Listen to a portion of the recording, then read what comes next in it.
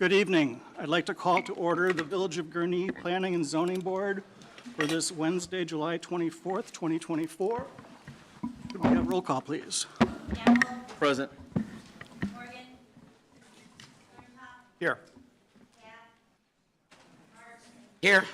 Ware, Here. and Zula. Present. We do have a quorum. If everyone would please stand and join me in the Pledge of Allegiance.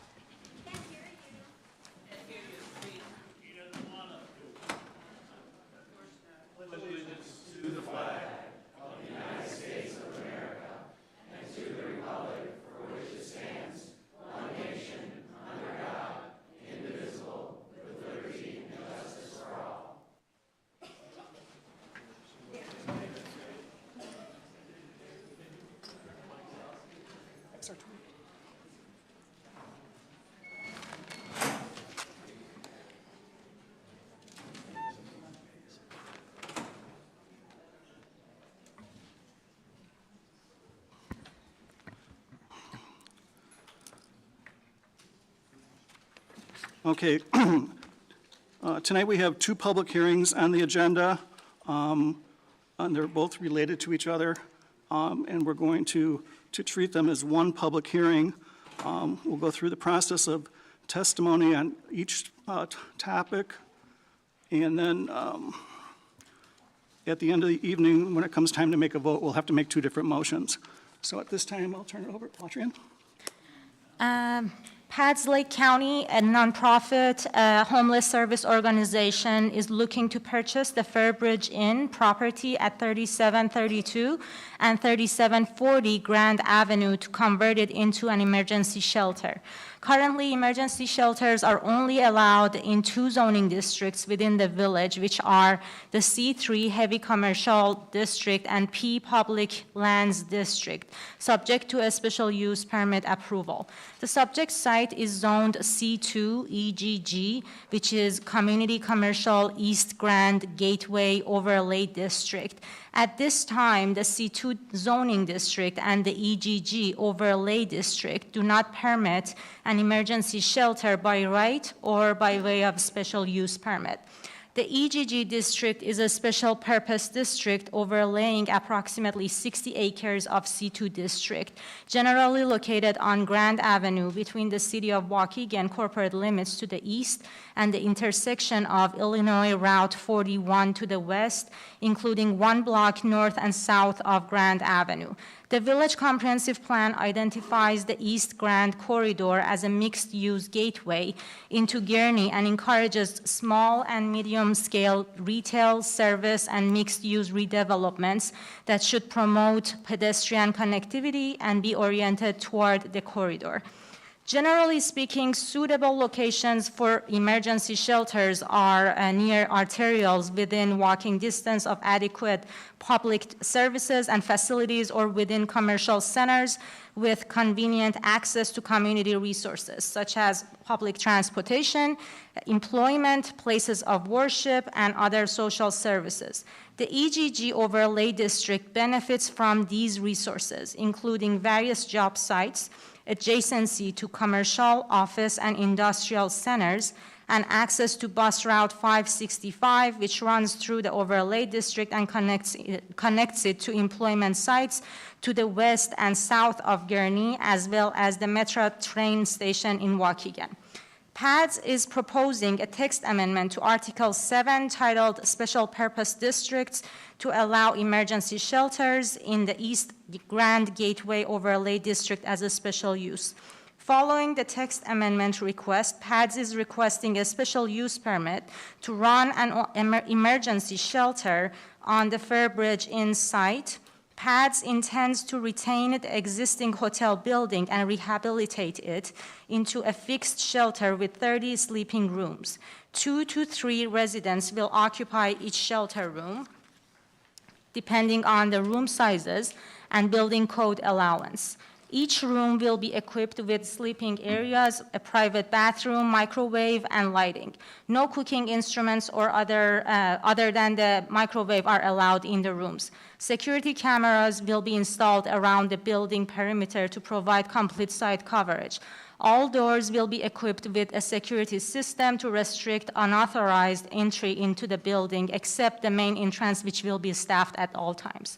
The exterior site improvements include new lighting on the building, minor modifications to the building entrance, restriping the parking lot, adding new landscaped islands, adding new bicycle spaces, installing a new trash enclosure, fencing the entire site, eliminating the access on Grand Avenue, which is subject to IDOT's approval, and replacing approximately 5,000 square feet of existing pavement south of the site with landscape gardens.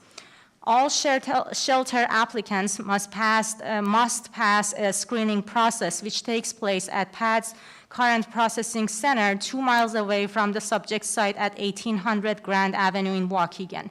The screening process confirms literal homelessness, county residency, sex offender status, and appropriateness for shelter. Stays will be limited to 90 days maximum unless extended based on progress in finding housing or employment. Residents will be required to participate in comprehensive shelter programming, including mental health, employment, and workforce development services, substance use, rehabilitation, and life skills.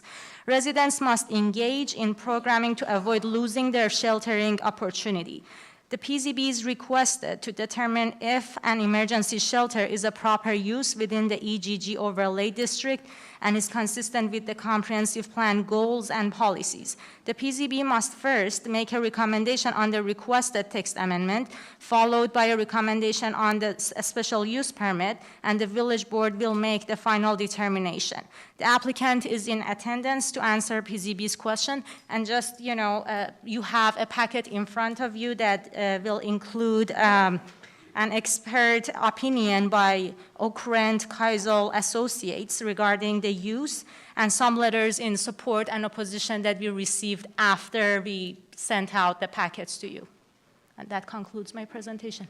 Thank you, Atrian. For those of you who have never been to one of these meetings before, it's a very structured format. We'll start with a presentation by the petitioner.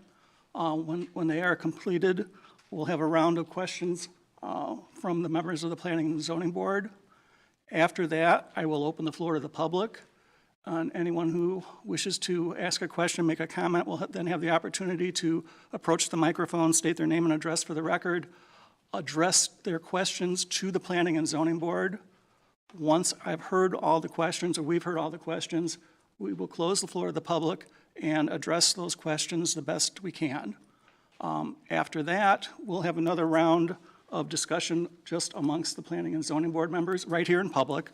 And at the conclusion of that, hopefully we'll be in a position to make a motion in the form of recommendations to the village board on the two matters before us. At this time, I'll turn the floor over to the petitioner. We have to, okay. Oh, yeah, I'm sorry, yeah. Yeah, go ahead. At this time, this is an appropriate time now. We're going to swear in everyone that might give testimony at some point tonight during the hearing. So if you think that there's a chance that you're going to come to the microphone in the center or be one of the presenters, I'd ask you to please stand and raise your right hand at this time. Okay. All right. And I'll give you an oath at this time. Do you swear to tell the truth, the whole truth, and nothing but the truth? You may all be seated. Thanks, Brian. Okay, the floor now belongs to the petitioner.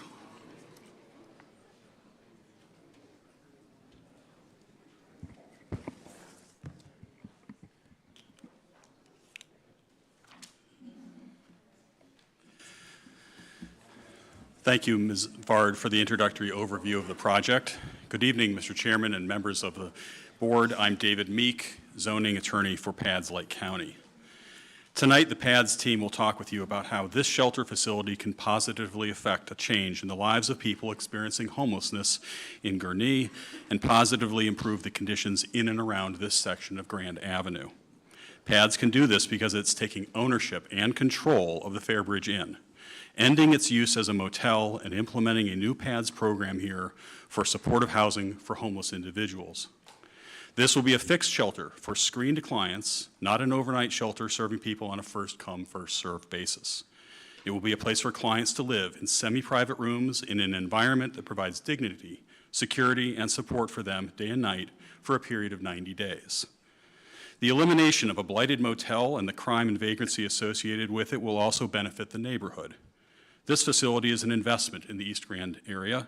It will be a turnaround project rather than contribute to the historical pattern of decline and disinvestment. Outside of this public hearing, you've already heard from many concerned residents and representatives of some local businesses. No doubt you will hear from them again tonight.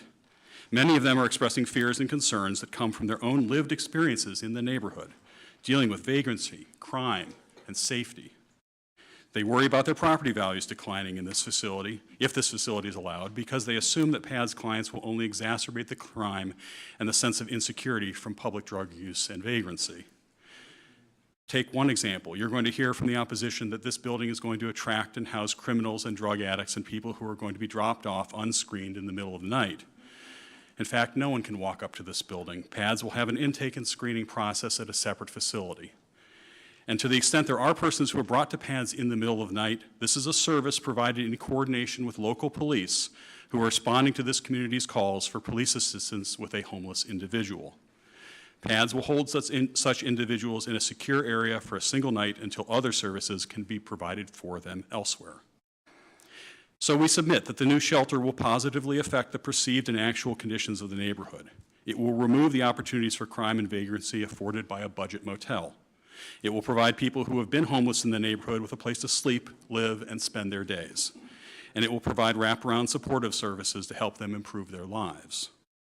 This is an investment in the future of this local community, its people, and its properties.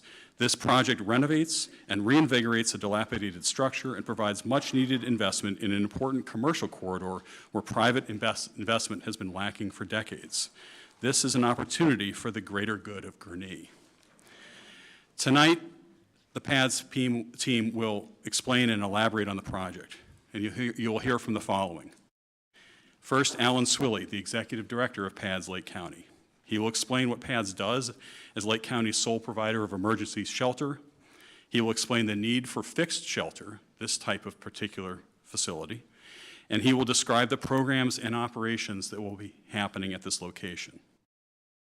Next, Larry Kearns, principal with Wheeler Kearns Architect, will go over the improvements to the building and the site.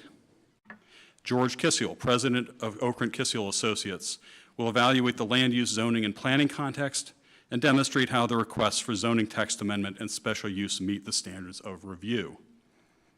Next, April Reddick, president and CEO of DuPage PADS, Lauren Taylor, and Betty Bogg, CEO, Connections for the Homeless, and Lauren Taylor, a resident of Margarita Inn in Evanston. Betty and April work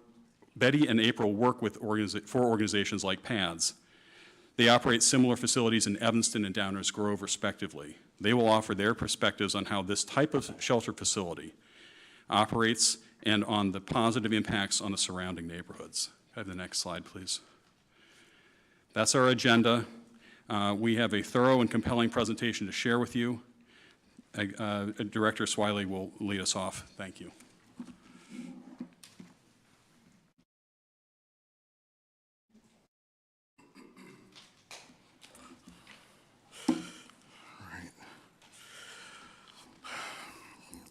My name is Alan Swilley, and I am the Executive Director of PADS Lake County.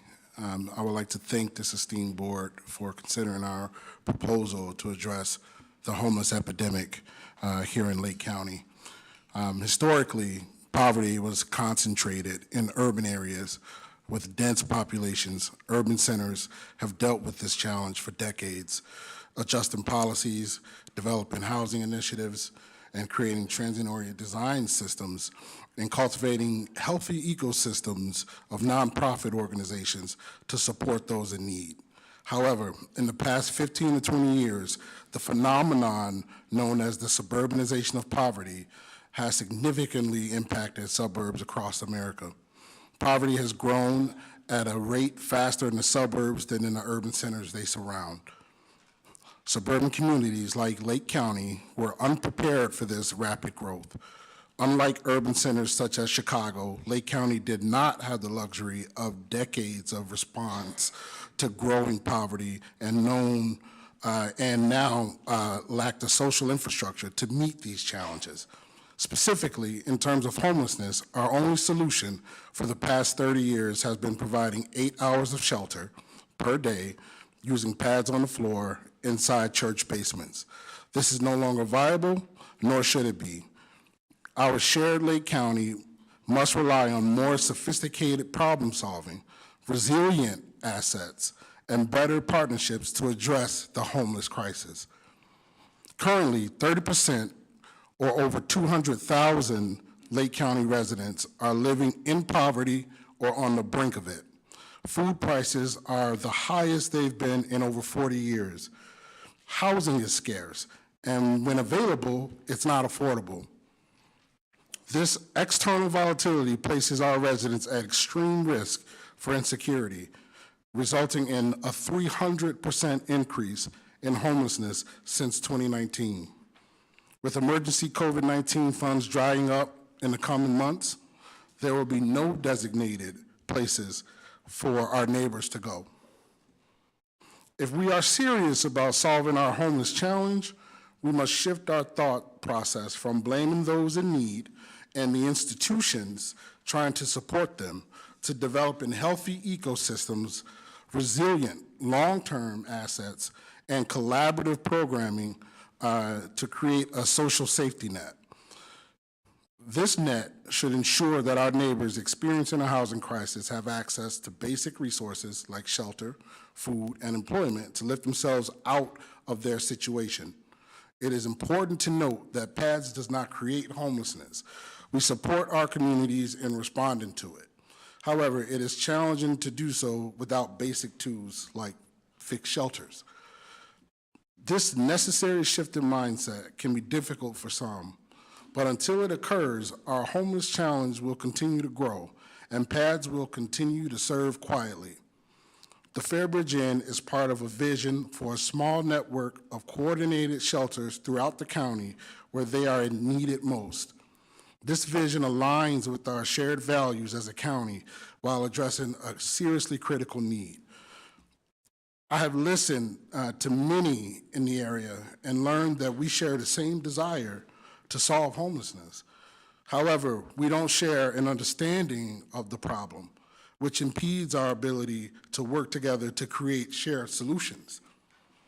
The lack of shelter in our community negatively impacts all of us.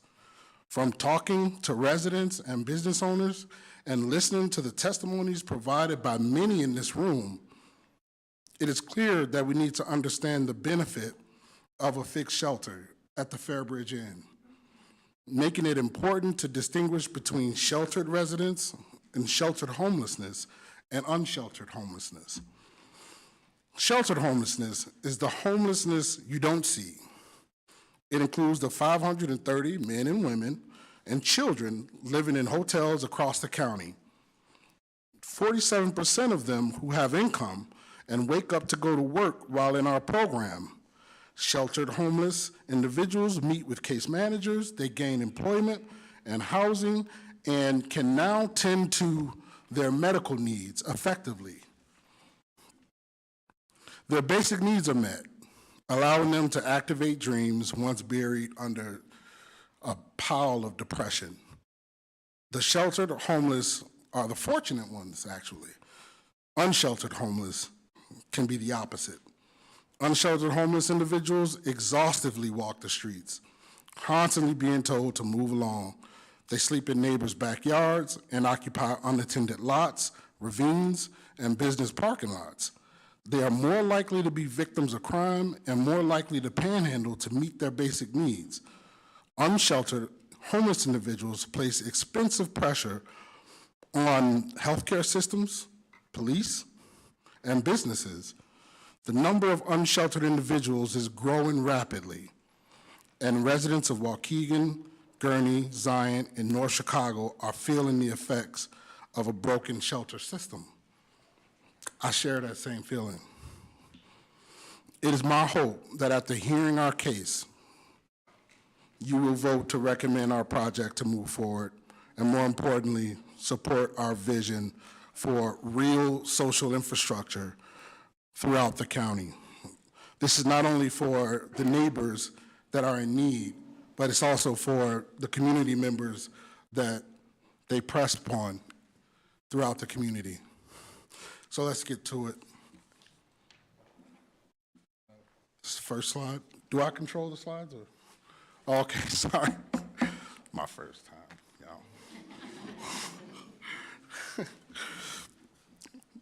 y'all. So the challenge just articulated led PATS to develop a new operating vision.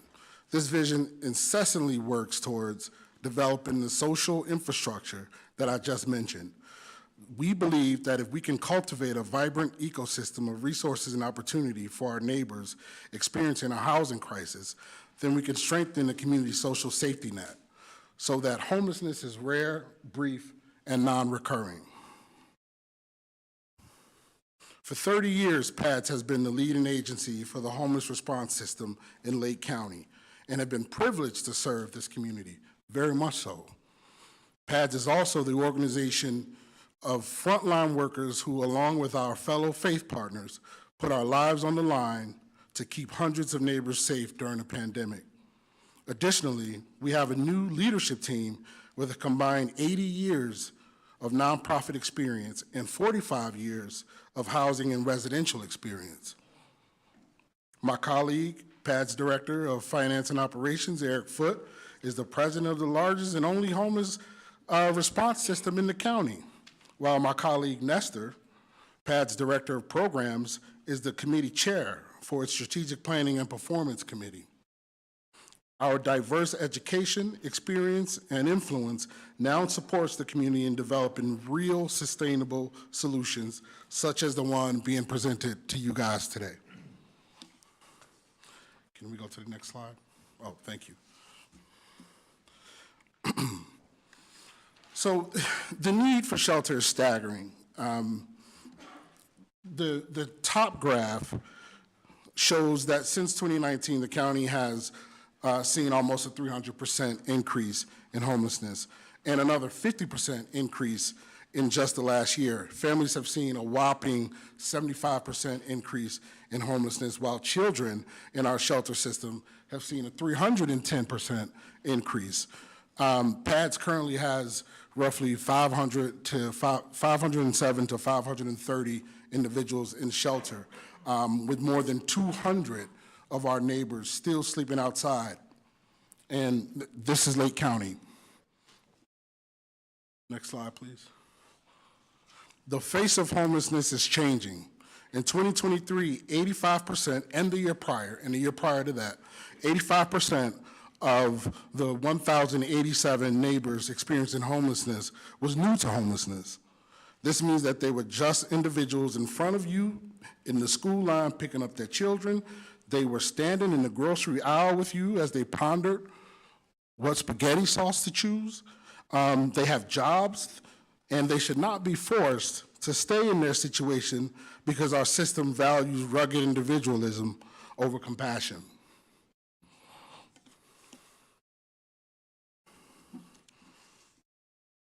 As I stated in my opening remarks, many Gurnee residents voiced their frustration with the growing unsheltered population in their community. I could not agree more. Gurnee School District has seen its low-income population rise by 54% during the same period when overall homelessness rose by almost 300%. According to United Way 211, Gurnee residents rank 4th in the number of requests for basic needs such as shelter, housing, and food. Notably, 44% of these requests pertain specifically to housing and shelter. Additionally, a snapshot of PATS shelter residents taken in June of this year revealed that Gurnee residents comprise the 3rd largest group in our shelter.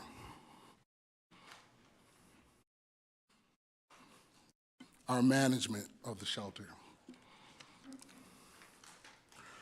So we believe that there's a lot to our management and our processes, but we wanted to highlight a few security and operations.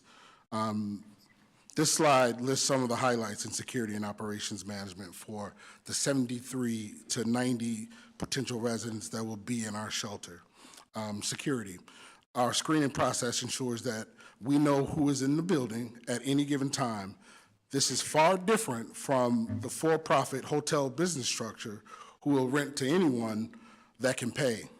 No longer can sex trafficking or other criminal activity occur on the premises. We screen for sex offender status, county residency, and appropriateness for shelter. And we use background checks to understand the full profile of the individual, of our neighbor.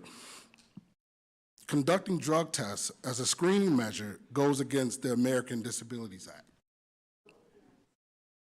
Each resident signs a contract agreeing to shelter rules of safety and participation in programming, along with an array of security features like motion-centered lighting, cameras, and locked doors.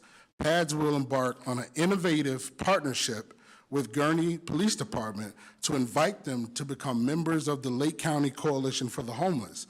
This allows us to share information with Gurnee PD, who can help us screen for warrants, active warrants, prior to shelter entry. Our operations. Operations include 8.5 personnel in the daytime. This is more than the staffing at DuPage PADS' fixed shelter, where more than 300 residents are served, and they do an awesome job there. The staffing include an associate director of shelter, a supervisor of shelter operations, a dedicated door and camera monitor, 2 resident support staff, 3 case managers, a part-time nurse, and a part-time therapist. Quiet hours and curfew is at 10 p.m. Overnight staff include 2 resident support staff, 1 security staff, and an on-call supervisor. Next slide, please. Oh, thank you.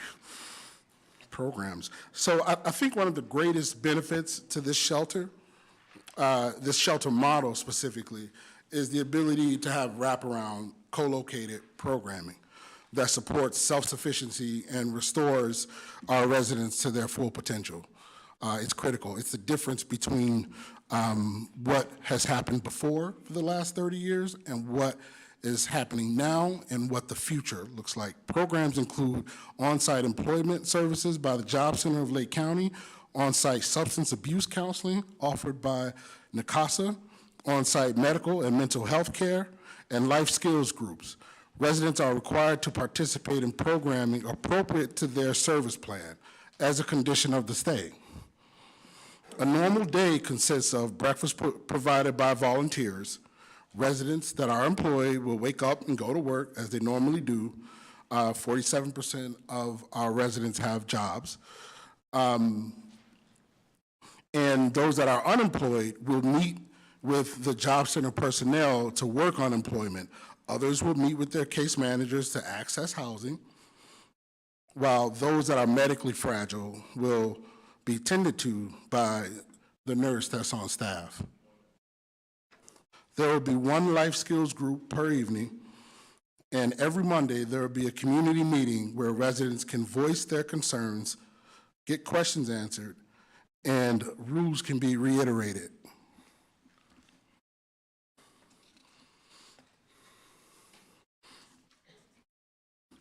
So we believe that there are many public benefits to this project, as PADS will steward the asset in a way that naturally supports the character of the area.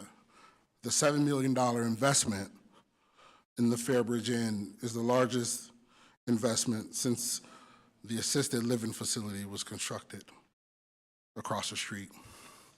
Our ability to attract public funding and push it back into the community is a win for us all, and that is the nature of nonprofits. As mentioned before, our screening and monitoring systems will reduce potential crime in the area, while the renovations will transform the property from a blight on the community to a landscape property that supports better walkability All of this is going to reduce the visual pollution that you see right there. Lastly, the community now has a partner that they can call when needed. We will have a 24-hour line where we can be reached should you need us. We are not a for-profit business and are interested in being integrated into the community in meaningful ways.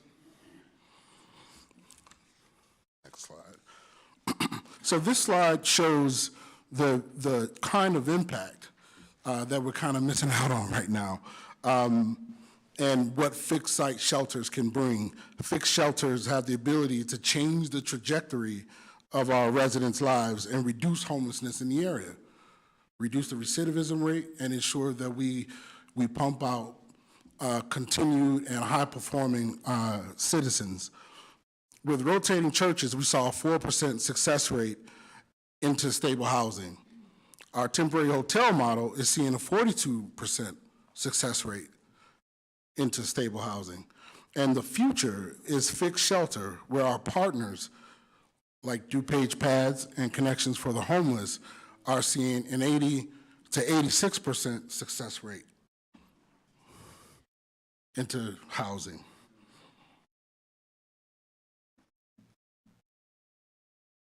So nonprofits have the capability to improve areas where commercial investment is challenging. This investment could be a catalyst for such corridor improvements. Our jobs that we're going to bring to the area, the security firm that we'll use is a local security firm to manage the property and ensure that it's safe overnight, including the areas nearby. And this investment could be a catalyst for those improvements. Our jobs and the new programs would add value to the local economy. And what we are hoping for is that we could begin to work together to develop this social safety net where we bring together a cross-section of stakeholders, nonprofits, businesses, governments, to tighten that social safety net and ensure that residents are not sleeping in cars, in parks, in yards, and in facilities not meant for human habitation. Thank you. You will now hear from Larry.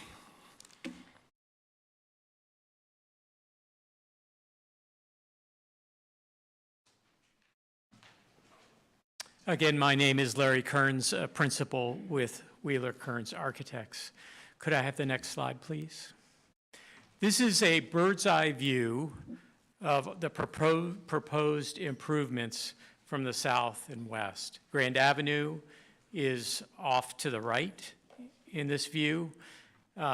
You'll notice that the major improvements exist along Grand Avenue. It's important to note that there's a Pace bus stop on this corner of Waveland and Grand Avenue on the side of the property. What we're proposing is to take 5,000 square feet of a pavement that exists on Grand Avenue and completely convert that, transform that into private gardens. As was mentioned before, Grand Avenue is a state road, so we'll have to work with the state to completely eliminate the curb cut that enters the property from Grand Avenue.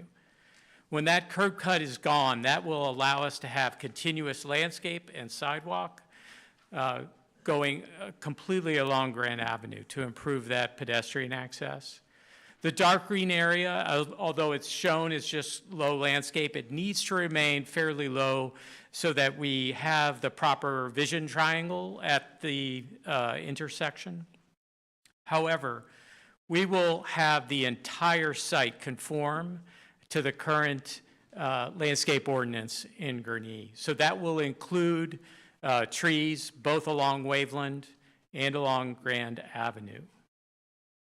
All of the gardens on Grand Avenue will be encircled by a 6-foot-high solid fence, providing mutually beneficial privacy and security both inside and outside.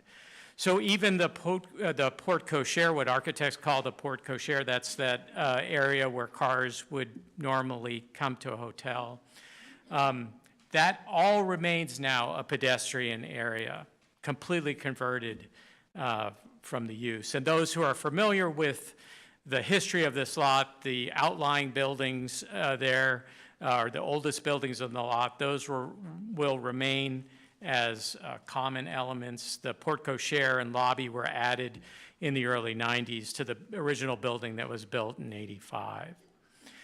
Within the parking lot itself, which is now served by 2 curb cuts, there would just be a single curb cut on Waveland Avenue. Again, the parking lot would be completely fenced off or walled off with a solid fence. The parking lot right now on the west side has no trees. We will include 2 tree islands. One of those islands that you'll see on the next slide is actually, we're recommending, and I think staff would much rather see that right on the adjacent to the driveway. The other elements that have been talked about, maybe I can elaborate on those, were the cameras and the lighting.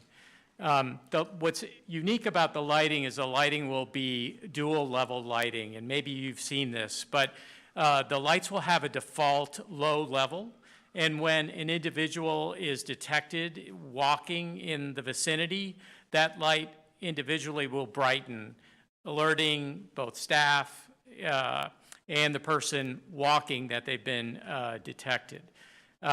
Which you'll also see on this site plan. Also, just to orient you, Grand Avenue in this view is at the bottom of the drawing, and Waveland Avenue is off to the left, just so we keep it straight here. Up to the upper left-hand side, we're showing the new trash enclosure here as well. So we do note the vision triangle that's required here at the corner. Again, that's adjacent to the bus stop. Okay, the next drawing, again to reorient you, Grand Avenue in this view now is off to the right-hand side. And these are 2 stacked floor plans of the building. The upper one being the second floor, which is predominantly the light orange color, which are the 20 units on the upper level. The blue, yellow, and dark orange are staff and common areas. If you look at the lower half of this drawing, this is the first floor, and you'll see that only the left-hand side is those units. So we have 10 units on the ground floor. We have 20 units above. The state code and local codes would require that 2 of the units on the ground floor be ADA accessible, right, which we will do. Throughout both floors, we need to have 4 units that will be for the hearing impaired with visual assists. Now, what was previously mentioned is that if the police, when and if the police have a need to house somebody on an urgent basis overnight, those individuals will not be accommodated in the rooms, but will be supervised by staff that maintain the entry. It's important to realize that there are 2 entrances, exits to this building. The rear one, which is shown to the left-hand side of the building, this will have a delayed egress alarm, meaning that when you go to exit, a visual alarm will sound. The door will not release right away. There will be a delay so somebody can respond. You'll see these on art museums and other places, high security. The same will be here. Also important to note that we'll have an entry vestibule at the main entry so that it is easy for staff to control access. Could I have the next slide, please? These are typical architect drawings. They really do not contain any different information, but they show all the different elevations of the building. Again, we're not making radical changes to the structures in this case. We are improving some entries. Next slide, please. These are just current images of the site as it exists today. Next slide, please. Now, we draw everything today in 3 dimensions. So this is a computer rendering of the view. I'm now street view looking north and east from that corner of Waveland and Grand. Next slide, please. And this, again, I'm standing closer now on Grand looking at this. Again, not all the landscape is shown here. Everything you see in the foreground will be green space, but we do need to keep the landscape very low on this corner to maintain visibility. And now I will turn the presentation over to George Kiesel.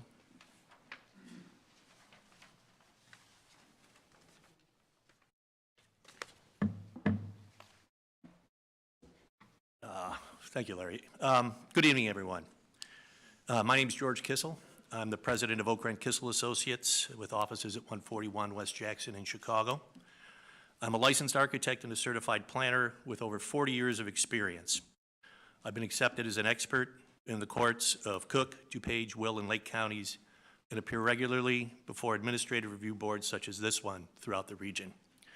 I was engaged by PADS to provide an evaluation of the proposed text amendment and special use for a semi-private, non-congregate shelter providing on-site supportive services at the subject property. If I could have the next slide, please. So, if you go back one, maybe? Okay. So over the course of this presentation, I'm going to provide background and basis for my conclusions, referencing the broad and local land use context, the zoning context, the planning context, along with a discussion of the land use impacts of the proposal. Then I'll be addressing the standards for the approval of both text amendments and special uses. Before I get into that, though, I do want to again clarify that the type of facility that's being proposed. What's being contemplated here is a non-congregate shelter that provides on-site supportive services. This type of facility is indicative of a relatively new model of service that has markedly different land use characteristics than the typical congregate shelter model that's been prevalent in the past. Congregate facilities provide daily shelter for no more than 12 hours a day on a first-come, first-served basis or via a lottery system for admission until capacity is reached. They're often run out of churches, gymnasiums, community centers, etc., with groups of unhoused persons sleeping on cots or mats together in a large room. These types of facilities generally do not require zoning approval, as they're considered accessory uses to the principal uses of the structure. With these facilities, there's no guarantee of shelter on a day-to-day basis, and clientele must exit the facility for 12 hours of the day, typically occupying the public spaces surrounding the facility until that facility reopens.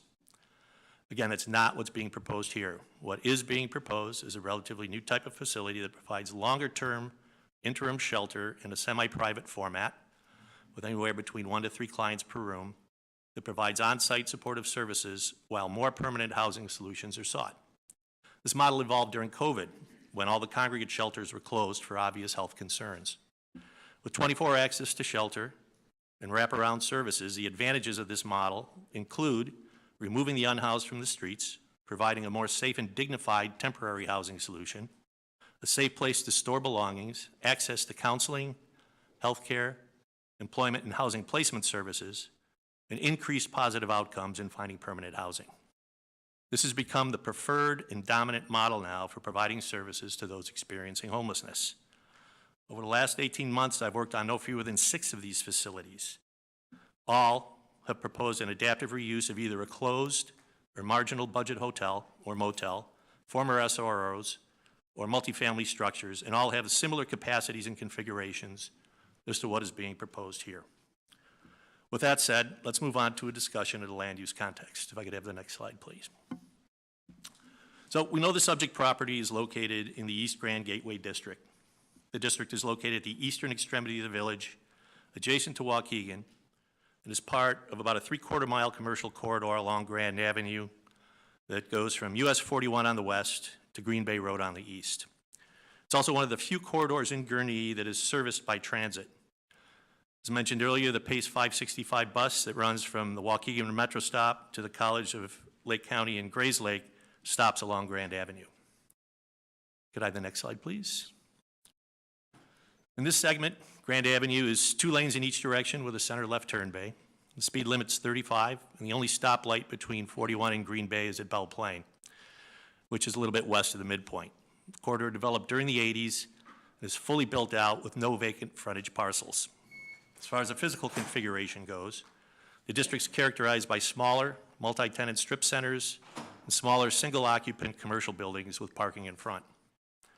Buildings are occupied by local businesses with significant representation from service and personal service uses, such as Black and Gray Tattoo, Cosmo Pro Hair Salon, Pro Nails and Spa, Essence Salon Suites, Rose Cleaners, Tax and Beyond, along with several insurance agencies.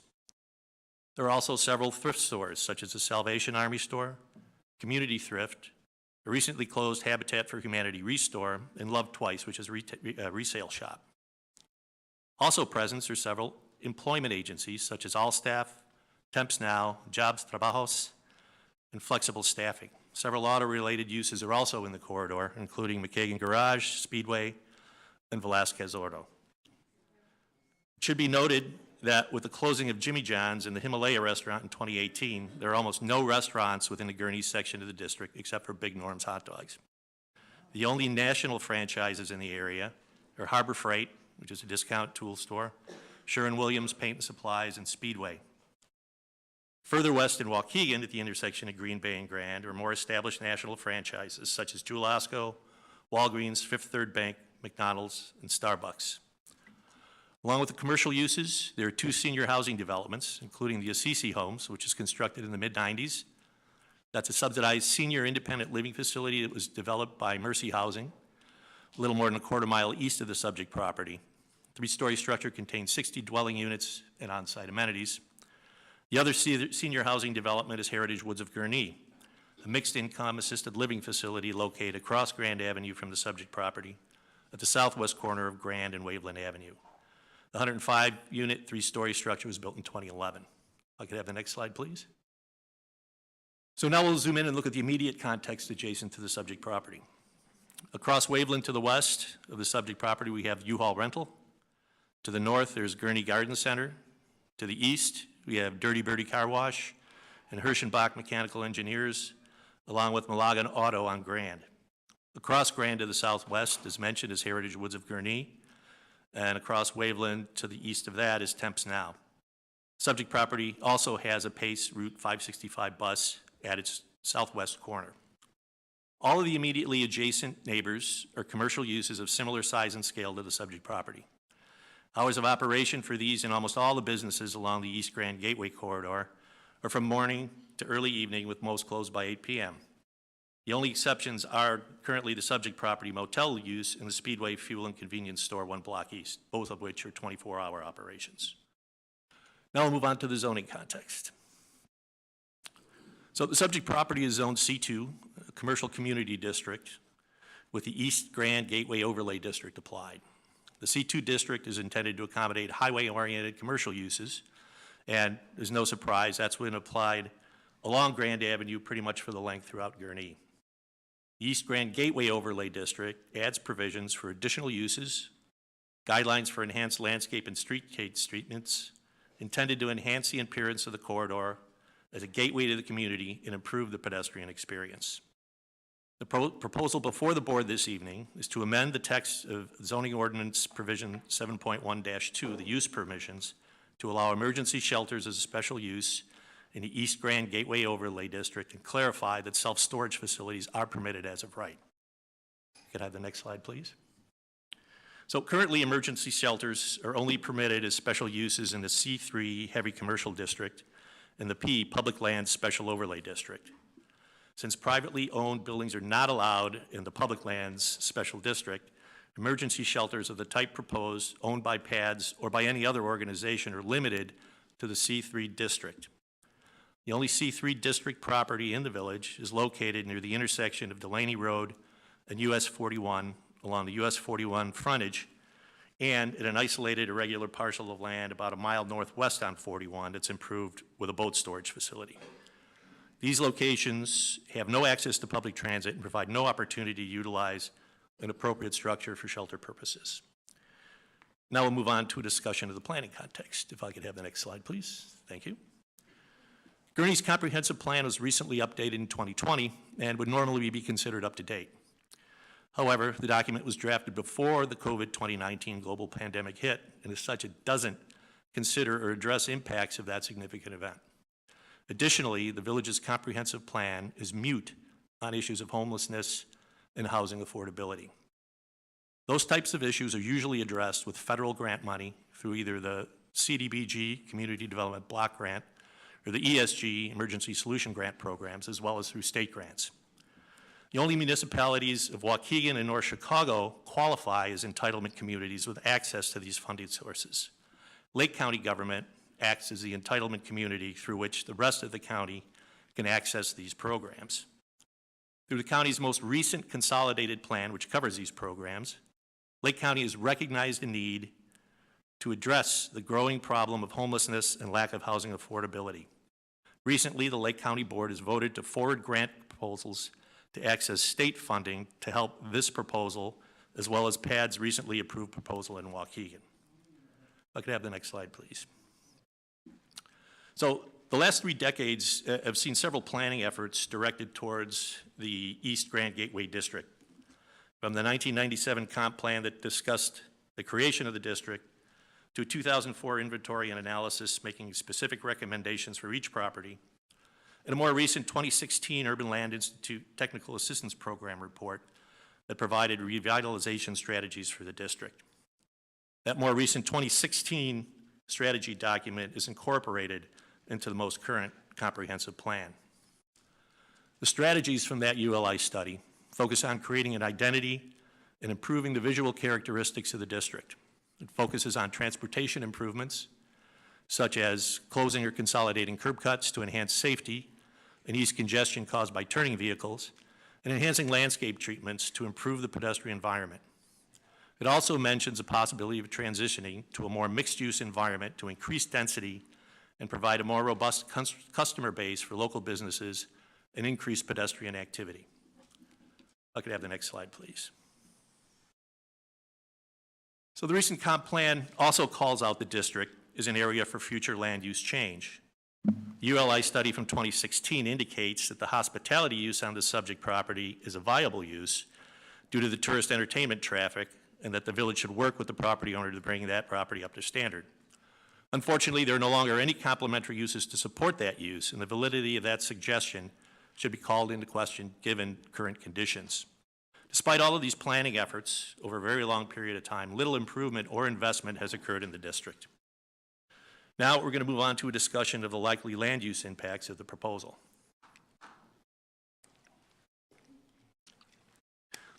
So,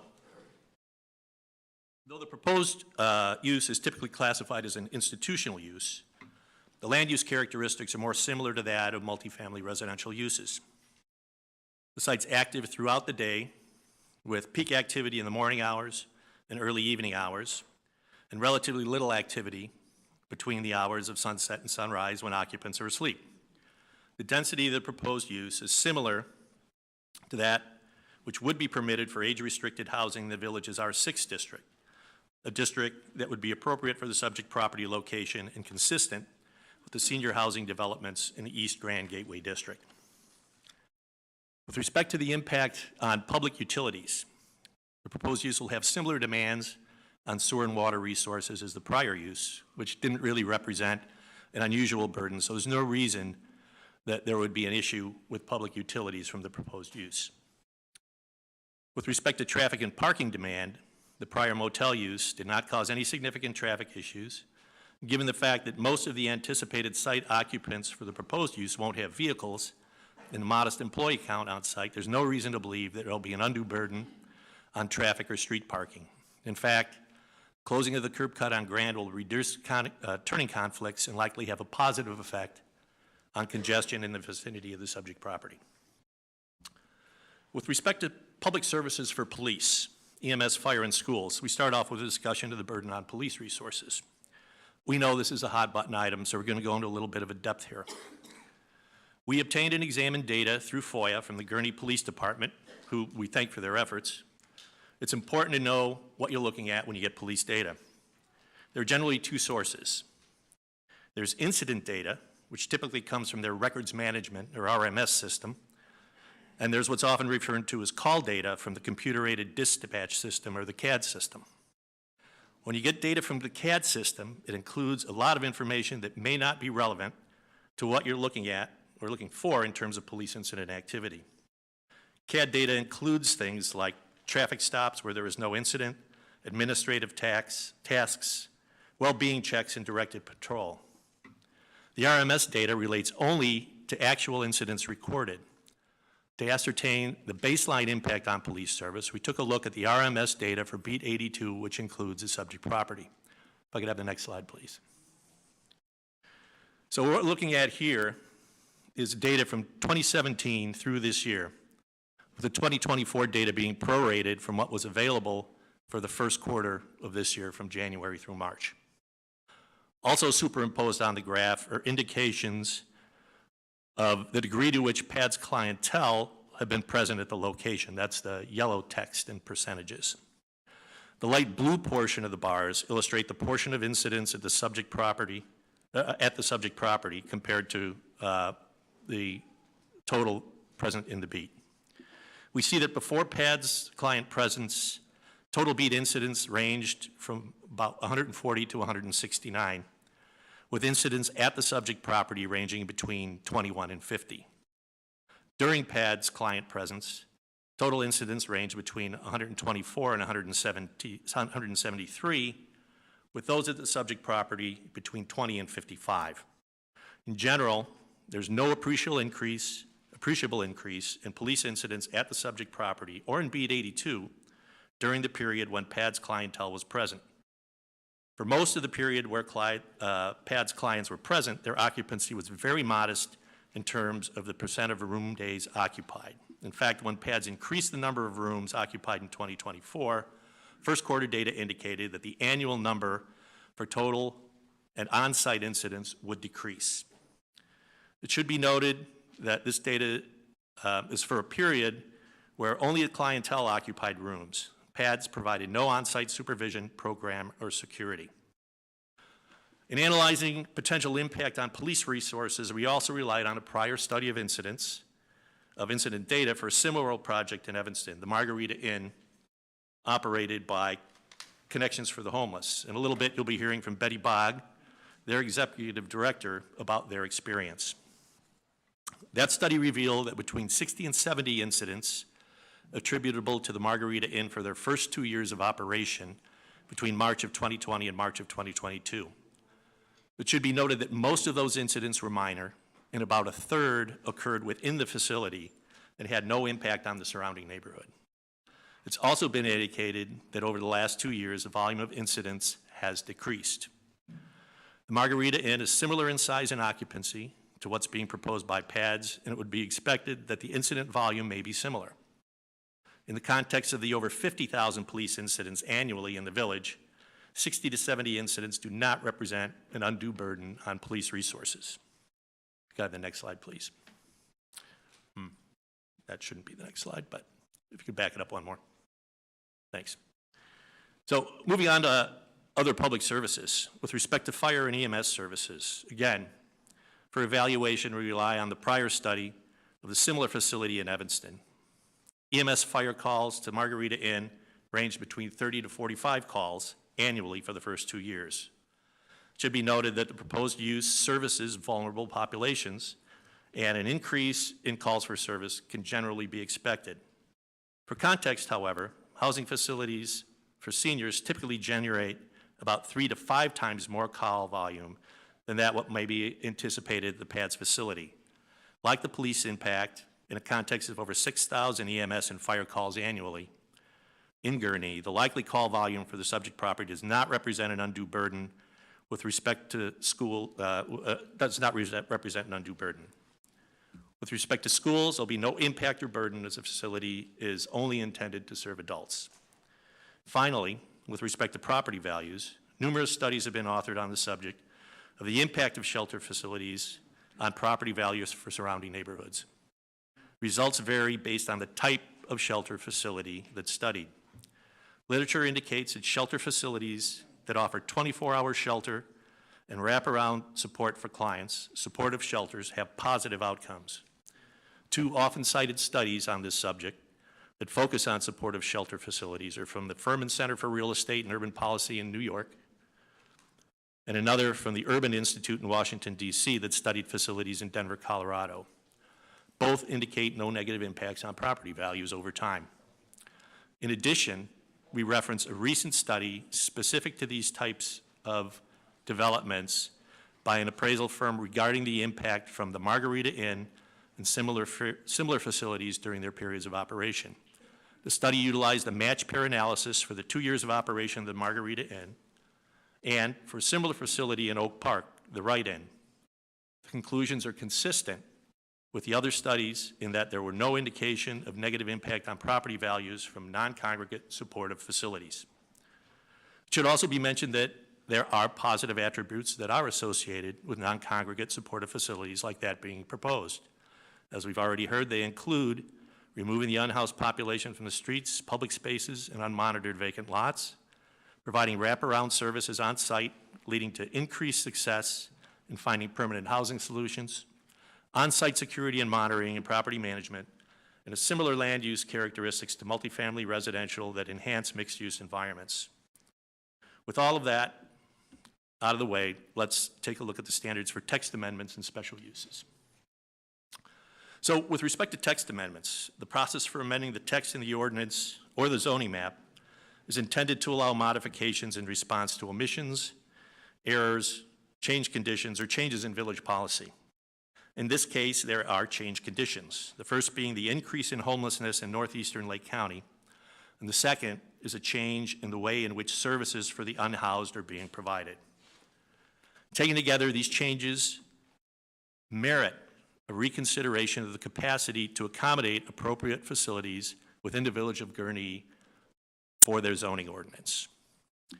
Moving on to the actual standards, the proposed text amendment promotes public health, safety, and welfare by increasing opportunities for the location of emergency shelters consistent with state mandates regarding the rights of unhoused persons.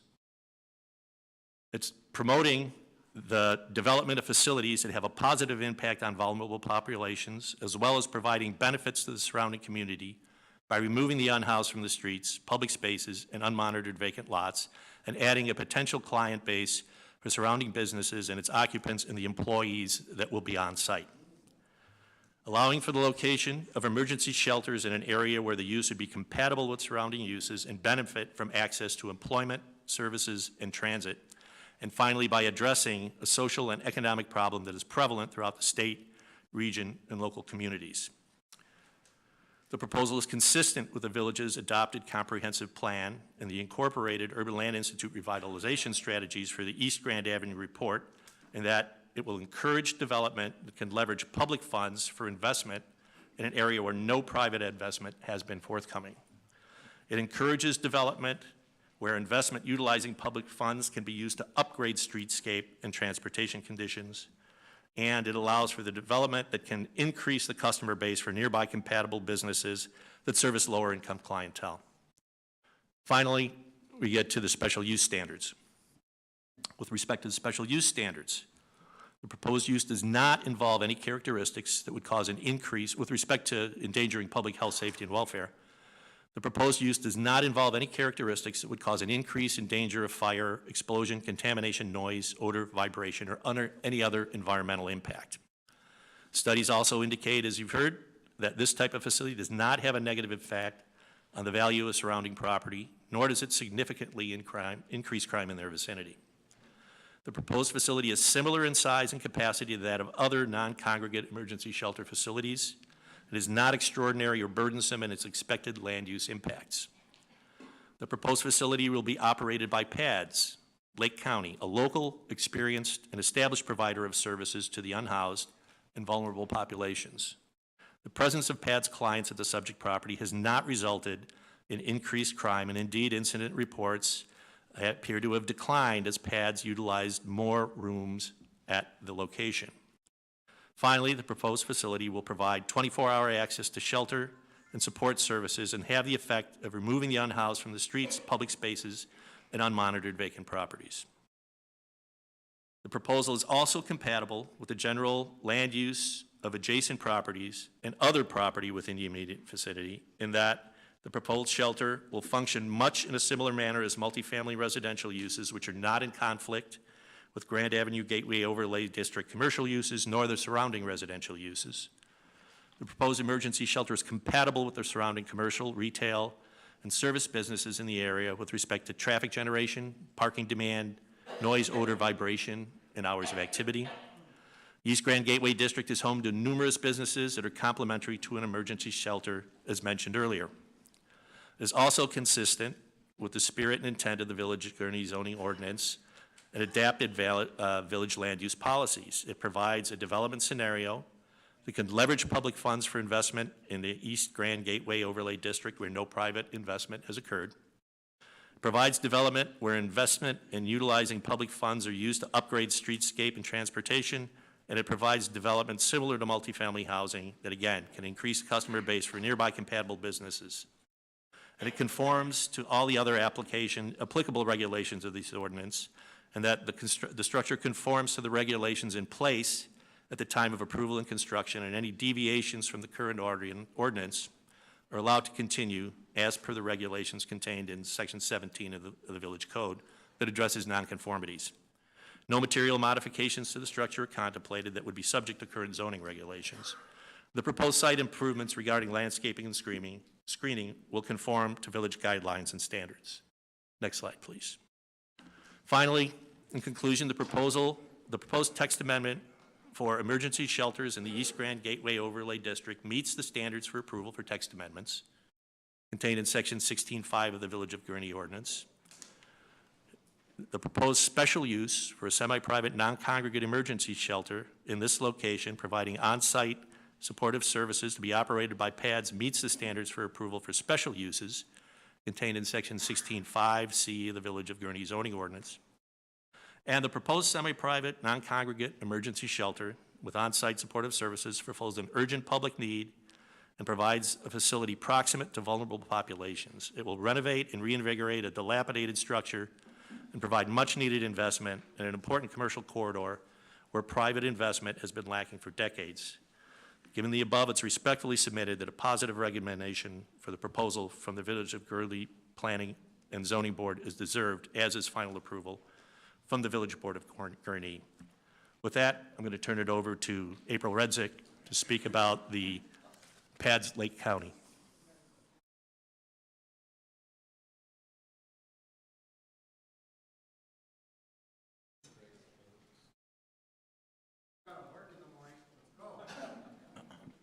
I'll go as quickly as I can.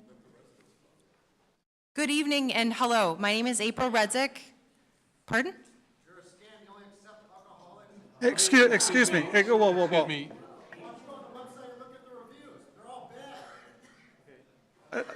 This is not the. This is not the time for public comment. Please. Yes, Yes, yes, there will. You know, everybody has to follow the standards of decorum. You're actually prolonging it by interrupting the presentations. And so if you're going to be disruptive, you're going to have to be asked, we're going to have to ask you to leave. So please respect the person that's speaking, and they'll do the same for you. Okay, you may Go continue. ahead. Go Okay. ahead. Good evening and hello. My name is April Redzik. I am President and CEO of DuPage PADS. I've been invited here by Alan to share a little bit about our work and to address some of the items that have come up in some of the past City Council meetings. I've known Alan, current CEO of Lake County PADS, because he was Director of Interim Housing when I became CEO of DuPage County PADS in 2020.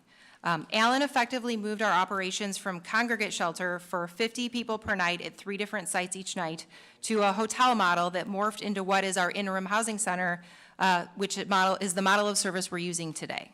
I'm really proud of our work to help families and individuals who would have had nowhere safe to sleep, shower, or eat, and I'm grateful for your ears for a few minutes. I'm not from Gurnee, and my experience has been with Downers Grove, so I can't speak to what you're experiencing here, but I can share the experience we've had in operating an interim housing center since March of 2022, which is when we acquired our property. I know there were some questions around FOIA data from DuPage following one of your meetings, so I wanted to address a little bit of that and give some context for it. There was a FOIA request that noted that over a 7-month time frame, there were 196 calls from our address over 7 months. And so I thought it would be helpful to list what they were for. That's about 28 per month, or about once per day. So I went into our data for the month of June, which is last month, and here were the emergency service visits that we had documented over the past month. Of the 21 calls that we have attached to incident reports that came in June, 6 were medical interventions. 4 were for a family safety situation. We have families and individuals in the same building in Downers Grove. 4 were a client who needed some mental health supports. 2 were property damage, and 3 were unsafe behaviors that had resulted in an exit. So that data was for 21 incidents, and again, I said 28 individually. The remaining 7 were most likely from a client who'd been staying with us with an alert bracelet that she was keeping in her backpack. And so we had a few extra calls that would have been attached to that. However, she's now in the hospital due to her medical condition. Another question that had come up was property value, and I think I want to share what I can in context for that too. Again, I'm not from Gurnee, so I can't speak to your municipality's real estate, but here's data from Downers Grove. According to Zillow, the average home value in Downers Grove in March of 2022 was $406,684. Today, it's $462,578, so that's a 13.7% increase. On July 18th, when I was doing my research, Zillow reported an 8.1% increase just over the past year. Other data I can share from our experience in buying a hotel and converting it to give people a safe place to stay. In 2020, there were 13 people encamped in the Downers Grove parking structure downtown, with an additional few in local parks. So I called the village to see where we're at today, and there's now 0 people in the parking structure and 2 in local parks. Of those 2 who are in the parks with their belongings, 0 of those in the parks are at DuPage PADS Interim Housing Center because our clients would be staying with us and not unsheltered. I want to explain this in a little more detail because it's confusing if you don't work in social services. Not everyone who is homeless is a client of PADS. Some people just don't want to go into shelter. I think I'm nice, but they may not want to come in. Some people don't qualify for shelter because we do screen for the safety of our guests on site. We help as many people who are homeless as we can to have a safe place to stay, but someone who's sleeping on a sidewalk or a bench or who's on a sidewalk with their belongings would not be a PADS Interim Housing Center client, because if they were, they would be inside. They'd be sleeping safe with us and their belongings would be in their room. They wouldn't be with them. Some other data points that I would like to share with you. We gave a safe place to sleep to 734 individuals and families last year. 493 of them have obtained stable housing. The remaining guests who we listed last year are still staying with us in hopes of having a home of their own as well. Those who are taking the longest to house right now are actually all seniors. Those who are over 60 make up a third of our interim housing client population. They're waiting for senior housing, and some of them have been told that it's a 3-year wait list. Our oldest client is 88, and she suffers from dementia. She came to us very scared, and the routine and stability of an interim housing center has helped her to manage her conditions. 30% of those who are staying with us have fled violence. Because we have an interim housing center, they can sleep without worrying that someone will hurt them. We did a study also on client health, and we've seen a 75% decrease in the need for medical respite services for our clients. So people who are staying with us in rooms, rather than being out in the elements during the day, are having fewer incidents of pneumonia or bronchitis or flu or other illnesses. And this is good not only for them, but for our local hospitals. Our local hospitals, we're right by Good Sam. They can now refer people who are homeless in their ERs into our programming. And there are also fewer physical injuries from people who've slipped on the ice or suffered from heat exhaustion or had frostbite or sustained injuries from extreme weather like a tornado when people have shelter. That also means if someone gets in a car accident and needs to get into the ER, it is not as backed up because there's not other people who are trying to stay there just to have a safe place to stay. Many of our clients have found jobs at local businesses that are near the interim housing center. The majority of our adult clients come in with a job, but it's typically not enough to support their rent, and that's how they become homeless and come in to see us.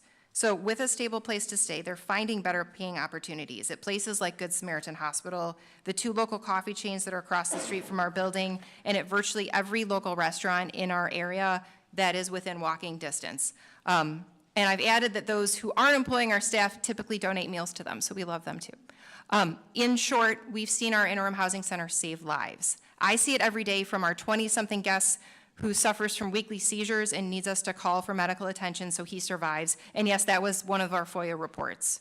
To the 30-something mom who told me she's been a human trafficking victim in Lake County and came to us for help. She was chained to her hotel room before she was able to get services. And I want to tell you that for people like her, it truly is life-changing and it's keeping her safe. We've been able to help her recover so she could get back on her feet. Also for our seniors who need a daily safety check until they can make it into senior housing.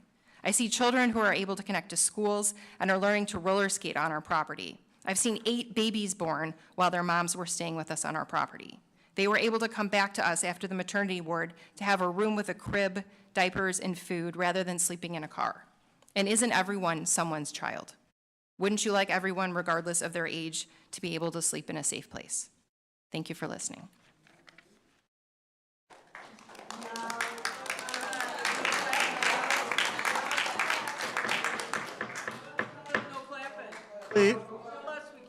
Please, no clapping, no hooting, no hollering. Please.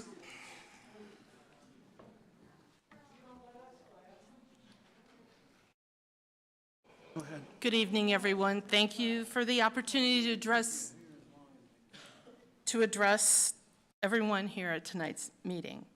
My name is Betty Bogg. I'm the Chief Executive Officer of Connections for the Homeless, based in Evanston, Illinois. We serve more than 40 communities in north suburban Cook County.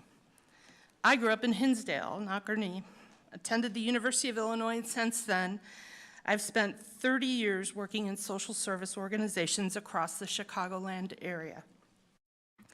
My work has focused on developing a philosophy of care and a model of operations guided by the latest data on what people experiencing homelessness need to get back on their feet and restore stability to their lives.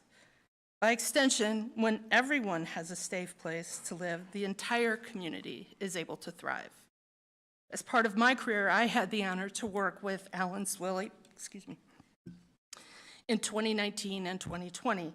Alan was a shelter manager at Connections, and in that role, he demonstrated not only deep professionalism and skill, but also a creative drive that helped dramatically increase the number of people who were able to find housing after working with our case managers.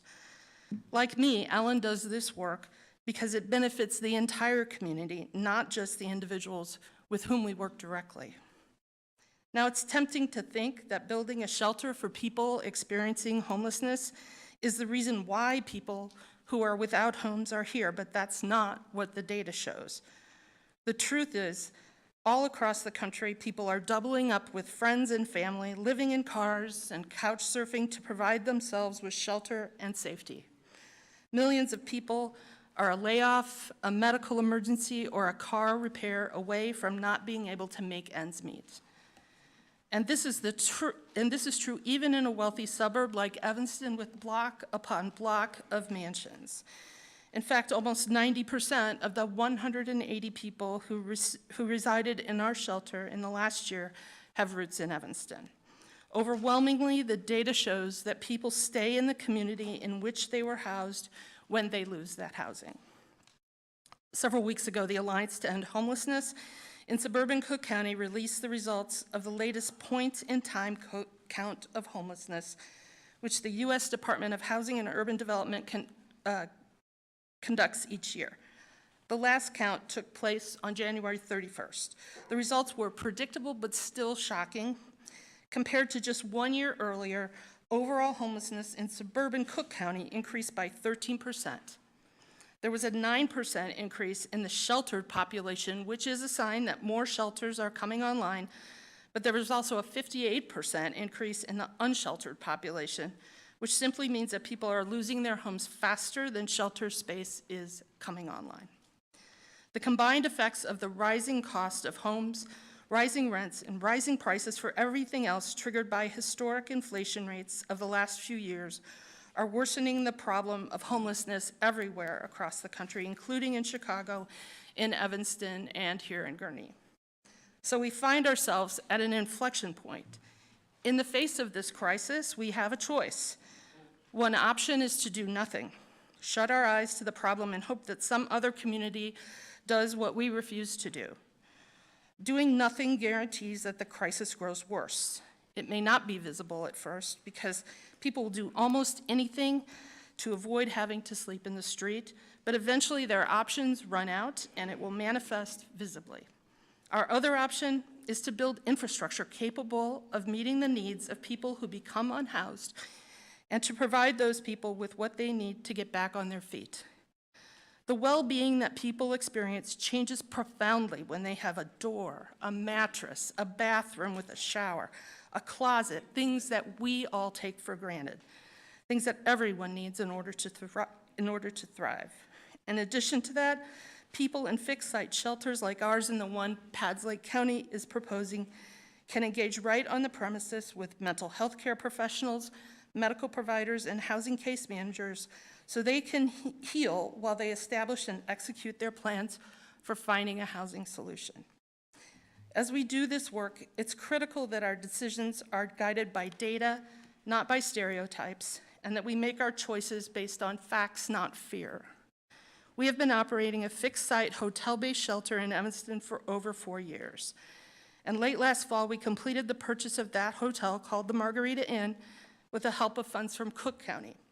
We went through a process much like this one to make that a reality, and we heard from many people opposed to an ongoing shelter. A year and a half after we secured a permit from the city of Evanston to purchase the shelter, however, the fears of the future have gone from a roar to a whisper. Why? Because there really haven't been serious issues. I'm aware that a commenter at the last hearing brought up that there were 12 emergency calls to the Margarita in the first quarter of 2024, so let's dig into that a little bit. Only one of those 3 calls was to the police. Only 3 of those calls were to the police. The rest were to paramedics. The 3 police calls were about minor disputes between residents, and they were resolved without arrest. She also claimed that there were 3,100 emergency calls from a 4-block radius around the Margarita between December 2023 and July of 2024. So let me dig into that a little bit. This sounds like a very big number, but 4 blocks in each direction from a single point is a... Excuse me, ma'am. Mr. Meeks, at this point in time, I'm going to have to ask Pads to have the rest of the presentation be specific to this proposal. Yeah, at this point, this is the public hearing, so prior comments are not part of the record of this proceeding. So Okay. It's not necessary to address those at this time. The petitioner will have a time to address any questions and any comments that come up in public comment. But to do that at this point, since we haven't opened the floor yet to public comment, please save those remarks for a later time. Sure. So thank you for your time. I mean, if that's, if you're on that same line, I mean, if you have something specific to the Fairbridge proposal, you're more than welcome to speak, but as Mr. Winters indicated... No, I understand your point. Okay. Actually, what I'd like to do is just introduce my friend, Lauren Taylor, who joins us. He's a resident of the Margarita Inn, and he can share the experience of a person Mr. living Meek? in a shelter. I need it to be specific to Fairbridge. Hi, is the presentation over? No. Okay, okay. No. Because I have the counter presentation after the sheet. Excuse me. They're giving a presentation. We're giving them some guidance in terms of what we feel is appropriate. We'll open the floor to the public at the appropriate point in time, as I indicated before. No. The floor is not open to the public, sir. Mr. Meeks. Mr. Chairman, thank you.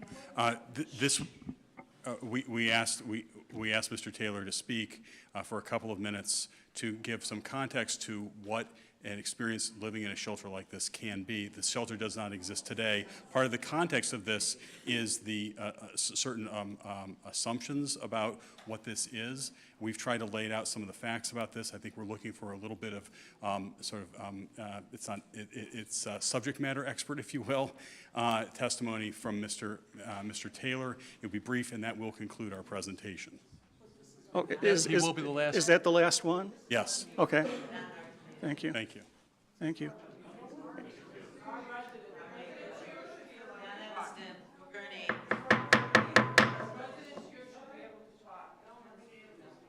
Please, residents, you're embarrassing Gurnee. So please let me run the meeting.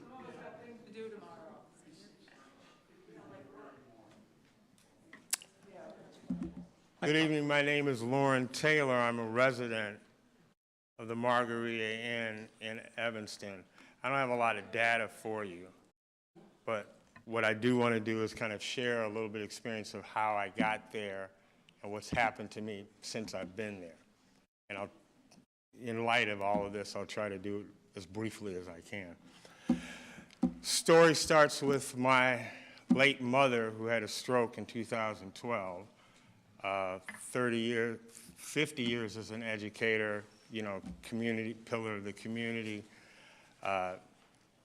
taking care of her as her unpaid, living, full-time caregiver was definitely the greatest work that I've done to date, bar none, okay? Part of taking care of her was helping her with a dispute that she had had with her condo association that went back to when they tried to convert from co-op to condo. And, they spent about a good 6-7 years, trying to evict her and take possession of her apartment, of her condo. That dispute ended when she died on the morning of Juneteenth, 2023. And fast forward, basically what was worked out was the condo association would take possession of the apartment and I would leave by the end of the year. I was all excited about moving on with my life. Then in November of 2023, I was diagnosed with stage 4 metastatic prostate cancer and told that without the treatment, I would have about 3 months to live, okay? So, taking the treatment really wasn't an option. That's kind of what I had to do. And, I did the best that I could on my own, as long as I could, and, did have a very, strong and wide supportive network that was trying to help me through that, but it wasn't enough. And I realized that when I was at the grocery store one afternoon and almost passed out in the grocery store, okay? Don't know how I made it back to the Airbnb room where I was staying. And that kind of brought me to a point where it really just seemed like, trying to look at my, that I really only had kind of like 2 options or 2 paths. One would have been just to give up, just to say that this is really heavy for me and, it's not sure that I'm going to survive this anyway. Or the other path would have been to just, keep fighting, and keep fighting through the, embarrassment of potentially being unhoused and maybe only survive another year or 2, from the stress. I mean, I couldn't sit up straight in a chair, okay? What I didn't know was that there was a third path, right? A place where I could rest.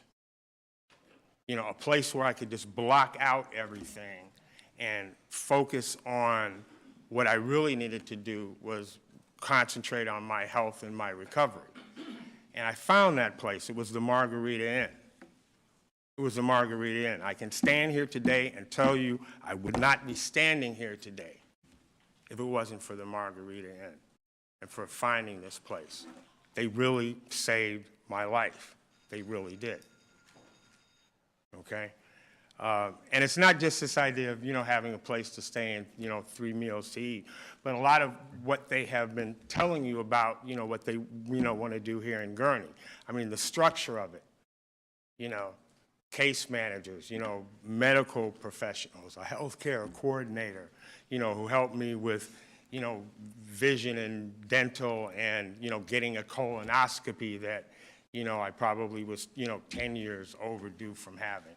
And so what I can tell you standing here today is, yeah, it worked. It worked. All of the recent tests that I've taken shows that there's no trace of prostate left. I mean, there's no trace of cancer left in my prostate. 95% of the places where they found the cancer, it doesn't appear, and whatever little metabolic activity that they have left doesn't suggest cancer. So I guess I can't really say that I'm, you know, quote, cancer-free, but I'm definitely cancer surviving, okay? And what was also important was that this is a peaceful place, right? I can tell you, the Margarita Inn is quiet. I mean, it's like hospital quiet. It's scary quiet sometimes, okay? And like I say, that was the thing that, you know, I needed. And as I say, because of that, that's why I'm standing in front of you here today, okay? I can kind of like wrap up, or I'll just kind of end with just, you know, 2 more points, try to get these out real quickly. I can tell you sincerely that whatever it is that you think that you know about the unhoused, you know, whatever you think you know about what kind of people they are or where they come from or what their circumstances are, I can tell you from personal experience that that's probably not the case. I'm a graduate of Northwestern Medill School of Journalism. I have a lifetime of, you know, being gainfully employed and part of the community, right? You know, serving my community. You know, this goes back in my family, you know, a couple of generations.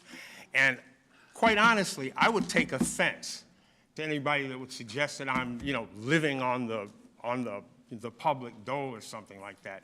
You know, I've put in my time helping people. Now it's my turn. You know, now it's my turn to get some help. And I don't have one shred of guilt or, you know, apologies for taking this help right now when I need it, okay? And so, you know, as I say, whatever it is that you think that you may know about being unhoused, I'm here to tell you, look, as I said, you know, I'm a journalist. I'm not here to tell you about what I think or how I feel about this. I'm here to tell you about what I know. And what I know is that the Margarita Inn saved my life, okay? So if there's anything about my personal experience that will, you know, help you in making this decision, you know, I hope I've been able to, you know, kind of give you another perspective to it, and I would be happy to answer any of your questions either now or in the future. Thank you. Please, no applause, please. I want to wrap up and just say thank you. That's all. So I just want to say thank you for allowing us to present today. Okay. And I appreciate the time that you took, and I appreciate everybody here. The emotions are high. I appreciate that. The fears are real. We value that. And thank you so much for the time. Okay. Thank you. Thank you. Once again, I'll go explain the procedures for tonight's meeting. We have now just heard the presentation from the petition.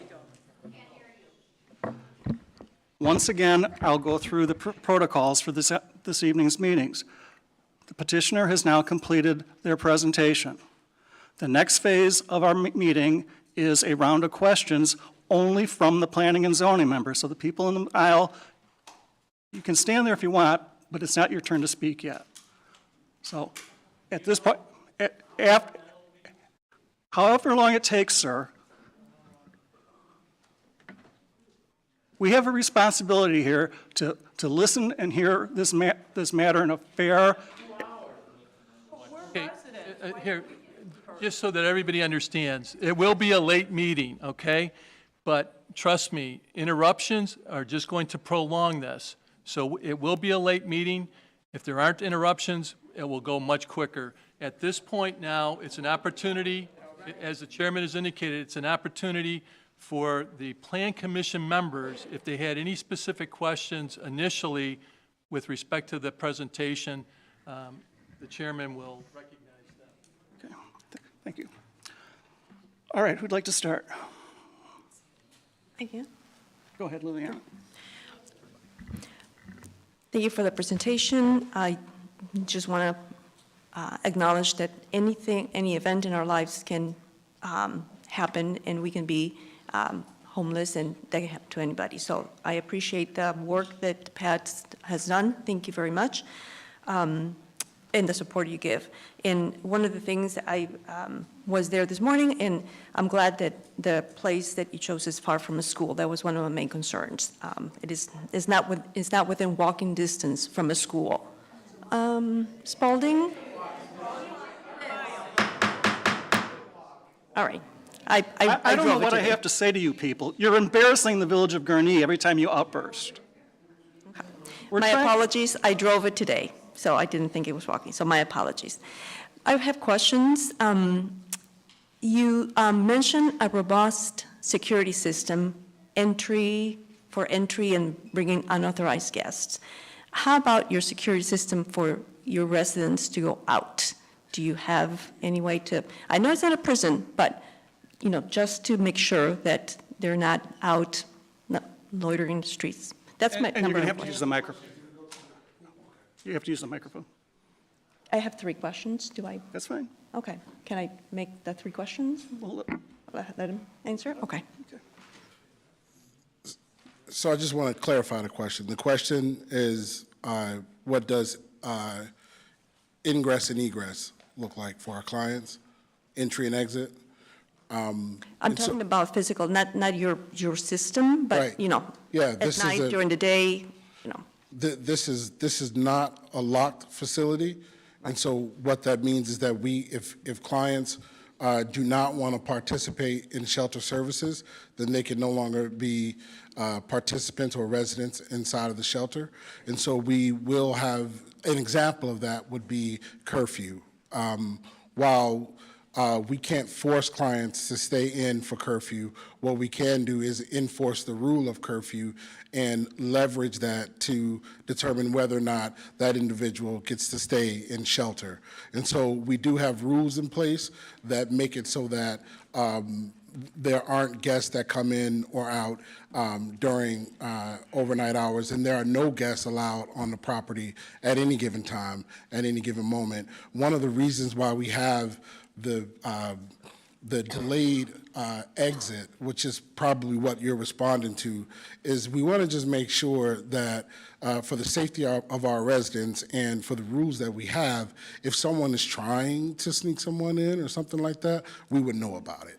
And so there is a delayed exit, but not necessarily a locked facility where they would not be able to exit the facility. It would be up to fire code standards.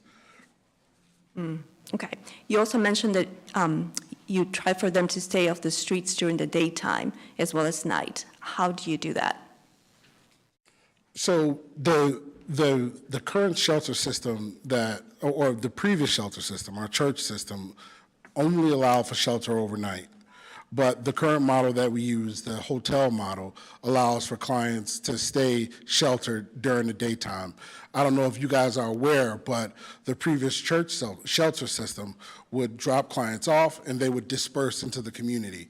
And that no longer exists because most of those clients are housed, to the best of our ability, are sheltered. And so that would be the difference when we talk about sheltering clients in the daytime as well as sheltering clients at night. A lot of our clients, one of the challenges that we see with our shelter clients is, and this is a motivation thing, is they don't necessarily want to move around. They don't, once they get settled in and once the exhaustion wears off, they want to stick around. And for us, we want to create a program that kind of motivates them to get back on their feet as fast as possible, as opposed to kind of lounging around inside of the space every day. 2 real quick questions, follow up. Is there programming mandatory during the day? Yes. Mandatory? Yes. They have to be. And how do you check that? How do you? Yes. So every client that comes through shelter, that comes through our processing center, has a service plan. That service plan is customized to their needs. Some clients already have house, some clients already have employment. or maybe even a housing voucher and just can't find housing.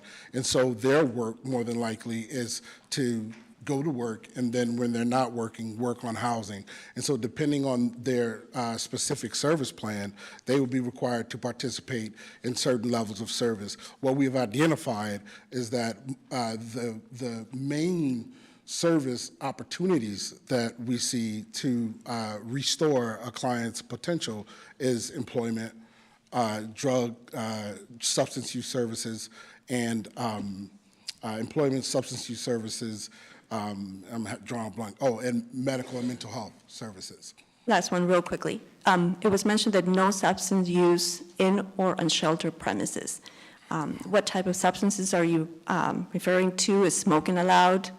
Do you do any drug testing? I think that was touched earlier, though. Controlled substances are not allowed on the property. We don't currently do drug tests. We do offer a harm reduction policy where we understand that substance use is a disability, but we do not allow for substance use on the property. So we know that some of our clients, and there are a lot of residents that are dealing with substance use, and so we want to give them the opportunity and a second chance to get back on their feet. And so we leverage our skill sets to meet their needs where they are, while also holding them accountable to the rules that we have. Ted? Thank you for your all's presentation. Just a couple of questions here. Your services, can you elaborate more like on what type of employment services you give, what type of substance abuse, mental health? You know, you just say you have them, but can you kind of elaborate on how they are conducted and stuff?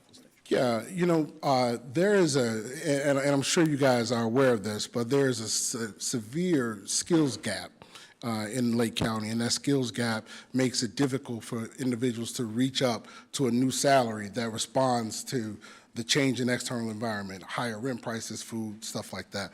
And so one of the services that we want to pursue is the skill development and new skill development of individuals that come through our program.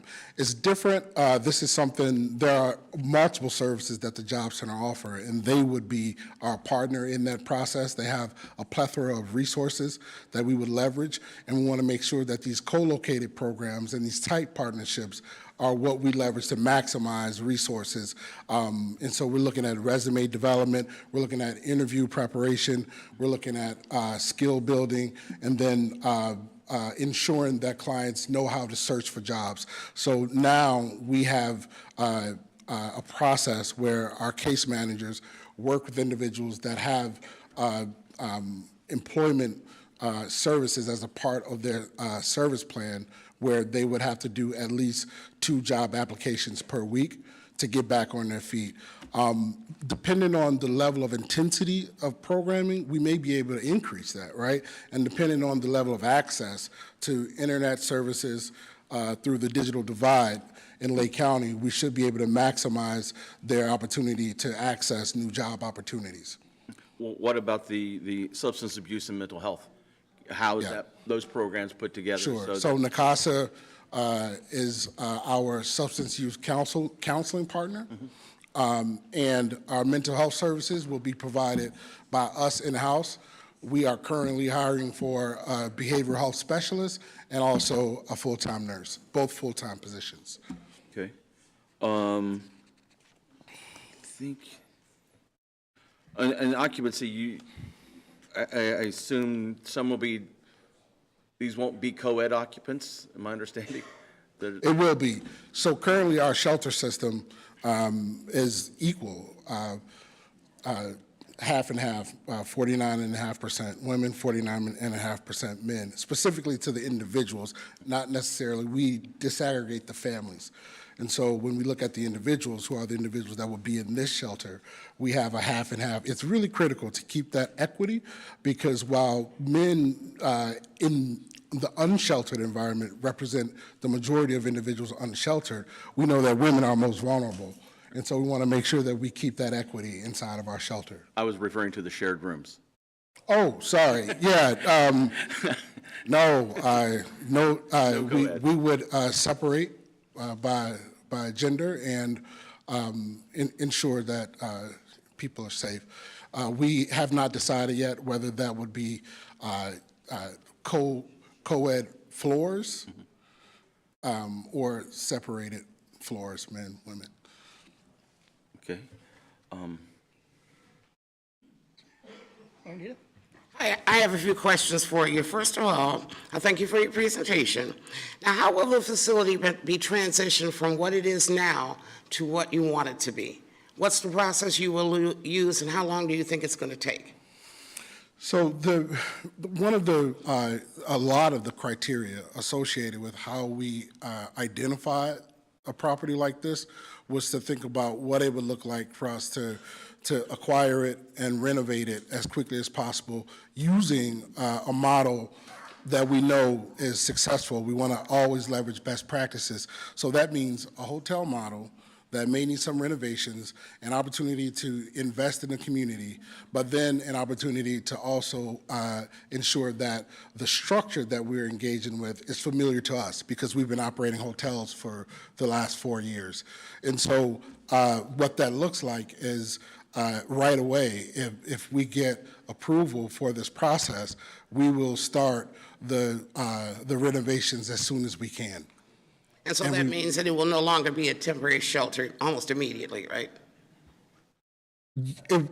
Can you clarify what you mean? Well, you're transitioning it to another type of shelter, so as soon as you get the okay, if you get the okay to do something, you will stop it being a temporary shelter right away? Yeah, so we don't own the property, we just rent rooms. And those rooms that we rent are for emergency purposes only because of the condition of the property. So we have other locations where we have the majority of our clients, but these rooms specifically, which the chart showed where we occupied only 3.5% for a couple of years, and then this year we've occupied about 30%. The reason for that is just because the numbers are just astronomical, and so it's not necessarily a temporary shelter right now. It is still a hotel where we just rent rooms. We don't have services there. We don't have staff there. We have no supervision there. But when we take it over, all those things will be transposed upon that location immediately. I think the question that is trying to be asked here is, how long is it going to take from a day that you may receive approval to the time that you completely transition it to what you want it to be? So our architect could probably answer that, and before he comes up, we're hoping for a late spring entry.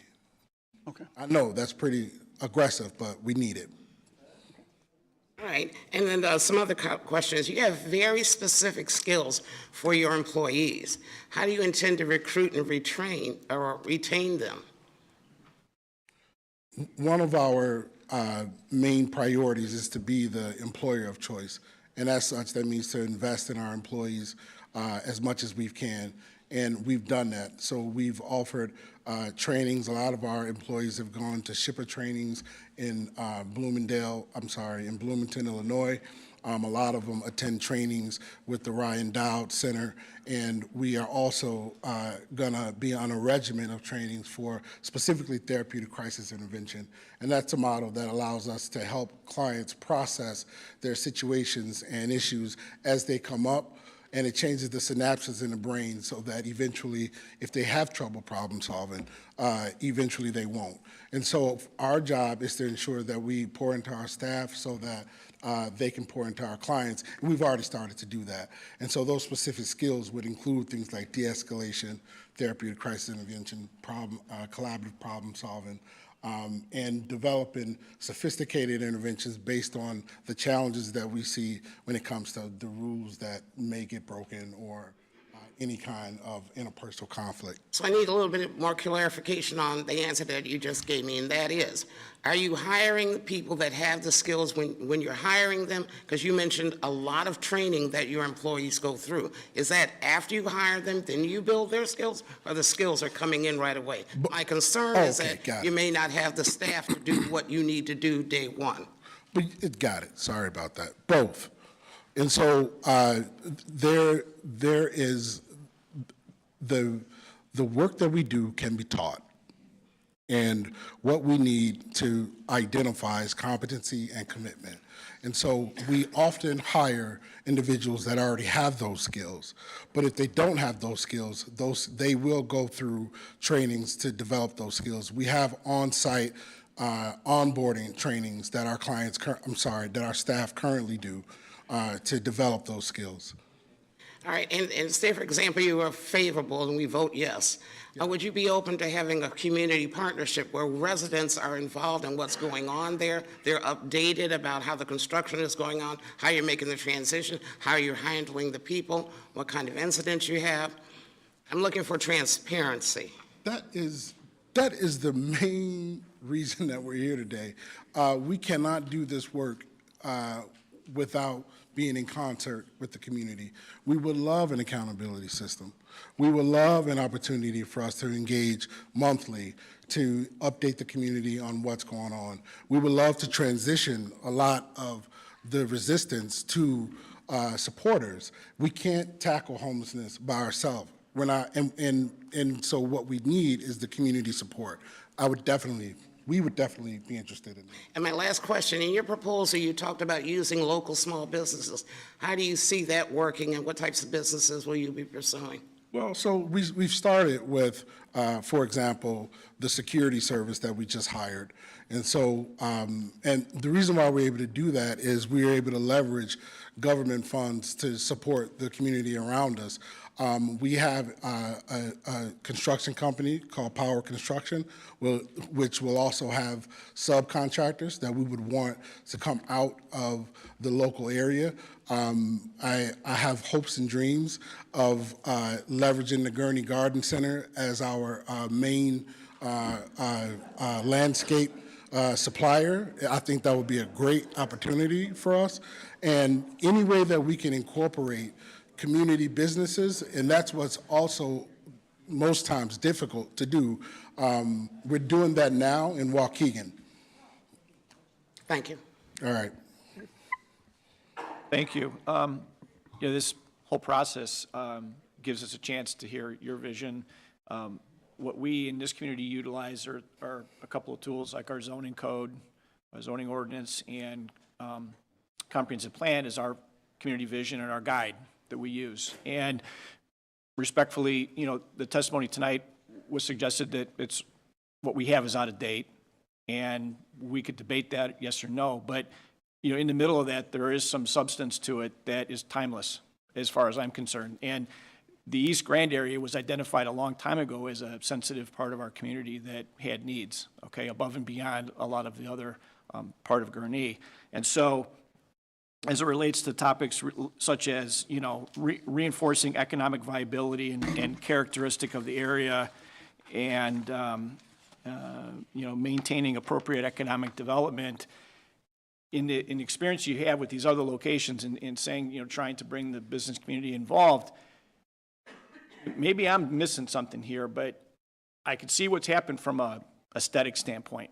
We got some fencing, we've got some gardens, we've got a different traffic pattern and that sort of thing, and we appreciate that, and that was built in by design. But I'm not convinced of the economic development side of it, okay, and how this benefits that part of the community that's been identified as sensitive. And so how does that happen? Because I feel like I'm missing that. Yeah, and so for us, we would want to work in concert with the corridor. One thing that I understand from reading some of the comprehensive plans is that historically, the rents here, and I'll let our subject matter expert George talk after this, but historically the rents in that area have been low. And as such, it's really difficult to reinvest into the properties to make them more aesthetically pleasing. What you usually find in situations like this is nonprofits are able to access new components, build new programs, and require new space to hold those programs. So for example, when DuPage Pads moved into the Red Roof Inn in Downers Grove, they had to access an entirely new office building right next door and rent that out. It was empty space that the landlord was losing money over, and they were able to rent those spaces out and expand their program. PADS' program is expanding rapidly. We've added a $400,000 prevention program, so those individuals that are struggling with rent, we can provide those services. And we're currently adding $500,000, $500,000 into the Grandin Lewis area as we speak. And that includes a $40,000 fence to respond to some of the neighbors' complaints about unsheltered individuals in the parking lots that we have. And so some of the challenges that they have, we have those same challenges, and the benefit to having a nonprofit sector which generates $2 trillion a year, the benefit to having something like that come to your community is that that money gets pumped back into the ecosystem. We can't hold on to that. And so our job is to continue to improve the outcomes of the community. Lastly, the program in itself, if we think about what it means for us to transition an individual from unhoused, unsheltered, Excuse me, unemployed. Alan, I think you need to get closer to the microphone. I'm sorry, I moved away, huh? To transition an individual from unhoused, unsheltered, unemployed to gainful employment to higher salaries, that is in itself also an economic improvement to the area. And so we are interested, and we do have, suggestions. We just don't think it's our place as the petitioner to suggest what East Grand could look like, but we are a community partner. And so we would want to come to the table and say, what would it look like for us to improve this area, and how can we leverage this as an opportunity to do that? Thank you. My question is more directed to staff in terms of public safety, building codes and all that stuff. Is the site plan as presented to us okay in all those regards? Yes, there's a definite benefit to moving the driveway access onto Grand Avenue. That's part of our, several of the last couple plans. There's definitely a traffic benefit to that. The landscaping, we've taken a good close look at that. It's, a nice enhancement to the area. The parking area is, will remain, safe. The existing access is more than adequate to support the facility itself. The building itself, acts like a 1985 construction hotel building. It's dated. It doesn't meet current codes. With the renovations, they would have to bring several things up to code. But as it is, it would be an improvement over where it is right now. Thanks. All right. At this point in time, it is now appropriate for public comment.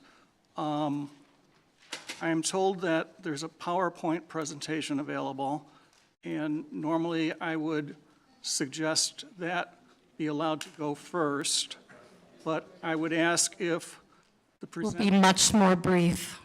But let me ask the question first, though. Let me ask the presenter, would you be okay with devoting the first 10, maybe 15 minutes to allow people that are on a very tight time schedule to speak first? There's two people behind you that have indicated before the meeting that they had to leave. If you would yield to those two people, up to you. We're not going to be that long, and I'm sorry, a lot of our supporters are leaving. They have jobs in the morning, children that they have to go home to, so I would please respectfully ask that we can do our presentation after the 2 hours that Pat's just completed. Okay. Thank you. If that's the way you want to play it, appreciate that's fine. Thank you.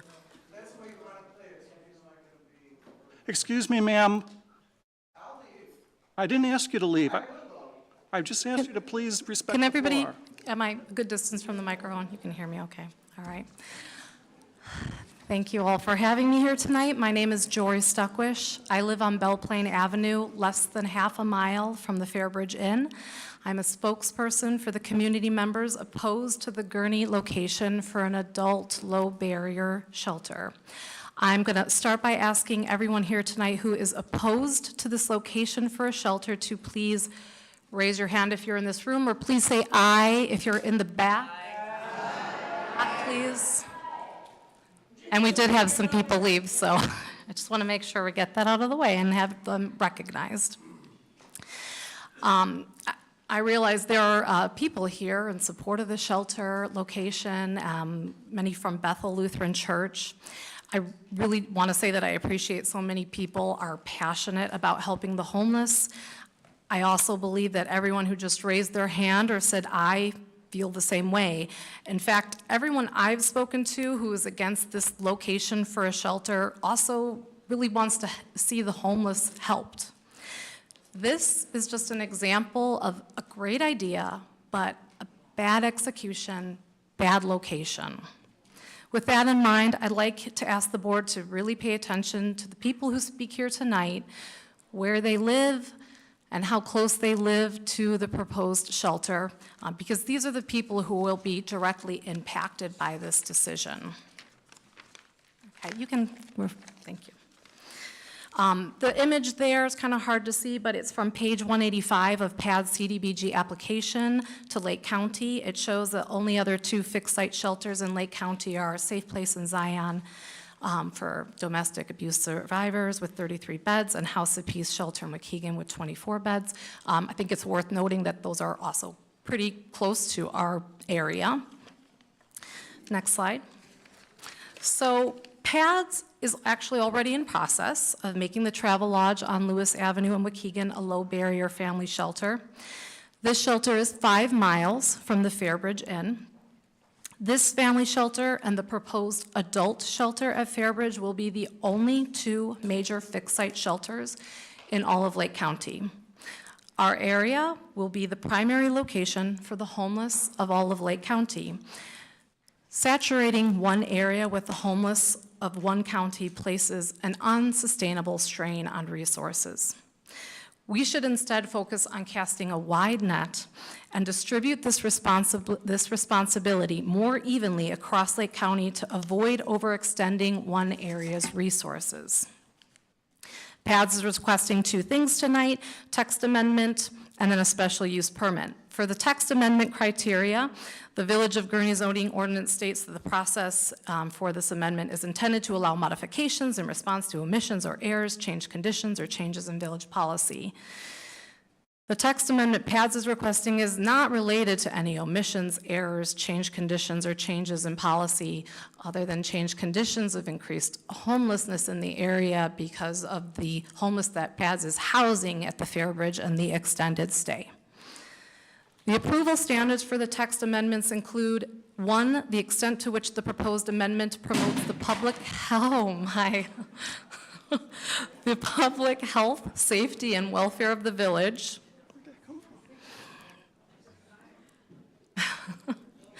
And 2, the consistency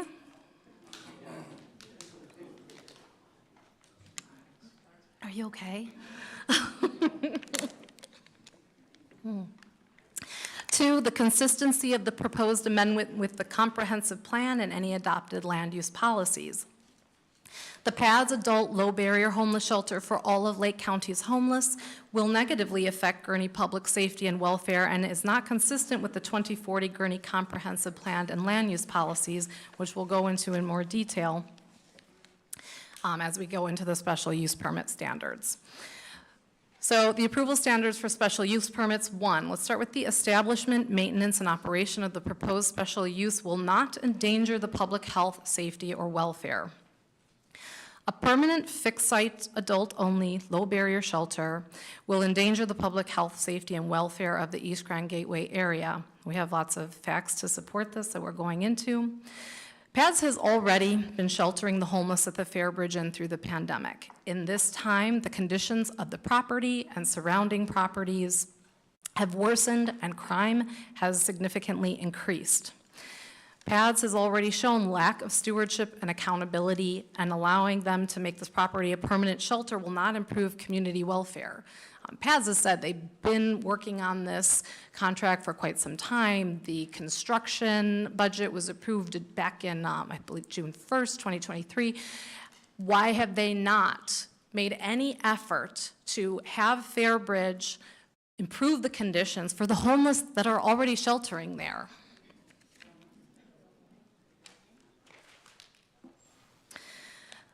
The PADS proposal includes, let's be clear, an adult-only, no children shelter. Low barrier fixed site shelter. Low barrier by definition means minimal entry requirements. Will house up to 90 homeless individuals in 27 to 30 rooms. Drug testing, not performed. The only past felony excluded is sex offender status. On May 13th at a meeting, Alan Swilley did confirm that murder felony would be permitted if someone's passed. The 2 emergency overnight drop-offs that are permitted per night. Homeless occupants, again, all over from Lake County, not just serving the already present homeless here in Gurnee and Waukegan. PADS will not ensure the occupants who have vehicles have valid driver's license or are safe to operate a vehicle. These are people, these are cars that will be driving in a residential neighborhood, my residential neighborhood. Only 2 to 3 staff members overnight for 90 homeless individuals with, as Paz stated, specialized needs. And only one of those is security.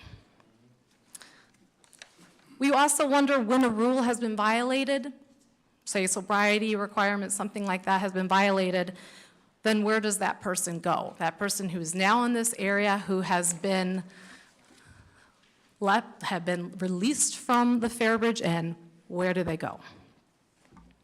The Fairbridge property is at the entrance of a residential neighborhood.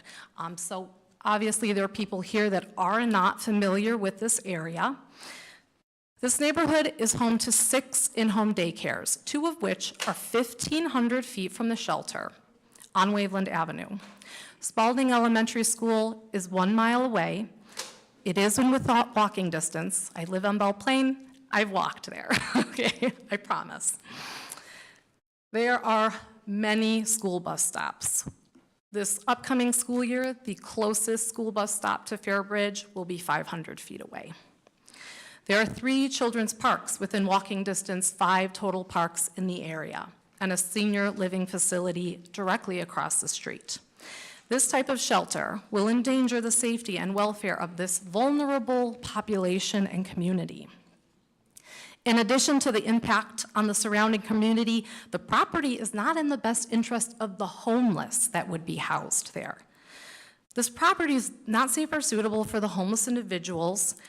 I conferred with the Lake County Housing Commissioner. She has personal experience in providing supportive housing to the homeless. And she explained, her name is Stephanie Victor, and she explained why the Fairbridge Inn is unsuitable.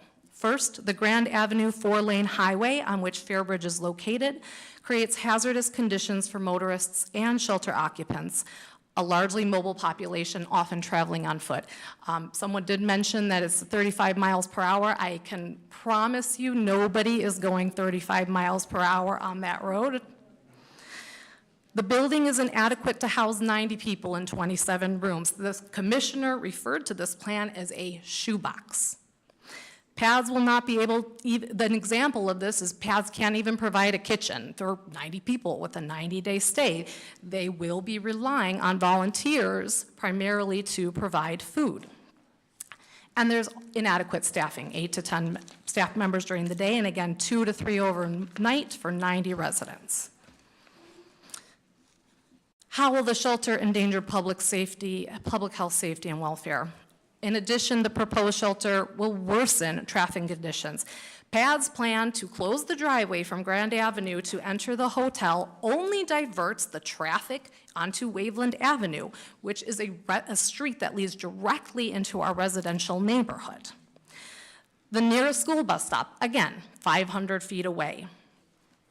Not only will the traffic to the shelter include staff members and the estimated 20% of shelter occupants with vehicles, but page 15 of PADS application states they will, quote, deploy its existing fleet of vans and buses as well as their Uber program. PADS has asked us to look at 2 other fixed-site shelters as examples of how Gurnee Shelter will impact our area. So you've heard about those already. Margarita Inn in Evanston, DuPage PADS Interim Housing Center. Both were fixed-site shelters. Both of these fixed-site shelters were hotels, were used to house the homeless through the pandemic, and eventually converted to permanent shelters. All right, the Margarita Inn Shelter in Evanston houses up to 65 people in 40 rooms, so that is 28% fewer occupants than Fairbridge. There's 2 active lawsuits against the Margarita Inn shelter. One is from an owner of a nearby apartment building, and it cites, quote, loss of tenants, loss of income, and overall loss of value for his building caused by the shelter. The other lawsuit is brought by the owner of a nearby glass museum, now permanently closed except for private tours due to the damage caused to the museum by the nearby shelter occupants. The lawsuit states, in the 2-year period of March 1st, 2020 to March 1st, 2022, there were 260 police or fire department calls related to the shelter. The shelter, quote, the lawsuit states the shelter, quote, deters business activity, reduces the quality of life, and diminishes property values in the surrounding neighborhood.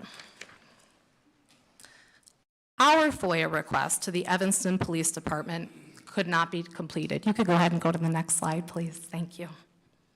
Oh, no, I'm sorry. Go back. Yes. We requested calls to the police for the 4-block area around the Margarita Inn for December 1st, 2023 to July 2024. This is the 7-month period following the hotel officially becoming a fixed site shelter. Our FOIA was denied because of the, quote, extraordinary volume of police calls. 3,100 police calls in 7 months for the 4-block area around the shelter. That comes to an average of more than 14 a day. Are some of these emergency calls for ambulances? We can assume that, yes. Emergency calls of any kind, though, require a response, and this places a significant burden on police and fire and EMT resources. You'll see a community impact graph in a moment that states 40 of 118 police calls, which is 34%, in 2021 directly to the Margarita Inn were ambulance calls. So if we assume 34% of these police calls were for an ambulance, that still leaves 2,046 non-ambulance police calls. And for fact checking, that is the letter that they gave us stating the 3,100 calls. You can go to the next slide. This is a graph from the evanstonroundtable.com. It illustrates the increase in police calls to the Margarita Inn after they began to house the homeless. In 2019, before the Emergency Shelter Act, there were 11 police calls. In 2020, after Connections for the Homeless began sheltering the homeless at the hotel, there were 157 police calls. That's a 1,400% increase. In 2021, there were 236 police calls. This is a 2,100% increase from 2019. The next slide just shows a larger version of that graph so you can get a better visual. And then the DuPage PADS Interim Housing Center. Our FOIA request to the DuPage Police Department, we also ran into them not being able to be completed. The first, we requested police reports and 911 calls for the shelter property for April 1st, 2022 to July 1st, 2024. This time frame begins 2 days after PADS officially acquired the hotel. It was denied because it was, quote, unduly burdensome with 732 documents. Our second FOIA request, we had to narrow our scope in hopes that they would fulfill it. We requested police reports and 911 calls for the shelter property from December 1st, 2023 to July 1st, 2024, a 7-month time frame. This was denied as well because it was unduly burdensome with 196 calls for police and emergency services. So again, 196 police calls to the DuPage PADS shelter in 7 months. The next slide shows the FOIA request denial that states the 732 documents. Even the family shelter, the low barrier family shelter that PADS now has official approval to make a fixed site shelter in Waukegan at the Travel Lodge, even since they got that approval, there are 2 specific emergency police responses, one for an armed person on May 28th and a domestic arrest without bond on July 9th. And I don't have this on the slide, I added it a little later, for the PADS registration office on Grand Avenue, 2 miles from the Fairbridge Inn. Just last week, there is an article in the Lake and McHenry County Scanner entitled "Man in Coma After Being Found Lifeless on Roadway Following Brutal Beating by Group in Waukegan." The article states, quote, "A man was found lifeless on the ground and rushed to the hospital where he was in a coma after he was brutally beaten by a group for several minutes on Waukegan. The incident happened around 3 a.m. Thursday near the PADS Lake County 800 Grand Avenue in Waukegan." That is the address of the PADS registration office. The next slide just shows those police reports that I mentioned. So what impact has there already been in Gurnee, the homeless being sheltered at the Fairbridge Inn? Keith Owens is going to expand on that in a moment. He's going to speak directly after me. And most importantly, community member testimonials.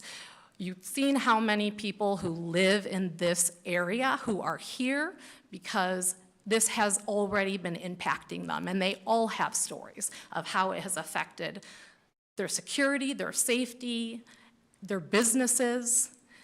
That is the biggest evidence there is. The statistics pale in comparison.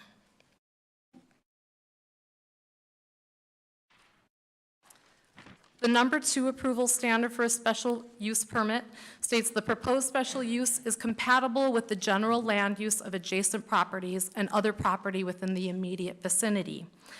The East Grand Gateway Overlay District, I already described like where that is, what area that is, and the permitted use matrix for C2 is almost exclusively retail, service, and office. Just behind Fairbridge is the Gurnee Garden Center, a business opposed to the shelter. Immediately beyond the garden center, just 500 feet behind Fairbridge, are family homes. An adult low-barrier homeless shelter is not compatible with these properties. In fact, PADS rezoning application states, in response to the number 2 special use permit approval standard, quote, "The general nature of the use of the property will be consistent, similar to hotel stays, where individuals will be sheltered for finite periods of time." Clearly, this is not accurate. The shelter occupants will have apparently an average length of stay of 90 days. There will be 2 to 3 homeless individuals per room, many of whom have specialized needs that require, as stated by PADS, services and programming, including life skills, substance use counseling, and medical and mental health services and groups. This is very different from operating as a hotel. Number 3 approval standard for a special use permit. The special use in the specific location proposed is consistent with the spirit and intent of this ordinance and adopted village land use policies. The village's zoning ordinance states, quote, "The East Grand Gateway Overlay District is intended to provide opportunities for new development, redevelopment, or renovation of buildings in a manner that creates a gateway and a sense of arrival into the village from the east and reinforces the economic viability and character of the area. Development within the overlay district should include amenities to encourage pedestrian activity, improve pedestrian safety, and enhance the corridor's aesthetics. An adult low-barrier shelter is not something that's going to encourage pedestrian activity or safety or create a sense of arrival into our village. The East Grand Gateway area's business owners and residents are an economically distressed community, and it is a community of color. This is stated in the Lake County Regional Framework Plan. Converting the Fairbridge Inn, a commercial property, into a homeless shelter that brings homeless individuals from throughout Lake County to our area endangers economic development and the welfare of this vulnerable community. This community is different from Downers Grove, where the average house value is in upwards of the 400,000s, right? It's a less affluent community. we are more vulnerable to the effects of this shelter. The Lake County Regional Framework Plan identifies the East Grand Gateway as a community of low to moderate income families and minority populations of 25% or more. The 2016 revitalization strategies for East Grand Avenue identifies further economic decline for the businesses on East Grand Avenue directly caused by the 10 years of construction on the Route 41 overpasses. The Lake County Framework Plan and the Gurnee revitalization strategies do not recommend placing a fixed site shelter in the East Grand Gateway to promote revitalization and economic development. The 2040 comprehensive plan does not identify an adult low-barrier homeless shelter as part of future plans for Gurnee. In fact, it states, quote, "Small independent businesses are best positioned to thrive when they are within walking distance to local residents. Areas with smaller and more affordable commercial units that are nearby residential neighborhoods, such as the East Grand Gateway, should be targeted for new small businesses." I've talked to the small businesses. They are not in favor of this shelter, the ones that I have spoken with. Okay. Some of them are here today. Some of them had to leave because the PADS presentation was so long. But I can tell you they do not believe that this is going to improve their businesses. And the property owners as well, who lease these buildings, do not believe this is going to help them fill these empty spaces. PADS has presented questionable statistics. I've submitted those questions to you at the last rezoning meeting. One of which is the 80% success rate in transitioning occupants to permanent housing. We don't know what the sources are, how the data is gathered, but we can compare the statistic to a similar fixed site shelter in Evanston, the Margarita Inn.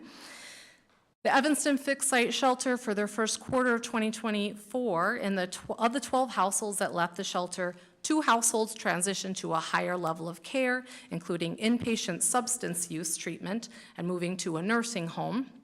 1 household exited into homelessness after declining multiple housing options.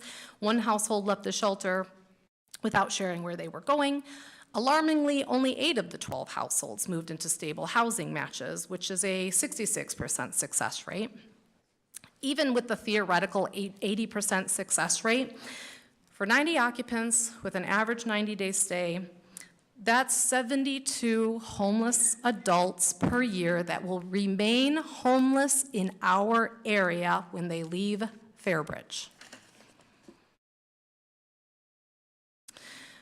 There's an ordinance amending chapter that was put into effect November 29, 2022, most recently updated in 2024. The village board voted unanimously in favor of this.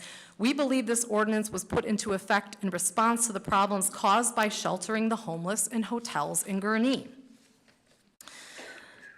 It defines nuisance hotels as a hotel that either has 3 or more nuisance incident violations within a 180-day period or 5 or more violations within a 1-year period.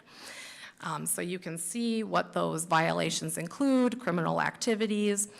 Based on Gurnee police reports, Fairbridge has already violated this ordinance. You have a packet there with a spreadsheet that we summarized violations, crimes that happen at the Fairbridge with those that meet those crime standards, and the police reports are included so as to provide that evidence, that support based on this ordinance that Fairbridge has already violated this ordinance. And the ordinance provides for penalties and remedies. You can go to the next slide. Including fines, but also initiating security measures, enhanced lighting, surveillance cameras, fences, hiring of security personnel. It also has an allowance for emergency closure. If the licensing administrator determines that the nuisance incident violations have occurred and endanger the public safety or welfare, they may order the immediate and summary closure of the hotel. The existence of this ordinance shows several things. The village board is aware of the problems that sheltering the homeless at Gurnee hotels has caused, and they created this ordinance in response to it. The village has the ability to order the hotel to implement security measures, including enhanced lighting, cameras, fencing, without PADS renovating the building. The village has the ability to implement emergency closure of the Fairbridge Inn. If the Fairbridge Inn becomes a fixed-site shelter, this ordinance will no longer apply, and the village will not have the ability to implement the requirements and penalties. What are other options for the Fairbridge? It's clearly become extremely problematic. The pandemic government fund allowing PADS to temporarily shelter the homeless there is ending soon. The current owner, V Capital LLC, is a real estate investor who purchased the property in October 2023 for $1.1 million, then contracted with PADS 4 months later to sell this property for $2 million in taxpayers' money. Clearly, there were no improvements made on the building in those 4 months. If PADS isn't able to convert the hotel to a shelter, the current owner will be motivated to sell. This is not somebody who's interested in managing a rundown hotel. He's trying to turn a profit on this property. This leaves the door open to many possibilities for what can be done. Our other options for what to do with the hotel include utilize Gurnee's ordinance amending Chapter 22 and implement the emergency closure. The village could rezone the property using the LaSalle-Sinclair factors or could condemn and acquire the property via eminent domain. Keith Owens is going to just speak on the Gurnee FOIA reports at this time.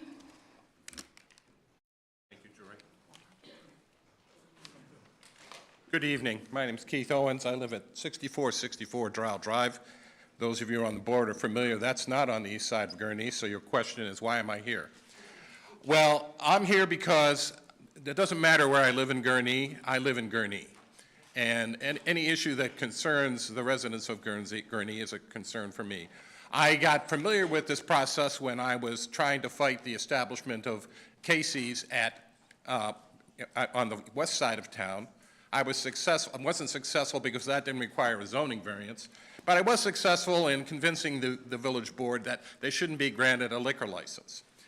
Part of my research when I did that was to request FOIA reports for all the gas stations in town. And these FOIA reports, for the gentleman who correctly pointed out, are not just calls to 911. These were actual incident reports, crimes that the police had to investigate, serious crimes in many cases. Now, when I heard that the Fairbridge Inn was potentially going to be a pad shelter, I was prepared to speak in favor of that, because the unhoused issue in this country is appalling and getting worse every day. You're going to hear from many people on both sides. The only difference is their point of view. Is it point of view for the individuals on the inside of the shelter, which they do need and deserve everything that we can do for them. But you as a board also have to take into consideration the people on the outside of the shelter, the people who live in that neighborhood. Now, when I was getting ready to speak at the first village board meeting where this was part of public comment, I told Trustee Woodside that I was going to be prepared to speak in favor of it. But then during the course of that meeting, that's when I found out that for some time, PADS had been housing their residents in the Fairbridge Inn. And I asked the trustee if he could give me any information as to exactly how many of the people at the Fairbridge Inn at any one given time were PADS residents, and he couldn't. And then that's fine. He's not the executive director, and I have no doubt of the service and the commitment of Trustee Woodside, both as law enforcement and then on the PADS board, his commitment to public health and safety. But when I went back and looked at those statistics, first I thought, well, the Fairbridge Inn is just a bad place, and making it a PADS shelter would be better. But when I went back and looked at it, I noticed something. And I'm not an expert in statistics. You know, the old Mark Twain saying is 3 kinds of lies: lies, damnable lies, and statistics. You can find your own facts where you want. So this is why I asked in a note to the trustees, and that I'm sure that you've read, that if you could ask the Gurnee Police to take a look at where the people who were reported as committing crimes in this area actually lived. Were they PADS people there, or were they people who could afford the $40 a night? And I don't know what the answer to that is. But here's what I found when I look at those statistics. Since January 9th, 2018, the Gurnee Police has logged 128 reportable offenses. This is not 911 calls, this is not EMT calls, this is not welfare checks. These are crimes, okay? Having occurred at the Fairbridge Inn. Now, 26 months between January 9th, 2008 and March 20th, 2020, and we'll all remember that date because that's when COVID lockdown started in Illinois, there were 32 of these 128 offenses, an average of 1.23 offenses per month. That doesn't sound like a lot, but those are the serious crimes that we reported. I'll also note that during this time, when there were 128 reportable offenses, there were over 500 offenses within easy walking distance of this property. Once again, not just 911 calls, but reportable offenses that required activity. How many of these were residents of the Fairbridge Inn? I don't know, but it's something that's worth looking into. For the 52 months since the COVID lockdown started, and PAD started placing people at the Fairbridge Inn, there have been 96 reportable offenses, an average of 1.8 offenses per month, or a 50% increase. Cause and effects relationships are difficult to establish. And I saw on the slide there said that only 3.9 or 4.1 or 20% of the people at the Fairbridge Inn were being placed there by PADS. So I'm not sure what the relationship between that number of people at the Fairbridge Inn who were unhoused and the actual residents of the Fairbridge Inn who could afford to pay the $40. So my question would be to that group, both groups, is where does it fall? All other things being equal, the only difference that I can see is it started to be a place for the unhoused. Okay. Based on the PADS Q&A, roughly 20% of the people placed in a fixed shelter, like the one proposed, would not transition out of into their own housing. Now, some of those would not transition out because if they weren't working the program, they would be asked to leave.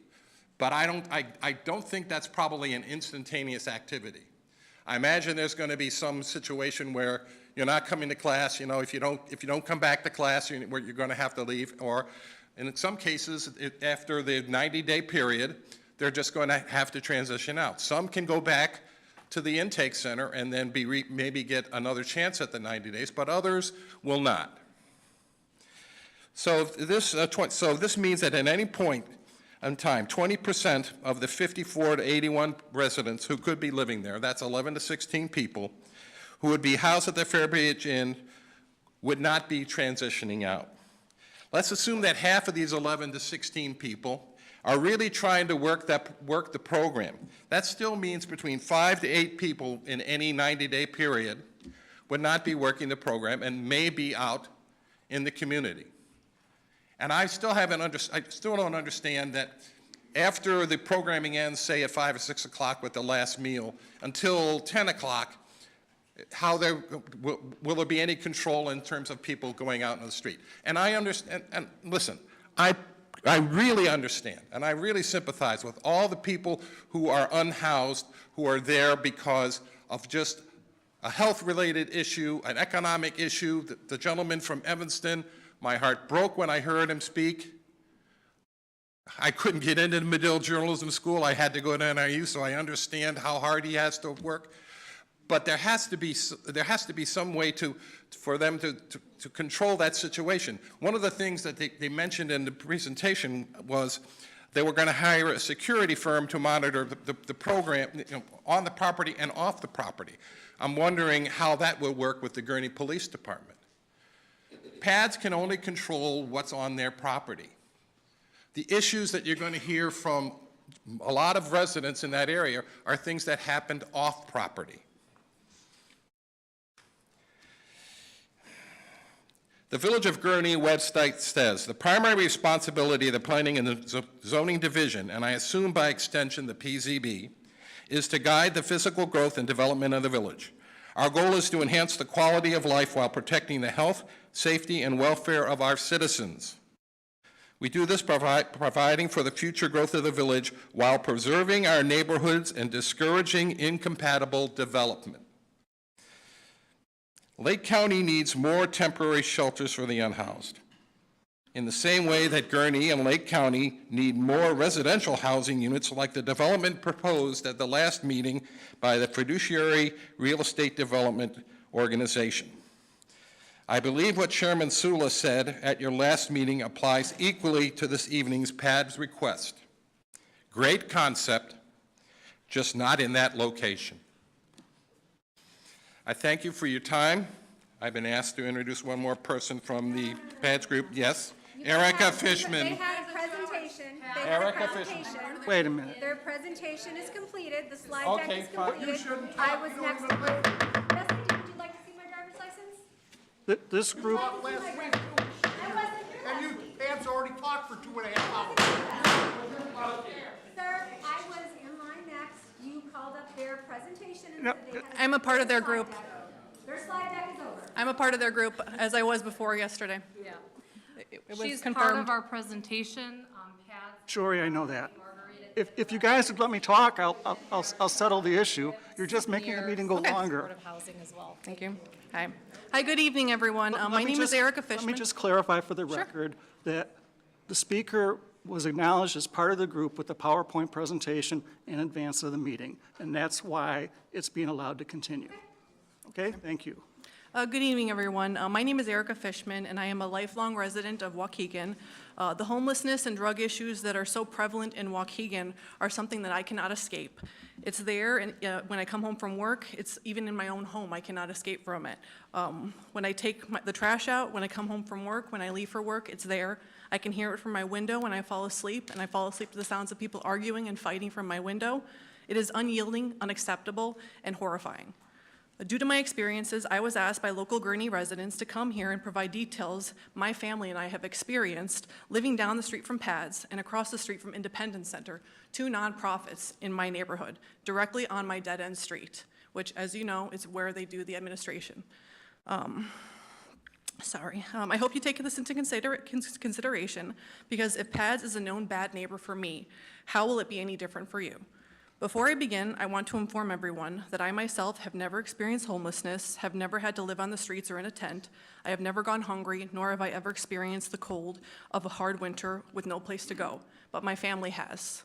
My father-in-law and mother-in-law and their two children lived in their car, moving from family member to family member who would allow them to park in their driveway or camp in their backyard for as long as they could. When it became too difficult, they moved along. They were transient. But unlike the pictures I have provided the council today, they work through their programs offered to them and move forward, working hard and eventually earning their house through Habitat for Humanity, where they have lived ever since.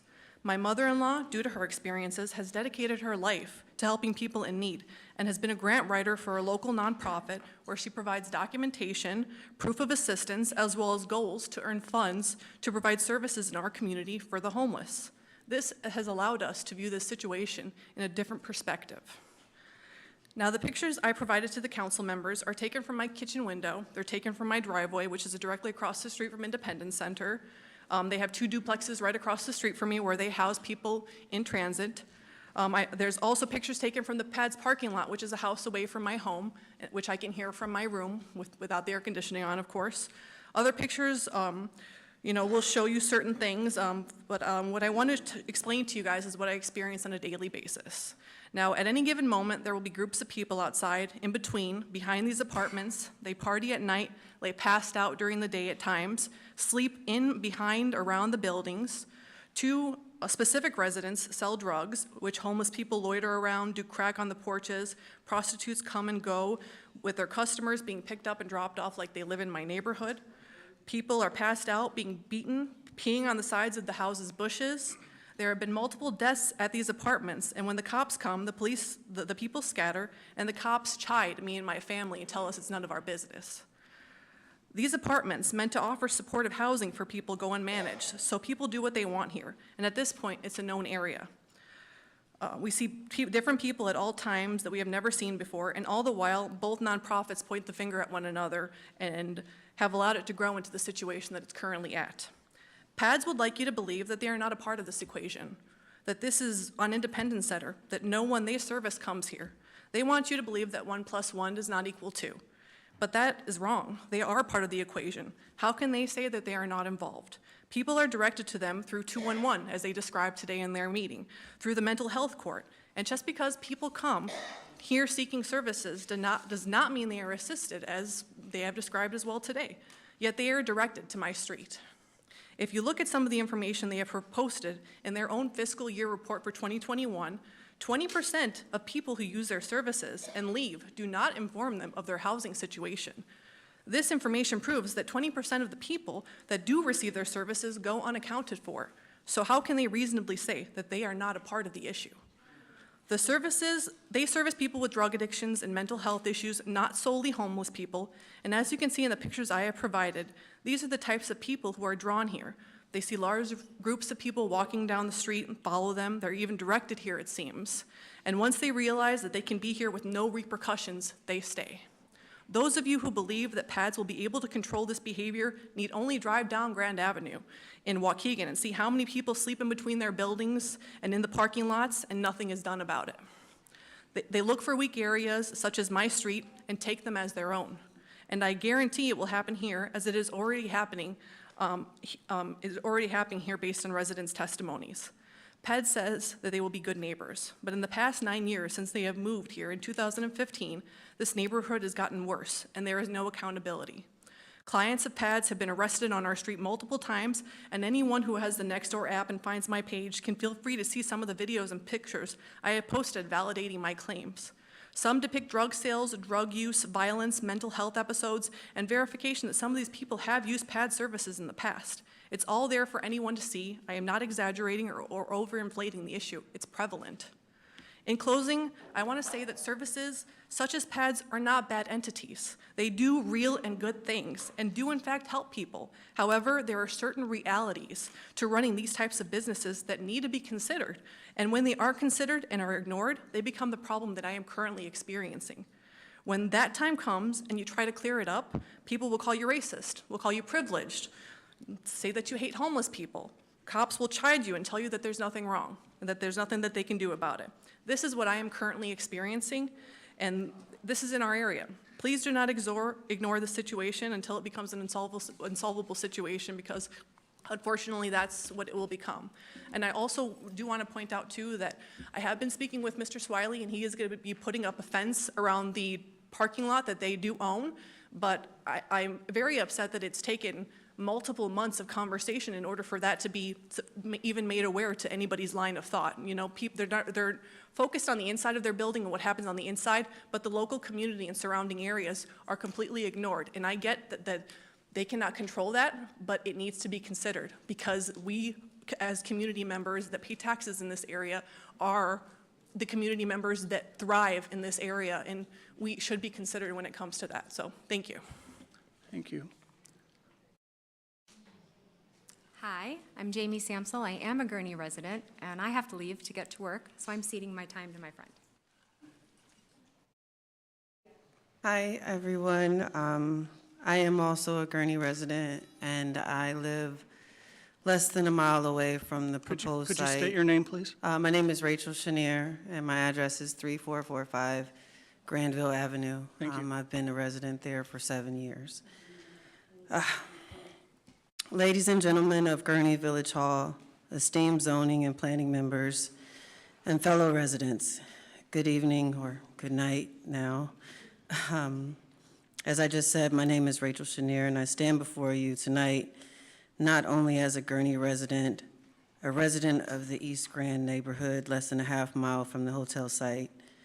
I also have a storage unit at U-Haul, buy all of my plants from Gurnee Garden Center, visit Shaw Park with my 3-year-old once a week probably, but also as the executive director of Family First Center of Lake County. For the past 15 years in this role, I have dedicated my life to serving our community, advocating for those in need, and striving to make a positive impact in the lives of our most vulnerable neighbors. Tonight, I come before you with a humble request and a plea for compassion and a vision for a brighter, more inclusive future for our town. I urge you to vote yes for the Fairfield Inn to be used as a hotel shelter site. And I say that because there are a lot of people that are afraid to come here and are afraid to speak up because of those in opposition. And I struggled tremendously to speak about my support for fear of becoming a target. This decision is not just about providing temporary shelter. It is about upholding the values of humanity, empathy, and solidarity that define us as a community. Having worked in the nonprofit sector for the past 15 years at a 24-year-old nonprofit, I have witnessed firsthand the struggles of individuals and families facing homelessness. I have seen the desperation in their eyes, felt the weight of their burdens, and shared in their hopes for a better tomorrow. Every person, regardless of their circumstances, deserves the basic human right of shelter and a place to sleep. Homelessness does not discriminate. It does not conform to the stereotypes or misconceptions that many may hold. It is a complex issue that requires a multifaceted approach and a collective effort from all of us. By opening our hearts and our doors to those in need, we are not only providing a roof over their heads, but also offering them a chance to rebuild their lives with dignity and respect. Gurnee has the opportunity to lead by example, to be a beacon of hope and compassion in a world that often feels cold and indifferent. And by supporting the use of Fairfield Inn as a shelter site, we are showing the world that we are a community that cares, that stands together in times of need, and that values the well-being of all members. I understand the concerns and apprehensions that some may have about this proposal. I've also lived in the same neighborhood as you all, some of those I recognize as my neighbors, for the last 7 years, and I've seen the changes too, especially because my home is next to the opening of the fence between Jewel Osco. But I know that change starts at home and with us, and that is why I have committed my entire 11-person team to not only support, but to guide and uplift those who have fallen on hard times. So in closing, I ask each of you to consider the power of your vote tonight. By saying yes to Fairfield Inn as a shelter site, you're not just making a decision, you're making a statement that says we are a community of compassion, of kindness, and unwavering support, and that we follow facts and not fear. Thank you for your attention, your consideration, and your humanity, and let us stand together tonight and every night as one community, united in our commitment to make Gurnee a place where we are all welcome and all are valued and deserving of a place to call home. Thank you very much. I'm Bill Ham, 3433 Crescent Avenue. A lot of the things I wanted to say were already said by the girls, and I appreciate what they said and the amount of time they took them to investigate all this. My question is we have all these ordinances on the books. They've been there since 2022. Why hasn't the board closed this place, shut it down? It looks like a dump. Homeless are running wild. There's drugs going on, drinking, noise all the time there. You can go by there, people are yelling and screaming, running up and down the street. They're half in the bag, and the city has done nothing about it. Why have they waited until this time to say, oh, we're going to make a Pad's place out of it? It should have been closed a long time ago. And another thing is, I wanted to know how many illegal aliens are in this PADS program that are living there, because I just noticed on TV today that 25,000 more are coming to Chicago to be dropped off, and the mayor there is asking other cities if they can help out and take some more of these people in Okay, sir, the cities. And I want to know. I normally don't do this, but I'm going to interrupt you on that. In their presentation, they clearly stated that you have to prove Lake County residency, okay? So let's. You want me to prove I'm a Lake County resident? No. A PADS person needs to prove they are a Lake County resident in order to avail themselves of the services. So please don't drag in a national problem. Well, I'm just asking if there is illegal aliens there. That's what I'm asking. Is that being utilized for illegal aliens? Okay. Yes or no? I think the answer is no. So, Okay, well, that's why I asked the question. Just I wasn't stating it, I procedurally- just asked the question. Procedurally, you can ask questions. Staff is taking notes, Okay. all the questions, and at the close of the public hearing, either staff or the applicant will have an opportunity to answer those questions. So we are taking notes of questions. Thank you. Okay, that was the question I asked, and I'm just asking Yeah. not to make it inflammatory, okay? well, I'm just asking, I asked the question, that's all, I just wanted an answer. And I You tried gave to- me the answer, that's all I asked for. I tried to nip it as quickly as I could. And my other question was, why hasn't the city done anything with this building for the last few years when they know there's problems there, a lot of problems? And they said everything else I had to say. So with that, I'll Thank you. let somebody else speak. Thank you. Good evening, my name is Jessica Elbers, and I work for the Gurnee School District 56. I also work for the Gurnee Park District, and I live right down the block. I am not against pads. I've been supporting them, doing laundry for them when my child was in preschool since 2007.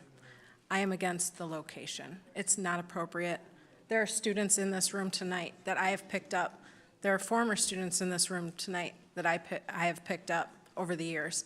Some of our students will have to walk many blocks to catch a bus. It's dark when we pick them up in the morning for high school. It's dark in the evening when we drop them off, and then they have to walk. It's not an appropriate location for a 90-person homeless shelter. The destruction that's already occurring from the current residents, because there is no actual control, has shown that time and time again. I'm a mandated reporter, and there are certain things I don't ever wish to have to say that I've seen vocally as I have with the current residents. The nakedness, the lewdness, the transient issues going on, the why we can't get through. I'm not against it, but if you want it in Gurnee, head to the other side of town. See how those residents fare, because it wouldn't ever come up, never. Please don't put this on our little part of the village because we don't have big, huge houses. We have too many little kids. There is a school, pre-K through second grade. I actually checked it. It's less than a mile today, which is less than a 15-minute walk, 5.5-minute run.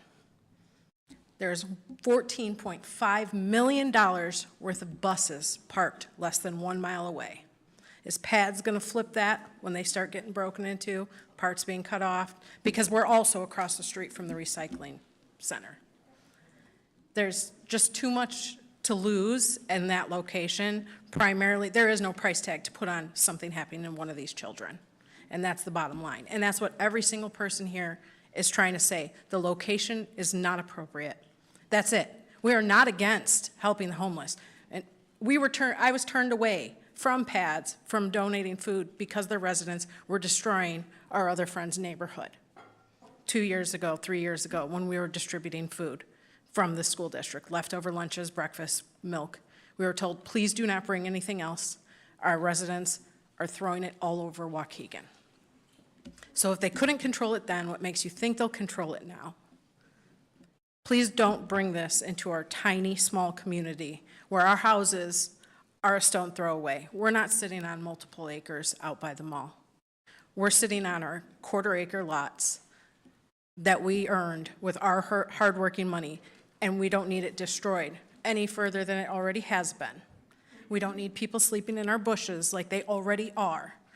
I don't need my stuff stolen again like it already has been. The location, move it elsewhere. It's just not, okay, there's too many babies. I pick them up. And if I stop seeing them, I'm going to wonder why. That's all I have to say. Thank you.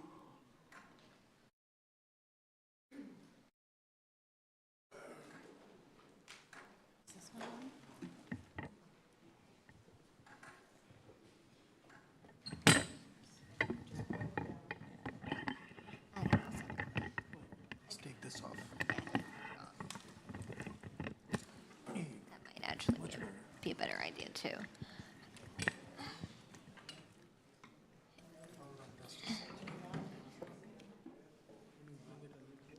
Oh,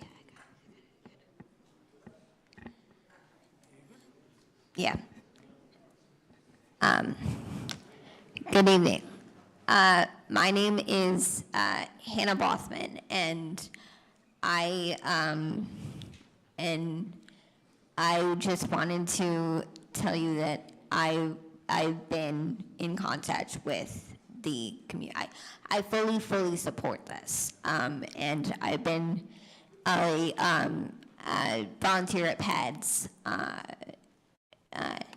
Volunteer PADS for quite a few years, and I've been in contact with this community. I have heard stories, good stories. I've had multiple conversations with the PADS clients, and from volunteering at a church site, and they've all been positive. These are people, and just like you and me. Their circumstances might be a little different, but they're people, and they need housing. They need shelter, and I believe that this fixed site will give them just that. And I want to reiterate, they are people just like us, and they need support. They need support. They need encouragement, and this will give them that. Thank you. Thank you.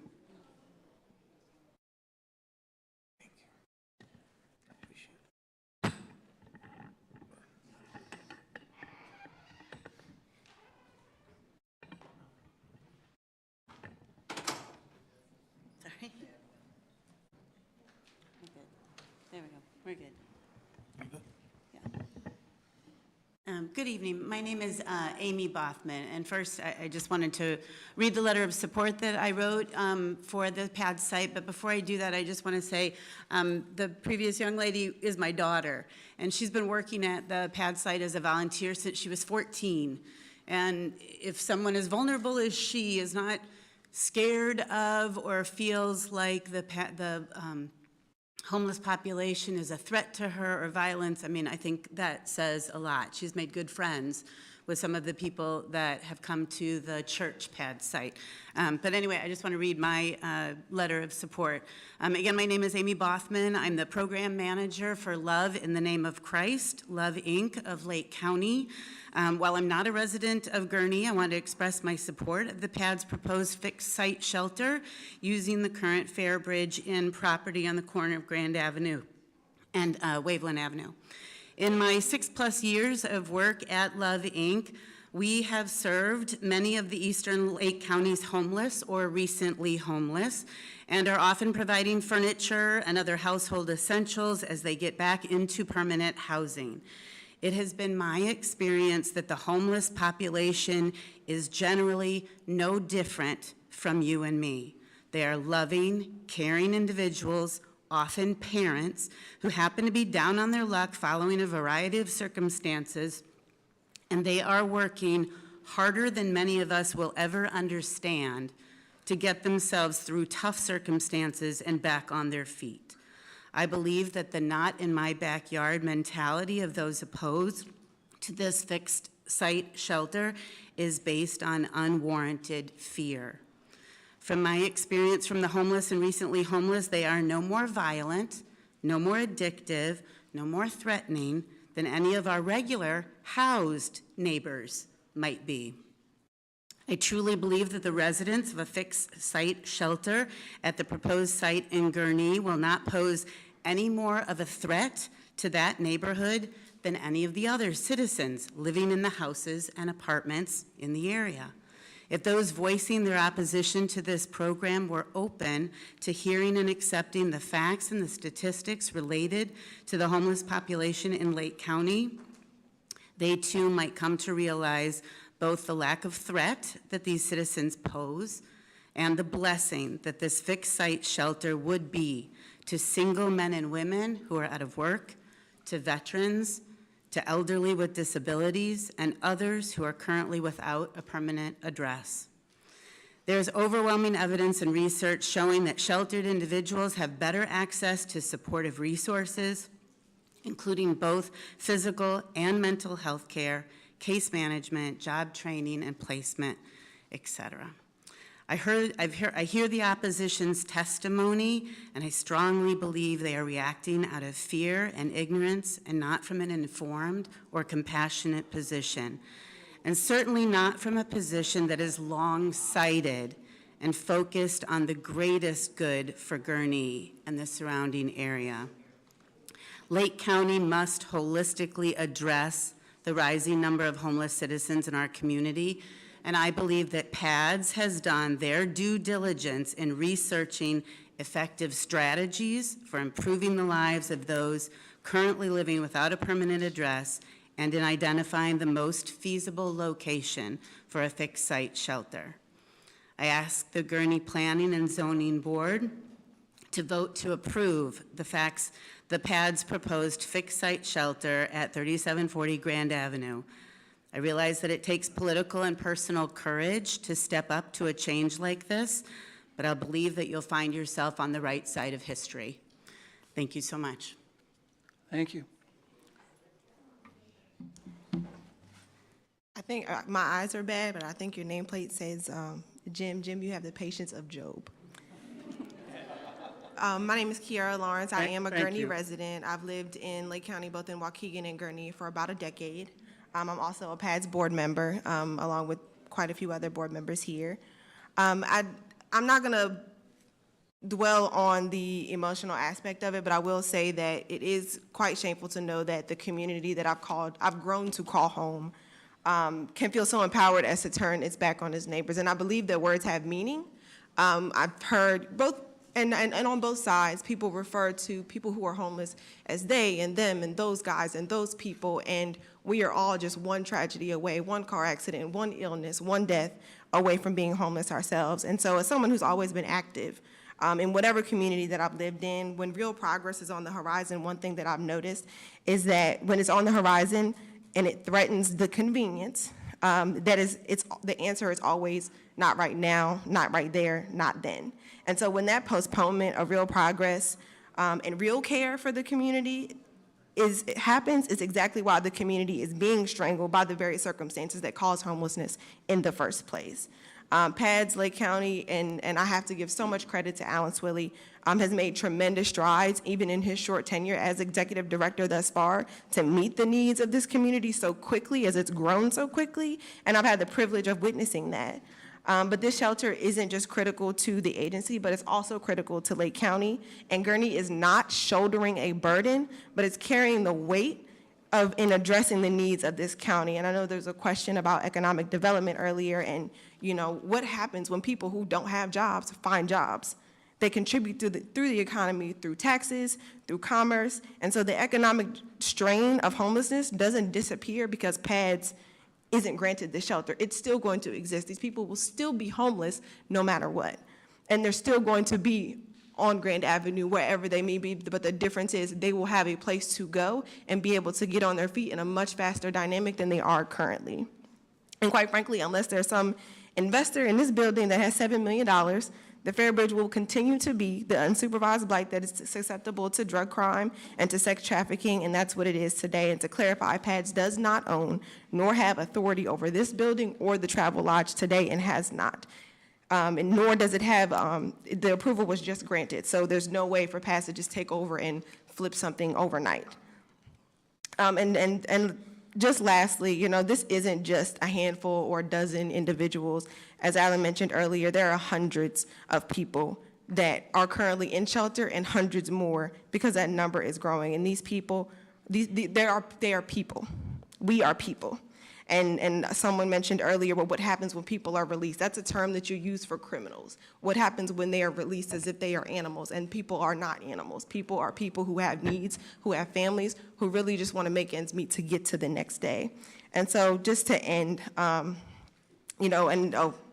one last thing that I wanted to address, PADS clients don't walk around with name tags or forehead signs that say that they're PADS clients. So there's no way to know that someone is a PADS client unless you ask them.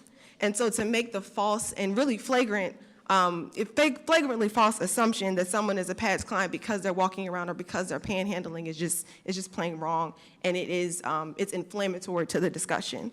And so I truly believe, and I am extremely confident in Alan's leadership and the rest of the board that's represented here today, that PADS will continue to be a great partner to Gurnee and those within it. And I just hope that this board agrees and will meet PADS where its heart is, which is with the community. Thank you. Okay, thank you. Before the next person starts speaking, at about 10:45, 10:50, I'm going to call for a 10 to 15 minute recess so that we can stretch and just get loose again, and then we'll reconvene at 11. I trust everybody to keep track of their place in line, so when we reconvene, everybody is where they are now. Thank you. Thank you. My name is Lynn Florian. I am the 8th Ward Alderman for Waukegan.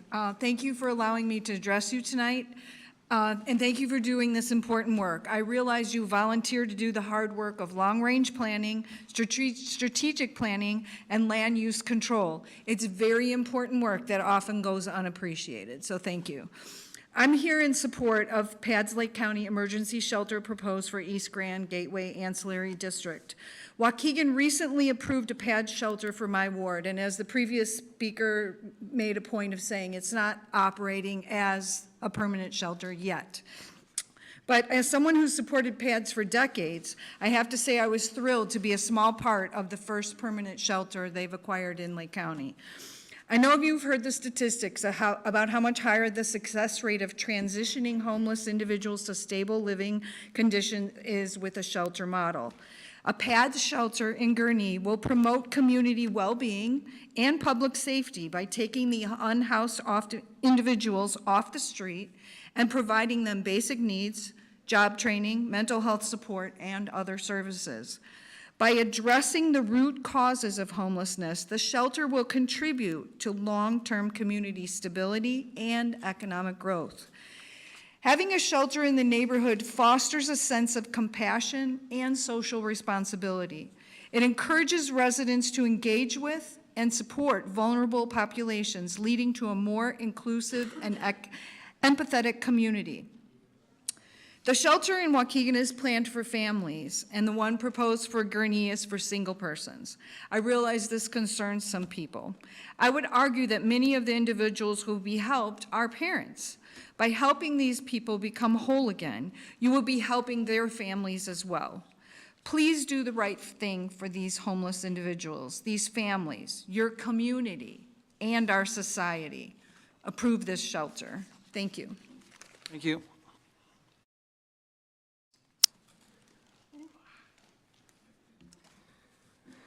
Good evening. My name is Gary Garland, and for the past 3 years, I've been Executive Director of Love, Inc., or Love in the Name of Christ, Lake County. And I come before you tonight speaking on behalf of our board and our staff. For the past 7 years, Love, Inc. has rented the site at 3621 Grand Avenue in Gurnee for our Love Twice thrift store. That's a 2-minute walk from the current Fairbridge Inn at 3740 Grand Avenue, which PADS is proposing for a fixed site shelter location. Like my role as a father in protecting my children, the safety of our staff, and the dozens of volunteers who work at Love Twice is a top priority for me. If I or our board perceived any neighborhood change to be a threat to their safety, I would be in front of you sharing those concerns. As a Christian, if there was a threat that I felt to the neighbors, I would be here in front of you as well. I know that Alan and the PADS board feel the same. If their plans for this site involve bringing in individuals who are a threat, who would be at most risk? Their staff and their volunteers, of course. Life involves risk, so there's no guarantees. However, everything I've heard about the PADS site plan and for my 30 years of working with the homeless lead me to believe that the site will be a cause for hope for our county's homeless and also be an unnoticeable presence for the current businesses and residents. Here is why I believe this site will not have an effect on our staff and volunteers just a short distance away. In several meetings with Allen and PAD staff, they've stressed that unlike the current hotel, this site will have screening for all residents, 24-hour, 365-day supervision and security by PAD staff, and contracts with the residents that enforce 10 p.m. curfew, allow no substance use on site, no visitors, no unsafe behavior, and mandate involvement in program designed to lead to self-sufficiency. Shelter residents will be screened, known to staff, and busy rebuilding their lives. This is not a vote on do we want to keep the Fairbridge going as it is. This is a vote for a whole new change. I also know that Allen and the PADS board are committed to being good neighbors, as he said earlier. They expect no problem from the residents, especially to the surrounding community, but if any are brought to their attention by the neighbors, they promise to address those quickly. I feel it's relevant to share with you that for 30 years, I was executive director of Lakeview Pantry, Chicago's busiest food pantry and service agency. About 600 people came through our doors every week, about 100 of whom were homeless. Unlike the PADS plan, nobody was pre-screened before they stood in front of our volunteers and our staff. Whoever showed up, showed up. My wife worked there. My kids came in there. We were surrounded by a residential area, and there was a playground 100 feet from our door. I know of no acts of violence caused by the homeless individuals we served. I say all of this because I understand how, for all of us, the unknown can make us nervous.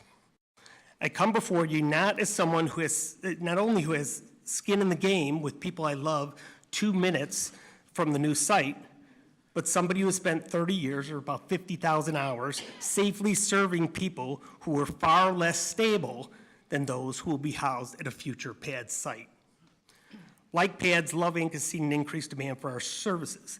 I am hopeful the new PADS site will be a place where the community can offer a hand up for those determined to better their lives, and it will be a welcome and quiet upgrade to the community that we can all be proud of. I encourage you to support the plan.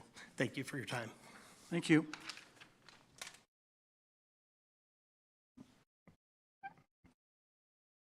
Good evening.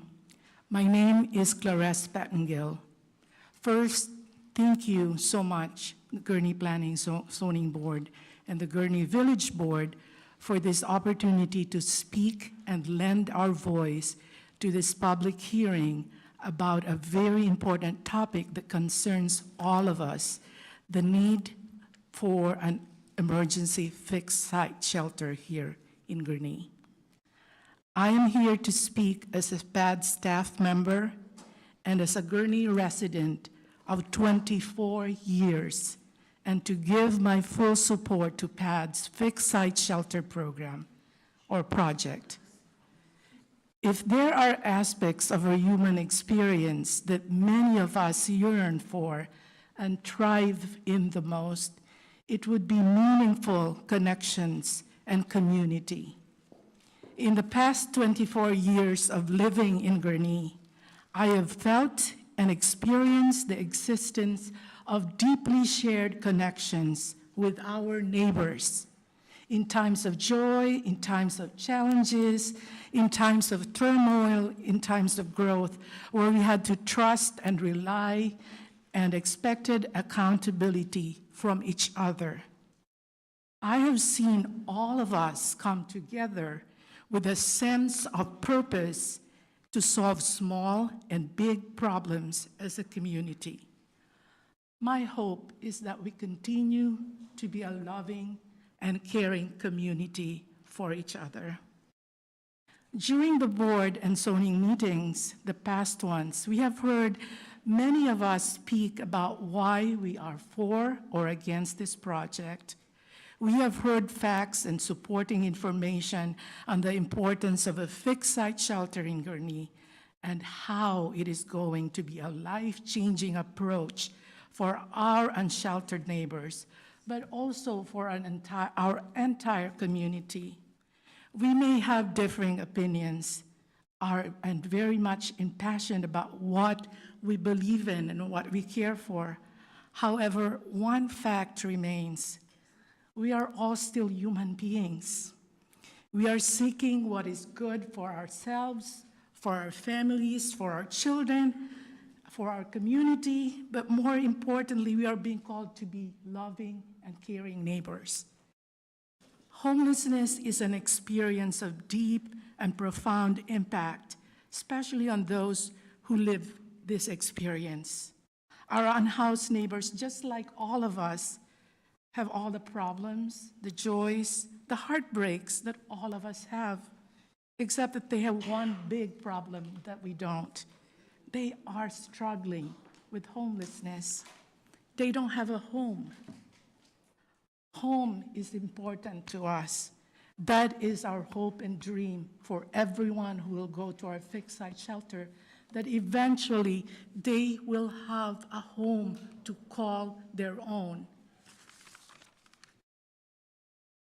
I feel blessed to work with PADS and our dedicated team, our board, our volunteers, whose commitment and passion about serving our neighbors, our vulnerable neighbors who need our help, are manifested daily. Every day we serve Lake County residents who come to our doors. We serve everyone in crisis or not, and provide them with vital resources and support. In Gurnee, we have responded to calls from the police departments, from the libraries, the schools, and other partners, and worked with them when our unhoused neighbors needed help.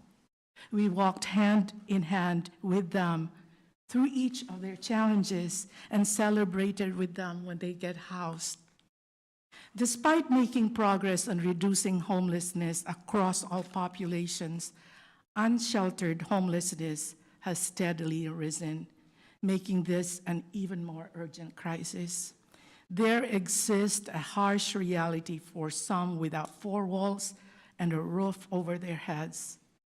Homelessness is right in our midst, whether we are in the east side, west side, north side, south side of Gurnee. It is here. It is a local issue that needs shared solutions. PADS works to recognize the presence of the intractable problem of homelessness and housing instability, and working with the community to find shared solutions. Most importantly, PADS focuses on bringing compassion and awareness to a vastly unrecognized and less talked about issue. Waukegan and Gurnee are high needs areas and among the top 5 municipalities whose residents request shelter and housing resources. The proposed Gurnee fixed site shelter is a strategic community solution that will not only provide individuals and families with a dignified short-term stay, but with updated facilities to provide wraparound services. It will certainly fill in the significant gaps we are experiencing here in Lake County. Most of us have a support system to fall back on, our family, our friends who love us and would provide a safety net for us if we fell on hard times. Tonight, I encourage everyone, from my heart to yours and to my Gurnee neighbors, come up, show up once more, and be a compassionate and loving person to our neighbors who need our help. We are called to extend that table, not to build walls. And if we are really going to be about loving our neighbors, this also includes people who are experiencing homelessness. Our inability to relate to the experience of homelessness is also our biggest obstacle to ending it. Tonight, we are given the chance to act and to do the right thing, to be loving, to be compassionate, and to care more for our neighbors who need help and hope. Tonight, we are given the chance to ponder and reflect on the question, what if I am in the shoes of those who need help? Will there be someone who will help me, or a place like PADS who will care for me. Thank you. Thank you. At this time, we're going to go into a recess. We will convene promptly at 11 o'clock. Also, too, just so you know, we are going to conclude the public comment tonight. Can't hear you. We are going to conclude the public comment portion of this hearing. Okay. We are going to conclude the public portion of this hearing tonight. And so we're going to take a 10-minute recess. And the only encouragement that I could give everyone is if something's already been said, there's a lot of social awareness about this particular issue. This board will be discussing and voting on 2 zoning issues. So if you can concentrate, I mean, everyone's doing a good job and deep felt feelings and facts about this, but please reflect during the short recess.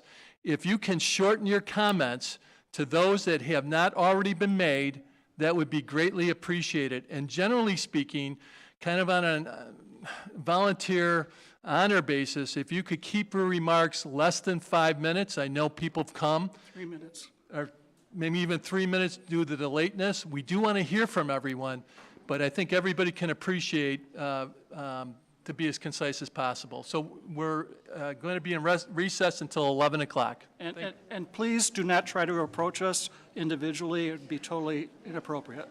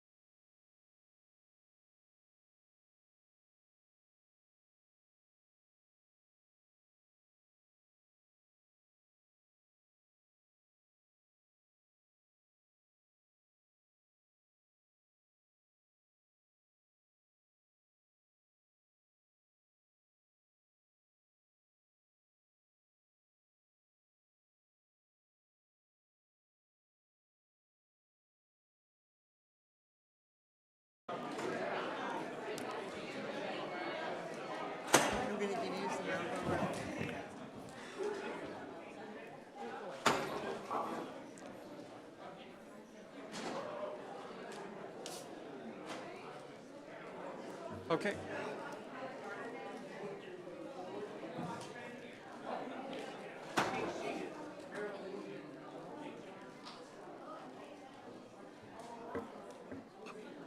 Okay, okay.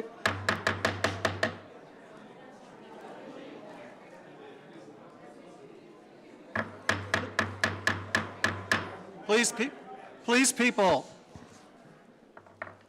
As promised, we reconvened at 11 o'clock. All right, as Brian indicated, let's try to keep our comments to 3 minutes or less. Try not to duplicate what other people have said before. Focus should be on questions about the specific proposal. Go ahead, sir. Hi, my name is Jerry Locks, and my wife and I have owned and operated the Gurnee Garden Center for 51 years. My building is 20 feet away from the Fairbridge Inn. I believe this is going to impact us more than most. We've employed over 700 people since we've been open. We currently have 53 people on our payroll. 23 are young people, many of whom have attended or are attending Warren. 27 are ladies of various ages, but several have worked for me for over 20 years. Several of these women have already told us they will not return to work for us if this goes in. If you had a 15-year-old son or daughter, would you let them work at Gurnee Garden Center with this facility next door? Gurnee has lost 2 young people in the military to the war in Iraq and Afghanistan. One of them, Jeff Morris, worked for us. There's been a lot of sunshine and flowers spoken here about the pad shelter, but it seems to me that the police statistics from Evanston, Gurnee, and Waukegan, and the testimony of the people that live next to these existing shelters paint a different picture. I truly believe that the clients of this facility will interact with my customers. They'll be on the sidewalk in front of my building. They'll maybe be in my parking lot. I believe they'll be panhandling. They'll be asking my people and customers for money. Most of my customers are ladies, and I believe this is going to make them very uncomfortable. Possible mental problems, possible allocations, increased police presence, I think are inevitable, and I think it will be detrimental to my business. I think that it will make a large part of my customers uncomfortable, and they will go somewhere else to buy their flowers. No one is against homelessness, and the PAD's goal is a good one, but this is the wrong place for this facility. It doesn't belong in a residential retail business neighborhood. PADS has said they've looked at 48 locations, and with $7 million to spend, I would think that empty hotel on Green Bay Road or possibly the empty federal housing project in North Chicago might be a better place. We're not against the homeless, but we're against the detrimental aspect that we believe this will bring.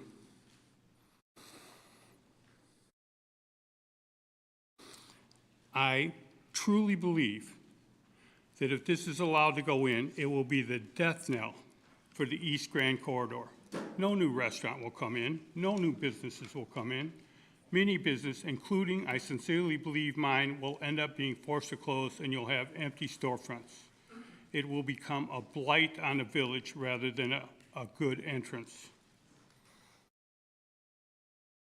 I heard some testimony about local businesses are just going to do great. So let's look at that. I don't believe your clients are going to get car washes, pay for car washes. I don't believe they're going to get electrical, mechanical business from the place behind me. I don't believe they're going to be buying flowers, and I don't believe they're going to be renting trucks from U-Haul. So I kind of have a problem with that. And on a side note, I watched this building come out of the ground. Jim Onan built a wooden frame structure just like he'd build a 2-story, 2x4 garage, and it's 39 years old. You're going to have 100 people in there, and I think you might be looking at a catastrophe. If you have a wind event or, God forbid, a fire, I think it would be a catastrophe. This just doesn't belong here. I mean everything I say. I truly believe. Let me go back 1 second. I went to and graduated Warren, class of '66. I had a dream. I just wanted to be in business for myself. And with the help of my wife, my family, my employees, and my customers, and the village of Gurnee, I was able to achieve that dream for 51 years, and I believe this will bring it to an end. My building is a state-of-the-art facility for a garden center. That's the only use that business really has. If I want to sell this in a few years, I have to sell it to get a fair market value. I'm going to have to sell it as an existing, thriving garden center, or else I'm not going to be able to sell it because the building isn't really applicable to use for anything else. And I don't think that'll be the problem. That'll be a problem. I have 51 years of my life invested in this, and I agree with a lot of the other things that people have said in the neighborhood, so I just try to speak of things that will impact me. Please don't do this. Thank you. Thank you. Hi, I'm Gail Grimsick. I live on Grove in Gurnee. I've lived there since 1986. I've been divorced. I took care of my mother, who was a cancer patient for 4 years and couldn't work. Looked for help so that I didn't have to rely on her and a lot of other different things that were going on. But I've kept my house since 1986. I've worked with PADS, I've done Sunday school, I've done all the things that a good citizen would do. I now have my daughter and granddaughter living with me. My granddaughter, because we live down the street, will not get out of the car if she sees somebody loitering through. I was just telling the story of somebody walking out of the parking lot of the Speedway in very bad condition. Yes, I know it's the same story again and again. But this is what we're living with, and we don't feel like you're listening. This is what the struggle is. The other issue is help them, give them a place, but give a family a place to be instead of just individuals. We want to take care of the community. Let's take care of the kids as well. We're not doing that. We're not even discussing that in this area. And I hope you vote against the zoning and the rezoning because it doesn't make sense for our area. Thank you. Hi, my name is Lisbeth Rivas. I live on the Meadowcrest subdivision, and I am against it. But just to make a statement further, all these people that are for PADS, from what I've seen, it seems like they're all employees of PADS. So you guys just take that into account when you are voting, take your decision, because the people that truly matter are the people that are living in this community, in the community that's being affected. I'm not against helping, like many of us are. Like I have not talked to one resident that's opposed to helping. But the way all these requirements, like the lady just said, why just for individuals? If these were families that were going in here, they would have more regulations to help them, then more of us would be for. But these are individuals. They're already roaming our streets. I have a 17-year-old who walks to Jewel, live right behind Jewel. And he's, constantly, people are walking through our neighborhood.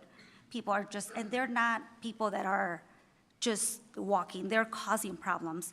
One individual to my 17-year-old pulled out a knife. Now, he went around it, tried to avoid it, and just ran back home. But like what a lady said at the beginning, just one catastrophe is too much. And God forbid it's my child, because I will go crazy. But anyway, I really want you guys to take into consideration the people, the residents that are living there. We are not, most of us are not we're not against helping, but just it's not the right location, not in a residential location where there's kids. I have a 3-year-old and a 6-year-old who love talking to everybody. They're in, how would I feel safe for them to be outside in a cul-de-sac when people are roaming back and forth? It's not, there's so many kids out there. We still have the essence of of neighborhoods where people go out and they can be out and be kids. But if we have people roaming around, all that is going to be gone. For the sake of our children, for the sake of the future generation, please take that into consideration and vote no. There's other places, there's other locations. I came from Waukegan, like the lady that said in the presentation. These are issues that people are putting a blind eye if you think issues aren't going to happen. They are going to happen. I drive right by Grand Avenue all the time. I grew up, I was born and raised in Waukegan. I know. My parents took me out. I'm going to have to ask you to wrap it up, please. Pardon me? I'm going to have to ask you to wrap it up, please. Okay, that's it. That's all. I'll just say, please vote no. Take that into consideration, and all the other, and the first thing that I said, please talk, all the people that are for, that are PATS employees, they shouldn't be taken into account. Listen to the residents. Thank you. Good evening. My name is Danny Weisman. I'm the superintendent at Warren Township High School. I appreciate your time tonight and your public service. I appreciate the strategic approach that PADS is taking to a problem that we see regularly in our students. I did write a letter. Hopefully you've had a chance to read that. Maybe the unique thing that I can provide tonight is, in addition to some of the stories that I shared of my interactions with people who have experienced inconsistent housing, just recently I actually met with a mother, we'll just call her Julie. Julie came in with her sister to my office to talk about some struggles she was having enrolling or registering her students for this upcoming year. She has 2 students that have been at Warren Township High School for a few years. And Julie has experienced inconsistent housing over that period of time. And so her children have been staying for multiple years with her sister, who is also a resident of Gurnee. As different people in the community have asked me about the PADS proposal, definitely the strategic approach that it includes family offering here in a neighboring community directly and obviously impacts our children. My job is to advocate for children. I don't know all of the details that you have to think about, and I'm not an expert on that, but I can say that Julie is an example of a family that has Warren Township High School students who would be directly impacted in a good way by these types of services that I think PADS is trying to put together so we can address some strategic needs in the community. Even though it's not a family shelter, we do have students that would benefit from family members, specifically parents, that would be able to participate and receive services. That's probably the unique thing I can offer tonight. Thank you for your time. Thank you. Hi, my name is Zoe. I'm 13 years old and currently going to 8th grade at River Trail School. I live 2 blocks down from the Fair Bridge on Waveland. I've lived there for my whole 13 years of my life. Every summer, me and my friends always like to walk to the gas station that's very close to the Fair Bridge. Every time I've walked there, I always avoid that place at all costs. Many reasons is that when I pass by there in my car, I always see problems happening there and just people laying around. On my way home from school, we would always drive by, and I've seen police there multiple times on multiple occasions. My friend's mom owns a daycare that is 2 houses down from mine, which is also 2 blocks away from the Fair Bridge. My bus stop is also 2 blocks away. Actually, one of my bus drivers, Miss Jess, she was one of the first people to speak here today. She drives me from Viking to River Trail every day at school for band and choir. From my knowledge, she also drives kids from their neighborhood, from their house, their bus stops to Warren. I normally don't take the bus to my school, as my mom drives me most of the time. When she's away at work, though, me and my 11-year-old sister have to take the bus to school. I go to Viking in the morning for choir. Since my sister isn't in 7th grade yet, she doesn't have band or choir in the mornings, so she has to take the bus to River Trail. I can tell you there were so many times where I felt anxious leaving my little sister alone because my bus would get there first, since the bus stop is two blocks down. Seeing all the people and all the sketchy stuff that happens there Literally 2 blocks away, I'm afraid to leave her alone at that bus stop. Every summer, I've been scared to walk or even pass by that street from all the things that I've seen from just even driving past. I want to feel safe walking in my neighborhood to my bus stop with my friends and siblings.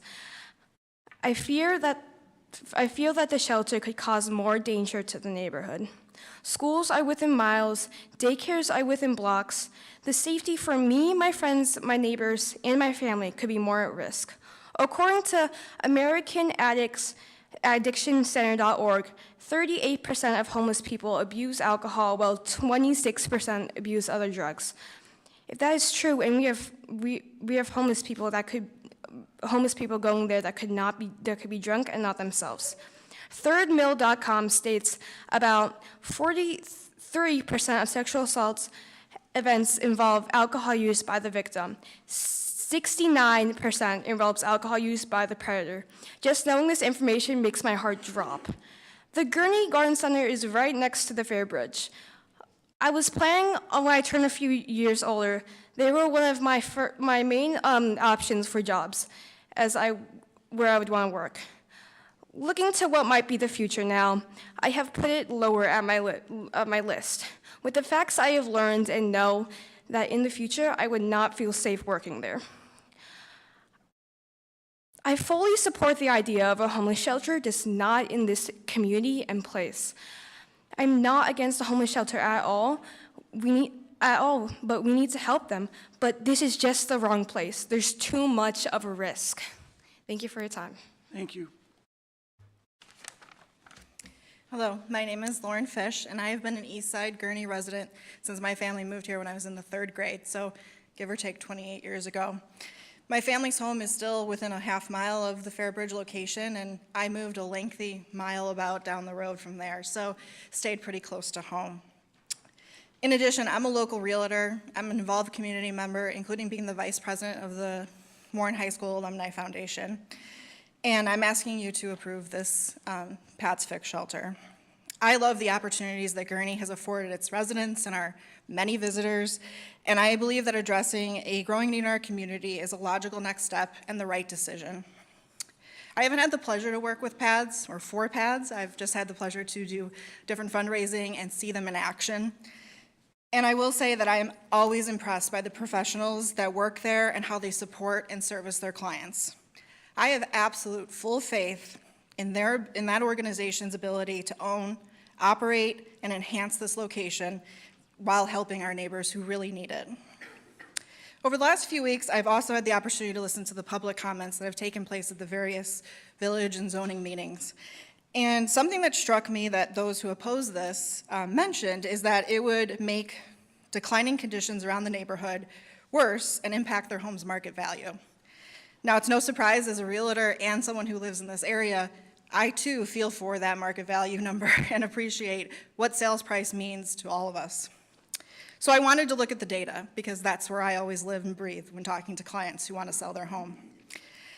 And as residents stated, and I wholeheartedly agree, over the last several years, things have gotten progressively worse in that area. So I looked at the local MLS data for the past 5 years, 2019 to 2023, for the homes in a 1-mile radius around the Fairbridge Inn. And the average sales price of a home has gone up 47% in that area over those 5 years. Gurnee, in comparison, has gone up 33%. So the good news is that for how bad it is now, we actually haven't been all that negatively affected, and especially compared to the rest of Gurnee. A chart's included in the letter that you received from me about more detail about those real estate statistics. From a neighbor perspective, from a realtor perspective, I think this is a massive win that PADS can come in to turn a eyesore that's been there, I think, my entire 28 years, into a more beautified and controlled building, which will equal a better experience for anyone who goes to sell their home in that area. That showing experience of driving down a street to a well-taken care of building is vastly different than what happens right now. In closing, I believe the process and structure PADS will provide would enable neighbors to have a resource to contact if issues occur versus the current situation in which the current owner is not involved nor helpful. I'm excited for the future of Gurnee, which includes a fixed site shelter for neighbors in need. And I hope that you can vote this in favor. Thank you.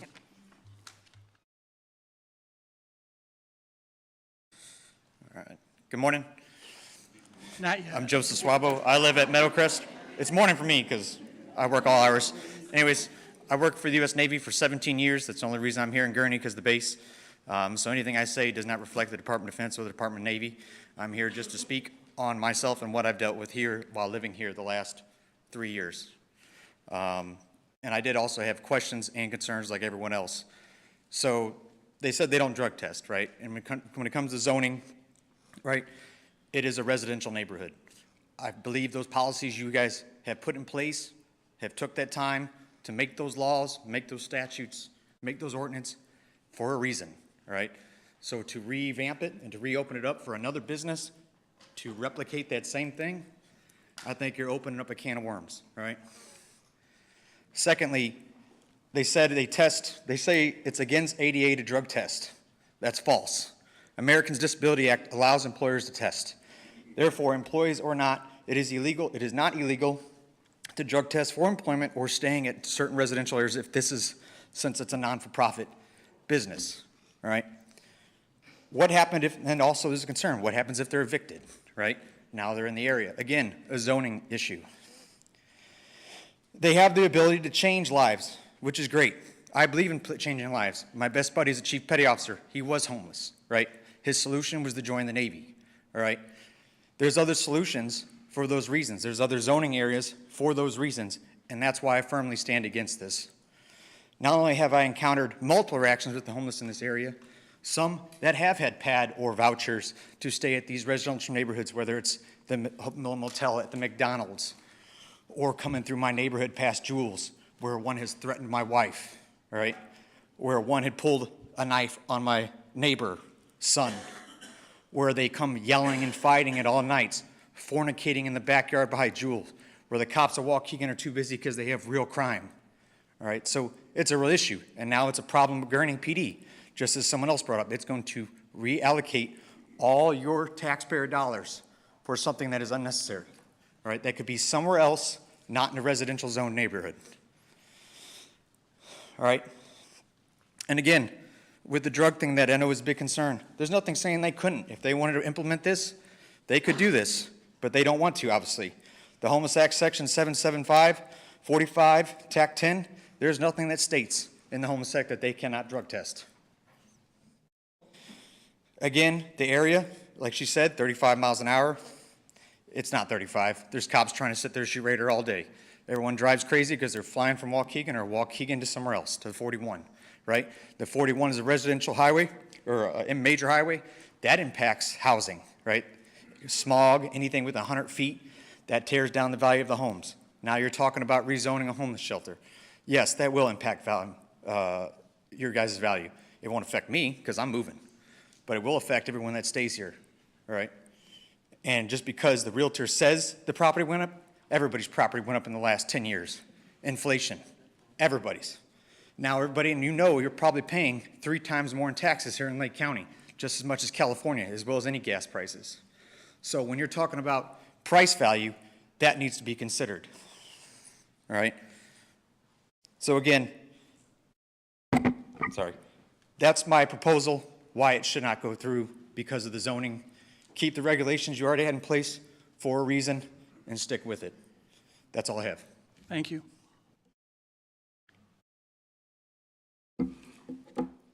Good afternoon. It's still noon. Afternoon, it's not 12 yet. I am Mary Ross Cunningham, the Vice Chair of the Lake County Board in Waukegan. Been there 22 years. I'm a full supporter of PADS, always have been. I've been with PADS for ever since it's been a PADS in Waukegan. And I'm asking this village board, the planning board, to please vote for this. We need this. Homeless ain't just in Waukegan. Homeless is all over. Every year in January, I goes out with a team of different agencies. PADS is one of them. we looked for the homeless the coldest night in the month. And it's not just Waukegan where the homeless at.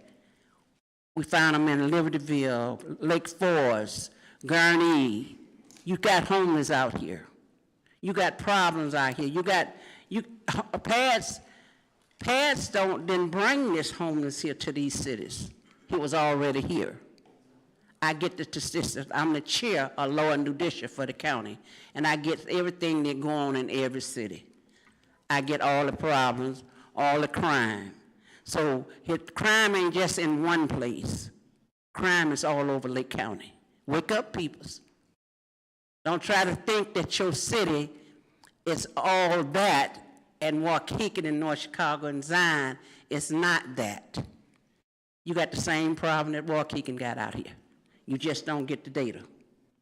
You homeowners don't get the data. You don't get it, but I do. So I don't know what the fuss is all about. That in my faith, I'm a Christian lady. My son is a pastor. I'm a pastor's mother, and I'm proud to be. So let's not put down the people that ain't got nowhere to sleep at. I have homeless, because one day it might be yours.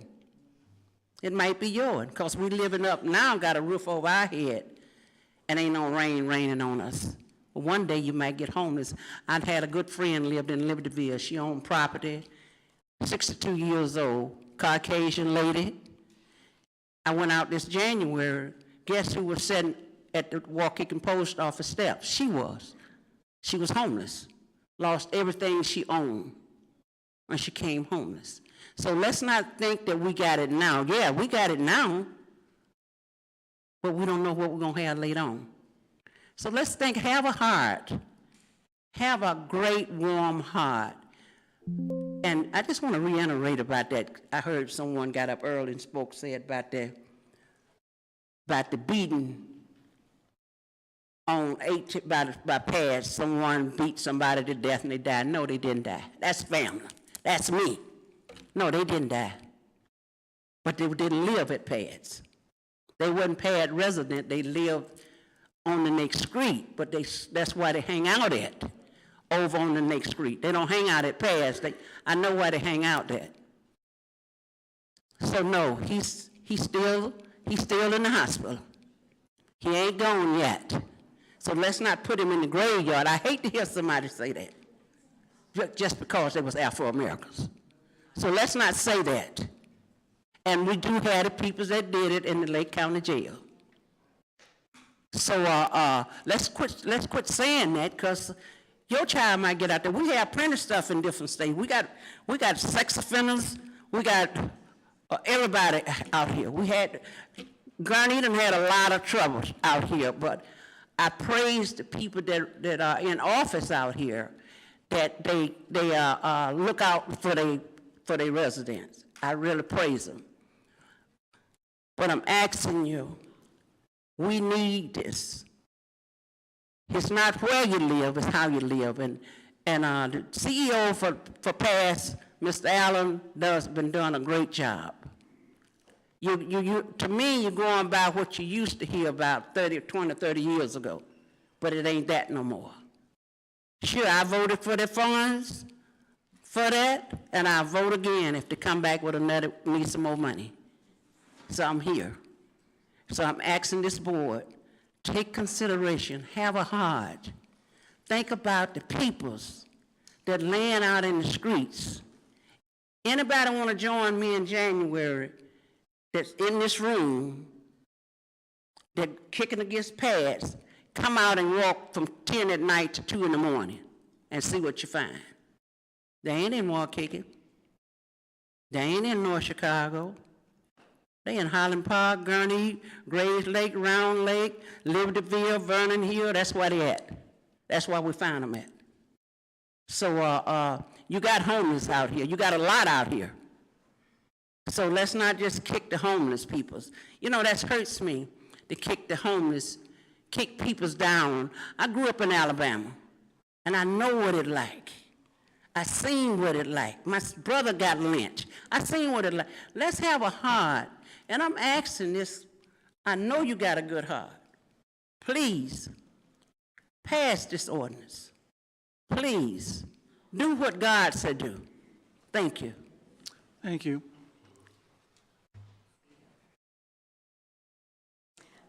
Good evening.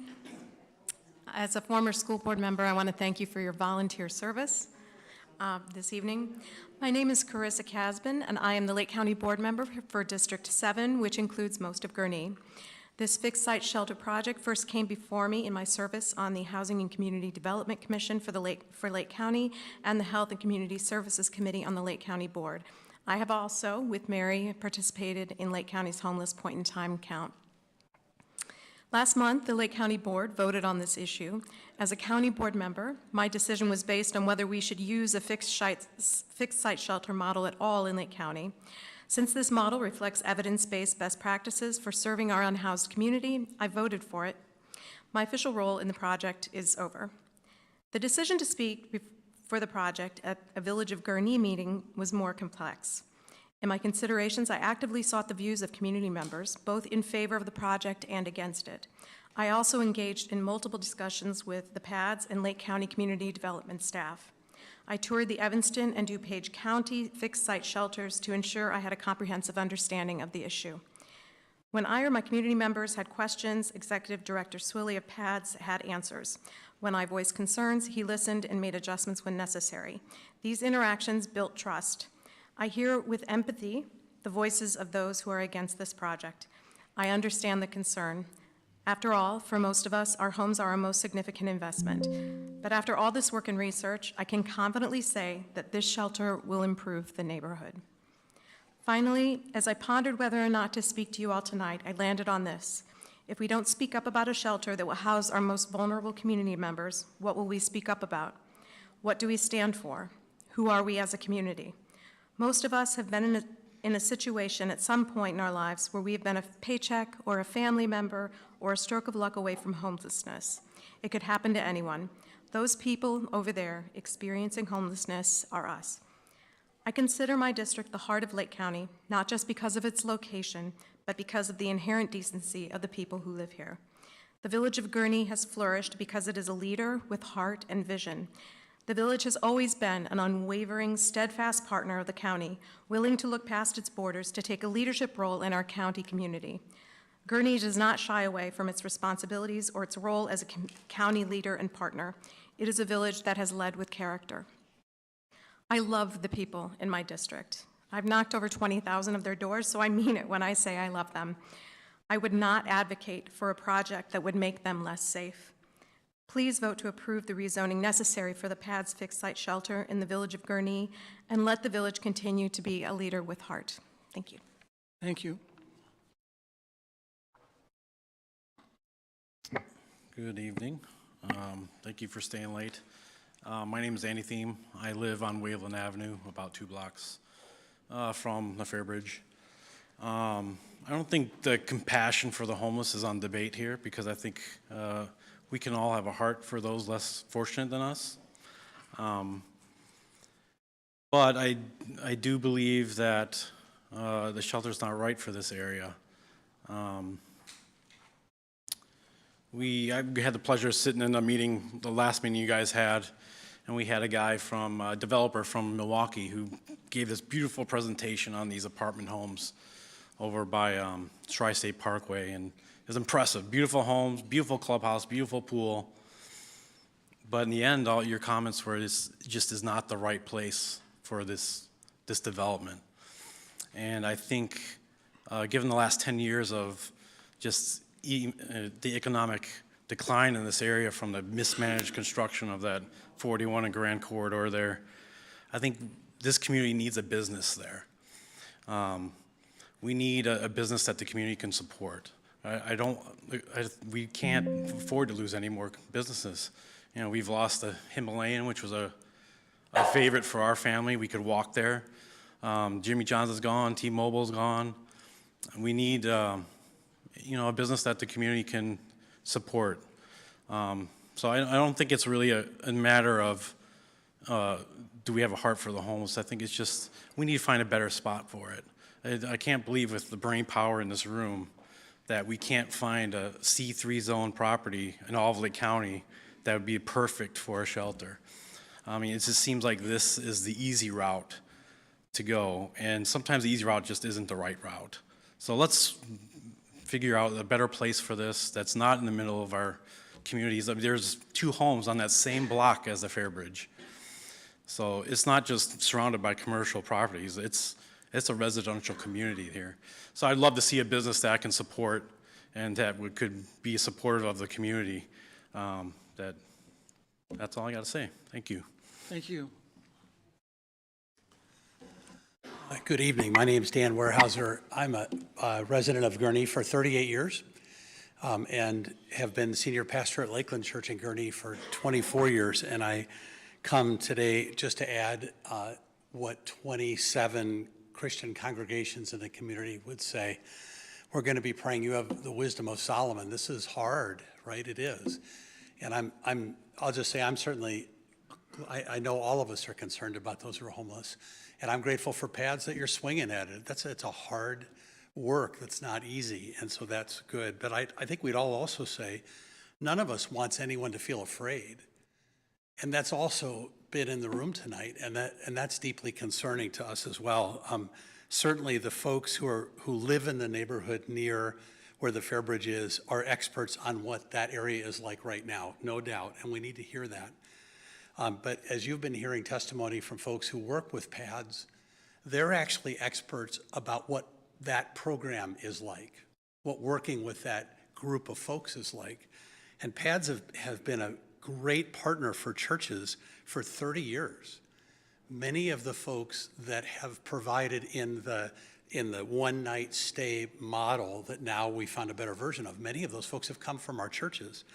And 50 to 60 PADS clients in an evening with 2 volunteers. Many times those folks who are volunteering are senior citizens and kids. And I'll just tell you, we as pastors would never send our people to something that we feel is threatening to them. So from that standpoint, we found you guys to be a marvelous partner and are confident because the screening process you've been using has been effective.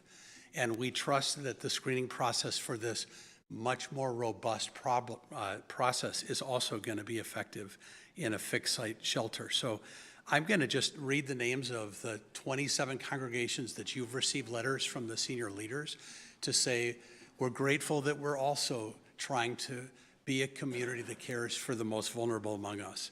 Those congregations are After the Fall Ministry Waukegan, Bethel Lutheran Gurnee, Christ Church, Lake Forest, Christian Neighbors, Waukegan, Cross Life Church, Gurnee, First Baptist, Waukegan, Gurnee Community Church, Holy Cross Lutheran in Libertyville, Hope Lutheran Church in Long Grove, House of Prayer in Gurnee, Journey Church, Beach Park, Joy Lutheran Church in Gurnee, Lakeland, the church I serve in Gurnee, Life Church in Gurnee, Living Waters Cathedral, Winthrop Harbor, Lord of Glory in Grays Lake, Love Inc. in Lake County, New Abbey in Waukegan, Redeemer Lutheran, Waukegan, St. Mark's Lutheran, Waukegan, St. Paul's Lutheran, Waukegan, Sign of the Dove, Waukegan, Street Chaplains, Trinity African Methodist Episcopal Church in Waukegan, Lavinia in Gurnee, Waukegan Baptist Bible, Wesley Free Methodist in Waukegan, and then also the Islamic Foundation North in Libertyville and the Prairie Circle Unitarian Universalist Congregation in Grays Lake have sent letters. So we're thrilled about the opportunity this is and that you guys are swinging at it. So we hope that you'll vote positively. Thanks for your time. Thank you. Good evening or good night. My name is Linas Tomaitis. I live on 1029 Magnolia Avenue with my wife and 2 5-year-old twins. And we are against shelter to be putting in Fairbridge Motel. We live, there's 2 blocks away, so then we bought a house. We didn't think about it. Any shelter wasn't in the plans many years ago. Now we're raising the kids and we really worry about it. School buses, schools, and homeless people is not is not, is all these people from PATS describing us, and they not dangerous, and they not violent, and everything goes very well. If I just did couple little research about it, I'm understanding we need to help them. They have the mental issues, diseases, we need to help them, but that location where they picked is very wrong. So let me, I'm gonna try to be as quick as possible, not say where I get the data. If somebody wants it, I can tell you. So, so let's begin from alcohol abuse. 38% between nationwide, between homeless are addicted to alcohol. 26 to the drugs. Now, question since to the paths. Since they not allowed those homeless people use the drugs in that shelter, were they gonna do that? Of course, in the parks, in our neighborhoods, because if they are addicted, they still gonna do it, right? Besides that, they're gonna need the money for that every day. If they're not working, where are they gonna get the money? They're gonna again go on the streets, begging, go into houses, robbing, on doing stuff like that. That's nobody, I didn't hear that, so I didn't hear from past how they would like to explain us how they're gonna handle that situation. Furthermore, it's 31% of the homeless people are chronic homeless. So whatever you do to them, they still end up on the street because that's the choice of the life. So from 90 people, they're gonna have it. Let's say the program works well, we're still gonna have 20 people after 90 days wandering the street. And Gurnee soon gonna have a tent city, like in the Los Angeles or Milwaukee or Chicago, with the homeless people. What are they gonna do with that? So this is another thing. All those people gonna run in my neighborhood in further, 67% of the homeless people have mental illnesses currently. 77% had it once in their life or something happened. So it's very difficult people. You know, they need a constant medical attention and deal with the people who has a mental disease, has a drug addiction or alcohol addiction is really not easy task. And this is going to be on the streets, and we residents, we're not trained for deal with the people like that. So that scares me a lot, and my family as well. There is, besides that, Sir, I'm going to need you to wrap it up pretty quickly. Okay, there is a relation in the crime, between the homeless people create more violent crime than the robbing the people. I have a data, what it says, then is 61% of the whole crime they create is violent. In the 2020 in Los Angeles, they create 90,176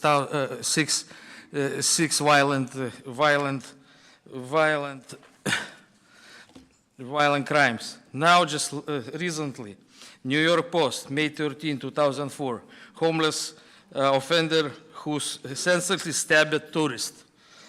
California News, homeless man accused of fatally stabbing 16-year-old woman in San Francisco Standard. Woman killed after being pushed into the train. And it's on and on and on. Okay. So there is a reason for us to be scared. You're way beyond the 3 minutes. I'm going to have to stop. Thank you. I just wanted to say, please do not vote there because you going to give that crime directly first step. That's all. Thank you. Thank you. Hi, my name is Dave McClellan. I live at 1188 Boulevard View Avenue. In 1976, my father built a house on Glenflora Avenue. All but 7 years of my life, I've lived in the East Gurnee quadrant. I rode my bike to the Handy Eddy where my mom worked. Where this was Onan, where we're talking about was Onan Garage, where the big, long, tall statue with the guy holding the garage. Yeah, I lived there and I rode my bike right past it. when the Speedway was a checker, when Welton's County Market was open. I lived there, and I've spent my whole life there except for 7 years. And this hasn't been a huge issue until just recently. I've lived there. I can tell you, I am a witness. It has been an issue recently. And in 2016, when we were going to redo the East Side Corridor, what they decided to do was to write zoning tickets to the dilapidated buildings and stuff. They got U-Haul to turn the old Handy Andy into the U-Haul you see now. It was a dilapidated building for years. And just by writing up tickets, they decided, well, we're going to either get tickets or fix it up. They fixed it up. Okay, so it can be done. Okay, I just want to say, I rode my bike right down there all the time when I was a kid. This is my son. I'm afraid to let him do what I did. I want him to have the life that I had. And that's not capable right now. Okay, and everybody here is looking at, let's help the homeless. I'm with you, help the homeless, but not right there. Okay, because when you go to Jewel out on the west side, you don't have panhandlers. I don't get asked when I go out to Jewel there, hey, you got spare change. When I go out to the McDonald's out on the west side, there's not a security guard with a gun there. There is on the east side. Why? You can tell me that this isn't going to be a problem. You can tell me you can control it. It hasn't happened. What happens if someone comes in after 10 o'clock? Are they locked out? Are they sleeping in my neighborhood? Are they allowed in? That door that they can open, they won't let people in. What happens? They just walk out and decide they want to go get some that night. They want to go get drunk. They want to go whatever. Are they allowed back in? What happens? Okay? And what happens if someone's sitting at the bus stop and my kid's riding by and he decides he's off his meds, can't control himself, and I like that backpack. Can you control that? It's not on your property. Can you control that? These are all questions I have. Please think about that. Thank you. Thank you. Hello, I'm Nicholas. I'm 13, and I'm also going into 8th grade at River Trail School. First of all, I'd like to address the fact that with homelessness rising drastically, a facility this small will not suit the needs for this community. We just need a bigger shelter because of how many homeless there are in this quite expansive county. 90 people per quarter is not enough. And also, there's too many vulnerable people around. There's a senior living facility across the street. As mentioned before, there's tons of daycares, parks, schools, many children in the area.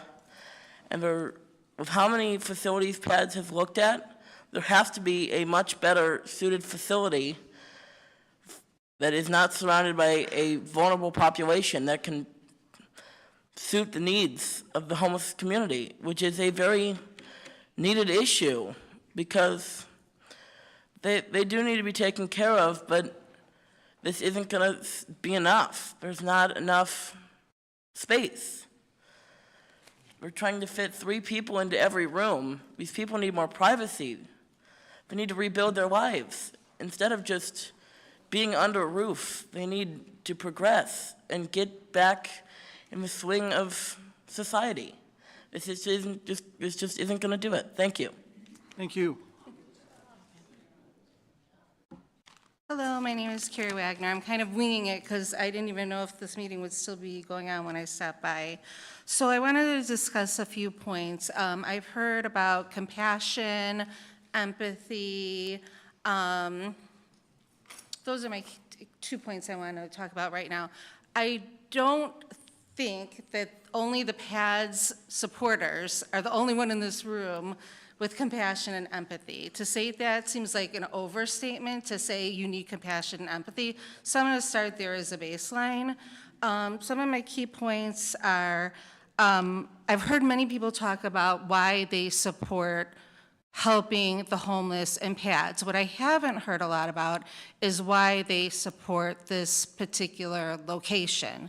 And that's what I'm here to discuss. I think a lot of the support has come from people who really aren't thinking deeply into the issues that the residents here are very familiar with. So on the surface, if someone says, of course I want to support the homeless, I'm a good person, who wouldn't want to support the homeless?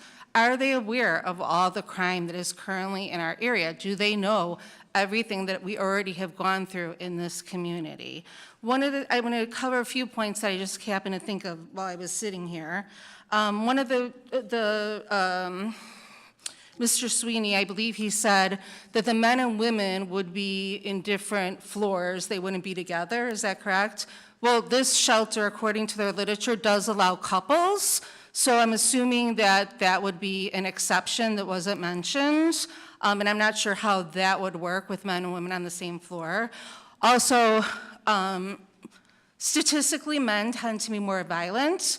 There are more men that will be in this shelter, and the definition of a low barrier shelter by nature is the lowest barrier to entry. So with that, it means you don't have to get criminal background checking. There's no requirement for drug testing. You don't even need a license to go in. So if someone is a wanted criminal and you don't have to be admitted with a license, how do we even know who we're getting in this facility? And the literature also states that they do screening for sex offenders. But according to what I've read about homeless shelter, it doesn't mean they won't let in sex offenders. It means that it's good to know if someone is a sex offender. So all of these things I think are very, very important and very nuanced. Let's see, what else do I have here? Okay, another thing that I've heard is that they're going to force programming. The very definition of a low barrier shelter, you cannot force programming. There's an article, and I've read several articles that say, am I really a low barrier shelter, or something to that effect. And what makes a high barrier shelter different from a low barrier shelter is in a high barrier shelter, there are screenings and there are requirements to go through programming. And a low barrier shelter is supposed to be basically to prevent harm. So it's supposed to be non-punitive in nature. So therefore, if someone isn't going to a recommended program, it doesn't mean that it's going to be punitive. And, you know, human nature is if you are expected to better yourself and you have some pressure, chances are you're going to better yourself. If you're able to roam the streets and do nothing all day, they might think that's an easier way to live. And, you know, for people that say the homeless people are just like us, some of them very well are. But the ones that are going to be living at a low barrier shelter aren't. Those are going to be in a high barrier shelter. And let me tell you something. If I was a single woman, there's no way I would want to live in a low barrier shelter knowing that I could have a murderer or a heroin addict there. And I'm not saying that's true of everyone, but at this particular shelter, there's more of a likelihood. According to PADSO data, they say 6% approximately of their... Excuse me, ma'am, you're way beyond the 3 minutes. You need to I wrap am? it up. Okay, let me see. Oh, I thought I had 5 minutes. 3. Oh, everyone else had 5. Okay, I'm going to say one more thing. One of the reasons that the hotel was picked is because I was told that they supported it in PADS is because it's empty. And someone had brought up in the Lake County meeting that maybe they should use the Ramada Inn. And I'd just like to remind everyone that the reason they can't use the Ramada Inn is because it was burnt down by the homeless, who, according to a CBS article, who had been squatting there and set fire to it, and it took 4 hours to put out. So with that being said, that's where I'll end. Thank you.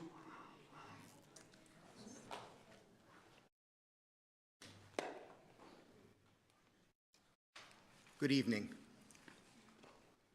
My name is Mike Morse. I'm a member of Joy Lutheran Church and a resident of Gurnee. I support the proposed fixed-site shelter location at 3740 Grand Avenue and would like to try to help allay any concerns that our PADS homeless guests would not be good neighbors to our local community. I have served for 10+ years as a site manager for one of the rotating church homeless shelter sites in Lake County. Over that period, I got to know most of our homeless guests. I can report that in total, over the 10-year period, I experienced only a small handful of issues with our guests. These issues never included anything even close to physically or verbally inappropriate or threatening behavior. It was always just a matter of needing to settle down, an excited person who had just experienced an especially tough day fighting homelessness. Our homeless guests were always exceedingly kind, respectful, thankful, and well-behaved individuals despite their circumstances. These positive qualities were demonstrated by our guests when they volunteered to assist with kitchen duties and unselfishly tended to the needs of other guests in the shelter. I was amazed to witness the positive, thankful, and resilient attitudes of our guests, although they slept on the floor with no privacy and no showers of any kind. I'm extremely excited about the prospect of the privacy and the dignified living conditions that could exist for our guests with this proposed fixed-site shelter. When I think about the fact that the exit from homelessness rate will increase from a mere 4% in the rotating shelter system to a whopping 80% with this proven fixed-site shelter model, I feel like this is an opportunity that we must embrace. Therefore, I respectfully request that the Gurnee Planning and Zoning Board vote tonight to approve the PAD's proposed fixed-site shelter location. I realize that it takes political and personal courage to step up to a change like this, but I believe that you will find your kindness will be on the right side of history. Thank you. Thank you. Good evening. My name is Laura Ramirez, and I've been a resident of Gurnee for the last 10 years. And I love Gurnee. And I've talked 2 families into moving to the community. And so I really, truly want what's best for the community.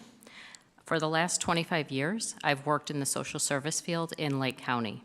And so I've seen the other side. And then I've seen how dramatically the need has increased post-pandemic.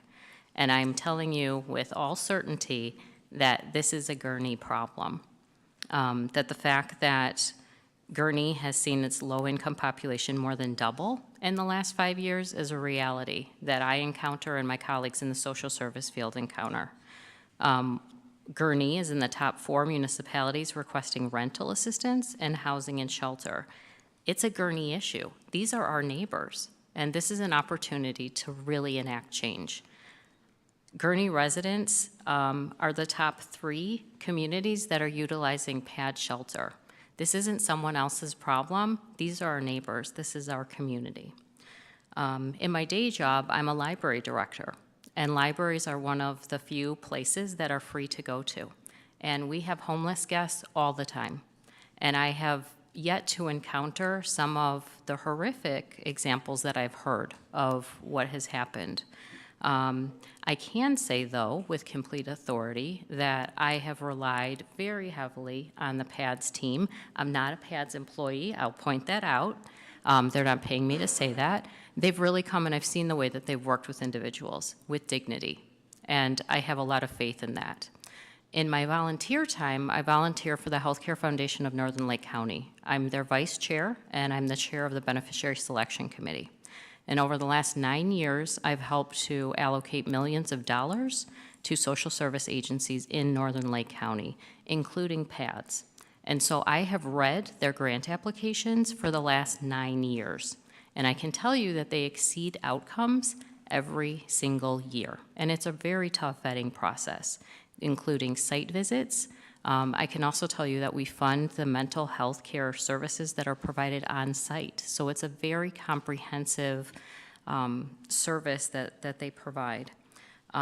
What I'd like to end with is the risk of you not approving this is having unsheltered homeless individuals living in places not meant for human habitation, living in bushes, parks, vehicles, abandoned buildings, in tents.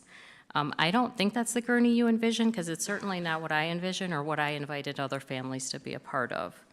I really ask that as a community member that we really look at the fact that these are our residents, these are our neighbors, these are our families that we interact with that we're talking about. You have before you a plan, a very well thought out plan that really talks about how to work towards addressing this issue. And I respectfully ask for your favorable consideration of this request. Thank you. Thank you. Okay, so we're 1 minute away from good morning, so I'll start. Good morning. Thank you for being here this late and listening to all of us for and against. As a community member, I really appreciate that, and I have learned so much in just attending all of these different meetings. My name is Rachel Thiem. I live at 1046 Waveland, and my family has lived at this address since 1978.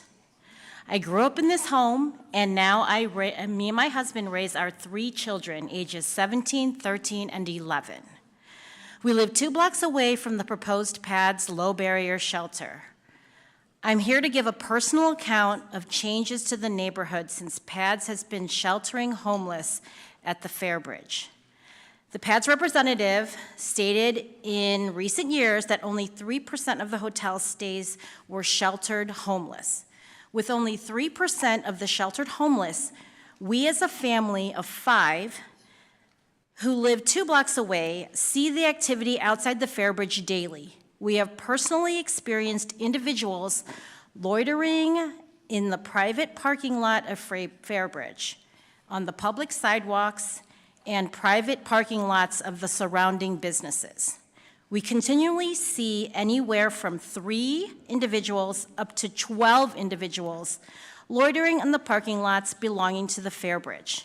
I cannot speak to the evening hours because I do not go that way when I drive in the evening. I am talking about daylight hours.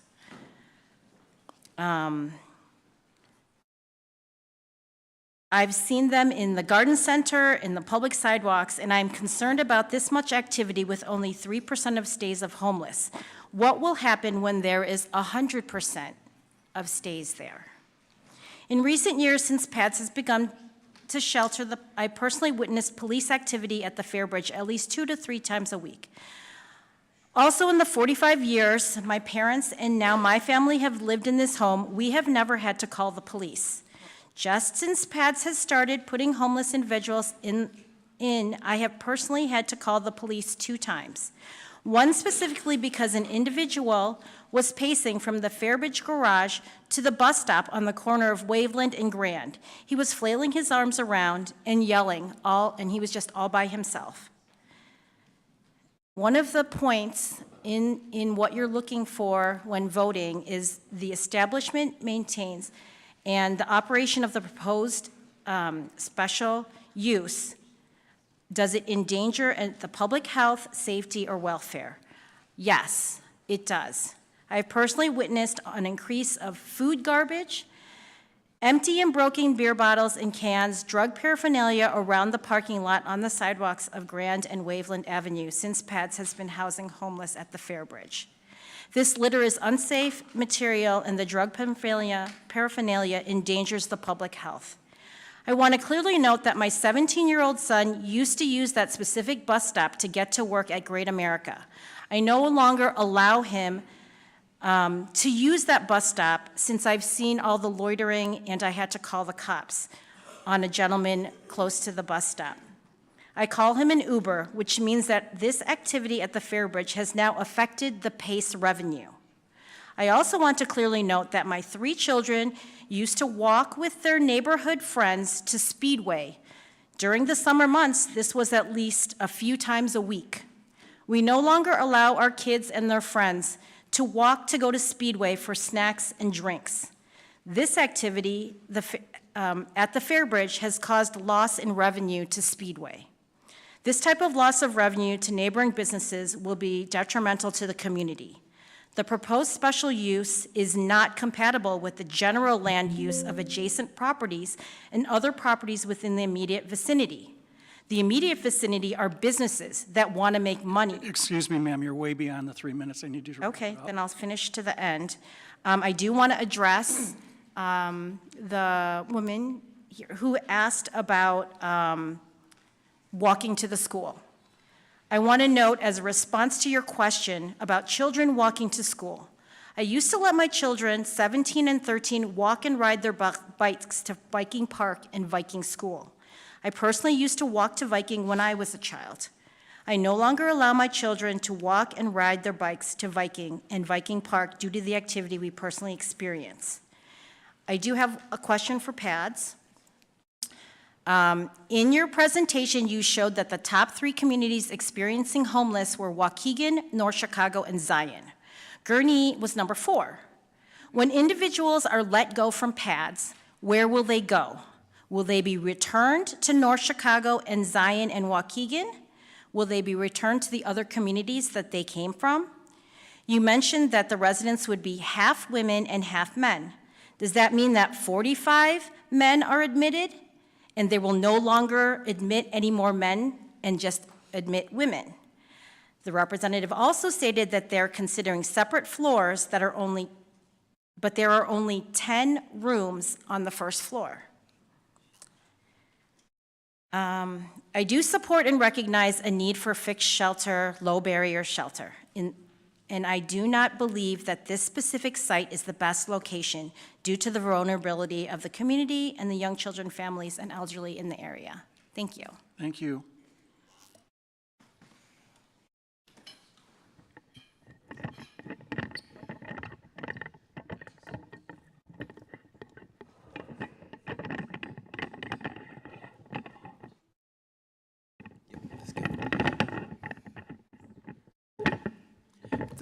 Thank you for hearing me. My name is Sanchez Armstrong. I am a graduate of PAD. My life has been very good to me. I have lived the American dream. I was an honor roll student in high school. I was student athlete twice in college. I grew up and was able to have my own businesses, restaurants, and owner. And 8 years ago, my whole world was turned upside down and around. I was in a car accident where my spine and my sciatic nerve was shredded.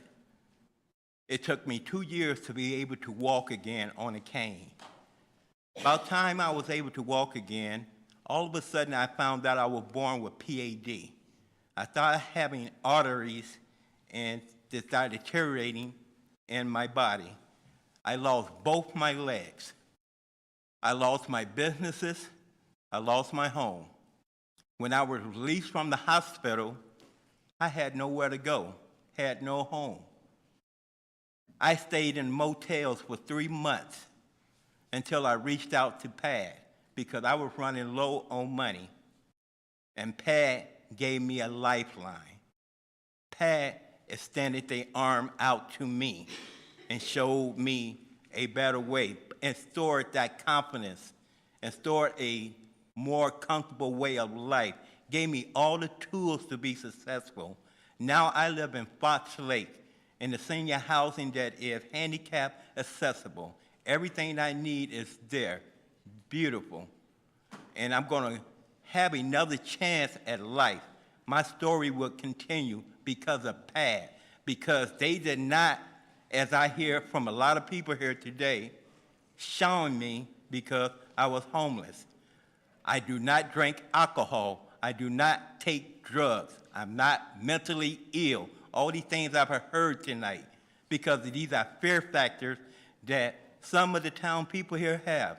And I wish I can understand, but I don't, because I'm gonna end this with this, guys. I always got more gratitude out of helping someone than in turning my back on someone. And I just want everyone to think about this, because humanity, I thought at one time when I sat in that hospital for 628 days in the last 5 years, that it didn't exist anymore. PAD showed me it does. Thank you. Thank you.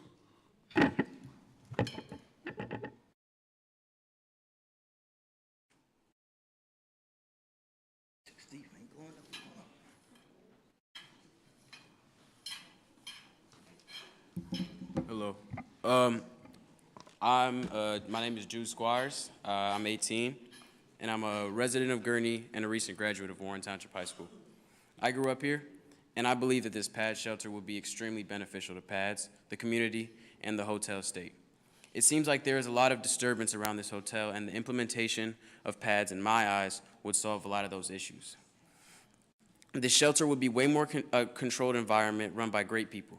As I grew up at a young age, I was around a lot of the PADS clients as I served in helping clean some of the facilities, and I was also around because my church hosted showers for some of the people seeking help through PADS. I want to highlight that at the age, I'd probably say around 10 or early teens, I never once felt afraid or worried around any of the people I encountered through those things. I would go over in the morning while they were hosting showers at the church to get the perspective of the people that were there in those situations as I was a curious kid. I never once looked at the people I was around and found them any more dangerous to me or my family than anyone else I would meet in public. They seem to even have more to lose than the average person because they are given this great opportunity to change their lives and get back on their feet. I would play basketball and chat with a couple of the people, and they're extremely nice people, and they're just like the rest of us. They just wound up in a less fortunate situation, as the man that spoke before me. These few points are my main reasons why I believe the decision to allow PADS to transform this property into a shelter will be an extremely beneficial decision to both PADS and the community. Thank you for hearing me. Thank you. Hi, good evening, morning. My name is Bruce Johnson, and I'm the CEO of Nicasa Behavioral Health Services. I'm also a retired police chief and a Marine Corps veteran. Nicasa began in 1966, and we've been very fortunate to work with the Village of Gurnee and the Gurnee Police Department for many, many years, and we're especially proud of our collaboration on our highly successful teen court program. Nicasa provides a variety of services, including but not limited to substance abuse evaluation and treatment, a recovery halfway house for adults, mental health services, gambling assessment and treatment, in-school prevention programming, decision-making and risk reduction classes, shoplifting prevention, anger management, teen court youth diversion, parent education support, family advocacy, and many more. We serve more than 4,000 treatment clients each year for these services and thousands more in our prevention programs. Nicasa is also proud of the collaborative work we've been able to do with PADS Lake County. We recently completed a very successful 5-year federal grant funded by SAMHSA, the Substance Abuse Mental Health Services Administration, in partnership with PADS Lake County, which helped homeless individuals with co-occurring mental health and substance use disorders in Lake County. These life-saving and life-changing services that were provided would not have been possible without PADS Lake County. As you know, homelessness, mental health, substance use, and problem gambling are very complex problems that are increasingly exponential and affect virtually every family directly or indirectly in Lake County. Nicasa has been honored to partner with PADS Lake County to make a difference in the lives of our residents and our community members. On behalf of Nicasa Behavioral Health Services, I respectfully urge the Gurnee Planning and Zoning Board to vote to approve PADS' proposed fixed-site shelter location at 3740 Grand Avenue, and I pledge all Nicasa's full support and partnership to provide substance use, mental health, problem gambling treatment services, as well as wraparound and family advocacy services, helping individuals and families reach their full potential and work towards long-term stability. I sent a little bit longer letter that I hope you get a chance to read, and I want to thank you in advance for all of your time and thoughtful consideration. Thank you. Thank you. Hi, thank you all for staying so late. My name's Rose Froseth, and I have been a Gurnee resident for 26 years. I believe that we as a community have the ability and the responsibility to ensure that every person in our community has all of their basic needs being met, housing being one of those most essential needs. I care about this as a Christ follower, and I look to Jesus' example of prioritizing the care of the most marginalized and the most vulnerable people in our community. In reviewing the recent statistics from 211 and from Lake County Coalition for the Homeless, we clearly see the crucial need to provide solutions to this growing humanitarian crisis. I want to emphasize the fact that this crisis seriously affects our own residents here in Gurnee. This is not a crisis that should only be addressed by the City of Waukegan, but this is our responsibility both for Gurnee and for Lake County. DuPage PADS data shows that the rehousing success rate is significantly higher with the fixed shelter model, and it is also the safest and most stable form of shelter out of the 3 models. PADS Lake County will offer wraparound services on site as stated in their presentation, and residents will be transported to resources that are not on site, such as the DMV. One person opposed to this plan stated that 3 people to a room is too many. When I volunteered for a church PADS site years ago, guests had to sleep in the same room, men and women separated by a partition. At times, we could provide a separate room for families, but that was not always possible. We did not have a shower at this site, and the beds provided were pads on the floor. Having 3 to a room will provide so much more privacy and dignity for each guest than sheltering 60 or more people in one room. As many as 90 we sheltered during one season. 3 people sharing a room, each with their own actual bed and a private bathroom, would be a luxury after having to share sleeping quarters with so many or after being unsheltered. It was also suggested that we wait 2 years to see how well things go with the fixed shelter in Waukegan.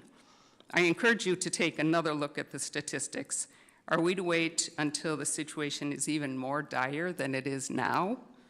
There is a fierce urgency right now to use better solutions to provide shelter for those who are unsheltered.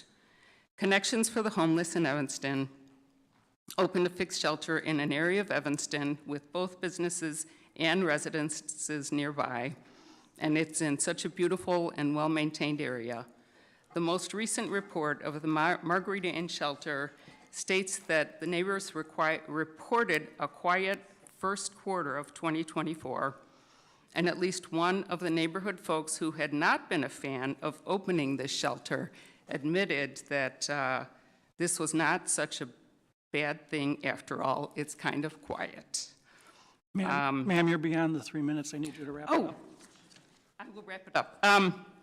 PADS plan significantly improved the property, will significantly include the PADS plan will significantly improve the property in question, and I truly believe it will result in a safer and more beautiful area on the east side of Gurnee. I want to add that I think it's extremely important to trust the experience and expertise of the staff of PADS, people that have been dedicated for many years and worked tirelessly to provide shelter for those experiencing homelessness. I ask you to approve the PADS Fixed Shelter. I see this as a great opportunity for the village of Gurnee to lead the way, standing strong and uniting with Waukegan by allowing PADS to provide clients with dignity, a safer and more successful path to rehousing. I ask you to lean into your courage and compassion to help PADS provide their clients with dignity, advocacy, and shelter that they deserve. Thank you so much. Thank you. Good evening, Board. My name is Craig Worrell. I'm a local preschool teacher, and I have lived in Lake County for about a decade, including many years in the Heather Ridge neighborhood of Gurnee. I'm not here to talk about life experience and things like that. I have heard the Board want to hear from us about actual zoning issues. So I thought I would bring up zoning issues that I have come across legally that I know about. And I'll start before that, rewinding back to 2015, the U.S. Supreme Court of Reed versus the town of Gilbert declared it illegal to make laws against panhandling. And since then, many states, including our state, have had to repeal laws against panhandling, including our own town. Very wisely on our website says, please don't give out to panhandlers. Instead, give to local ministries or charities that help. The town has 2 opportunities on their website for that. One of those is PADS. They're already a community partner that we are in the community working. I will say that to then say, in 2021, Catherine H. Barber Memorial Shelter Incorporated versus the town of North Wilkesboro was a federal lawsuit where a zoning board was sued and won in federal court for being denied a waiver to zoning for a due of safety and harmony in the community, which is a lot of what I have heard tonight. The zoning board did not approve a nonprofit charity that was gifted a plot of land to be turned into a homeless shelter, very similar to this, but except we have people willing to purchase land and transform it into a nonprofit shelter. They were denied by the zoning board. With the help of the Institute of Justice, they went to federal court and won a lawsuit, and now today that homeless shelter is open and helping families in North Wilkesboro. Thank you very much. Thank you.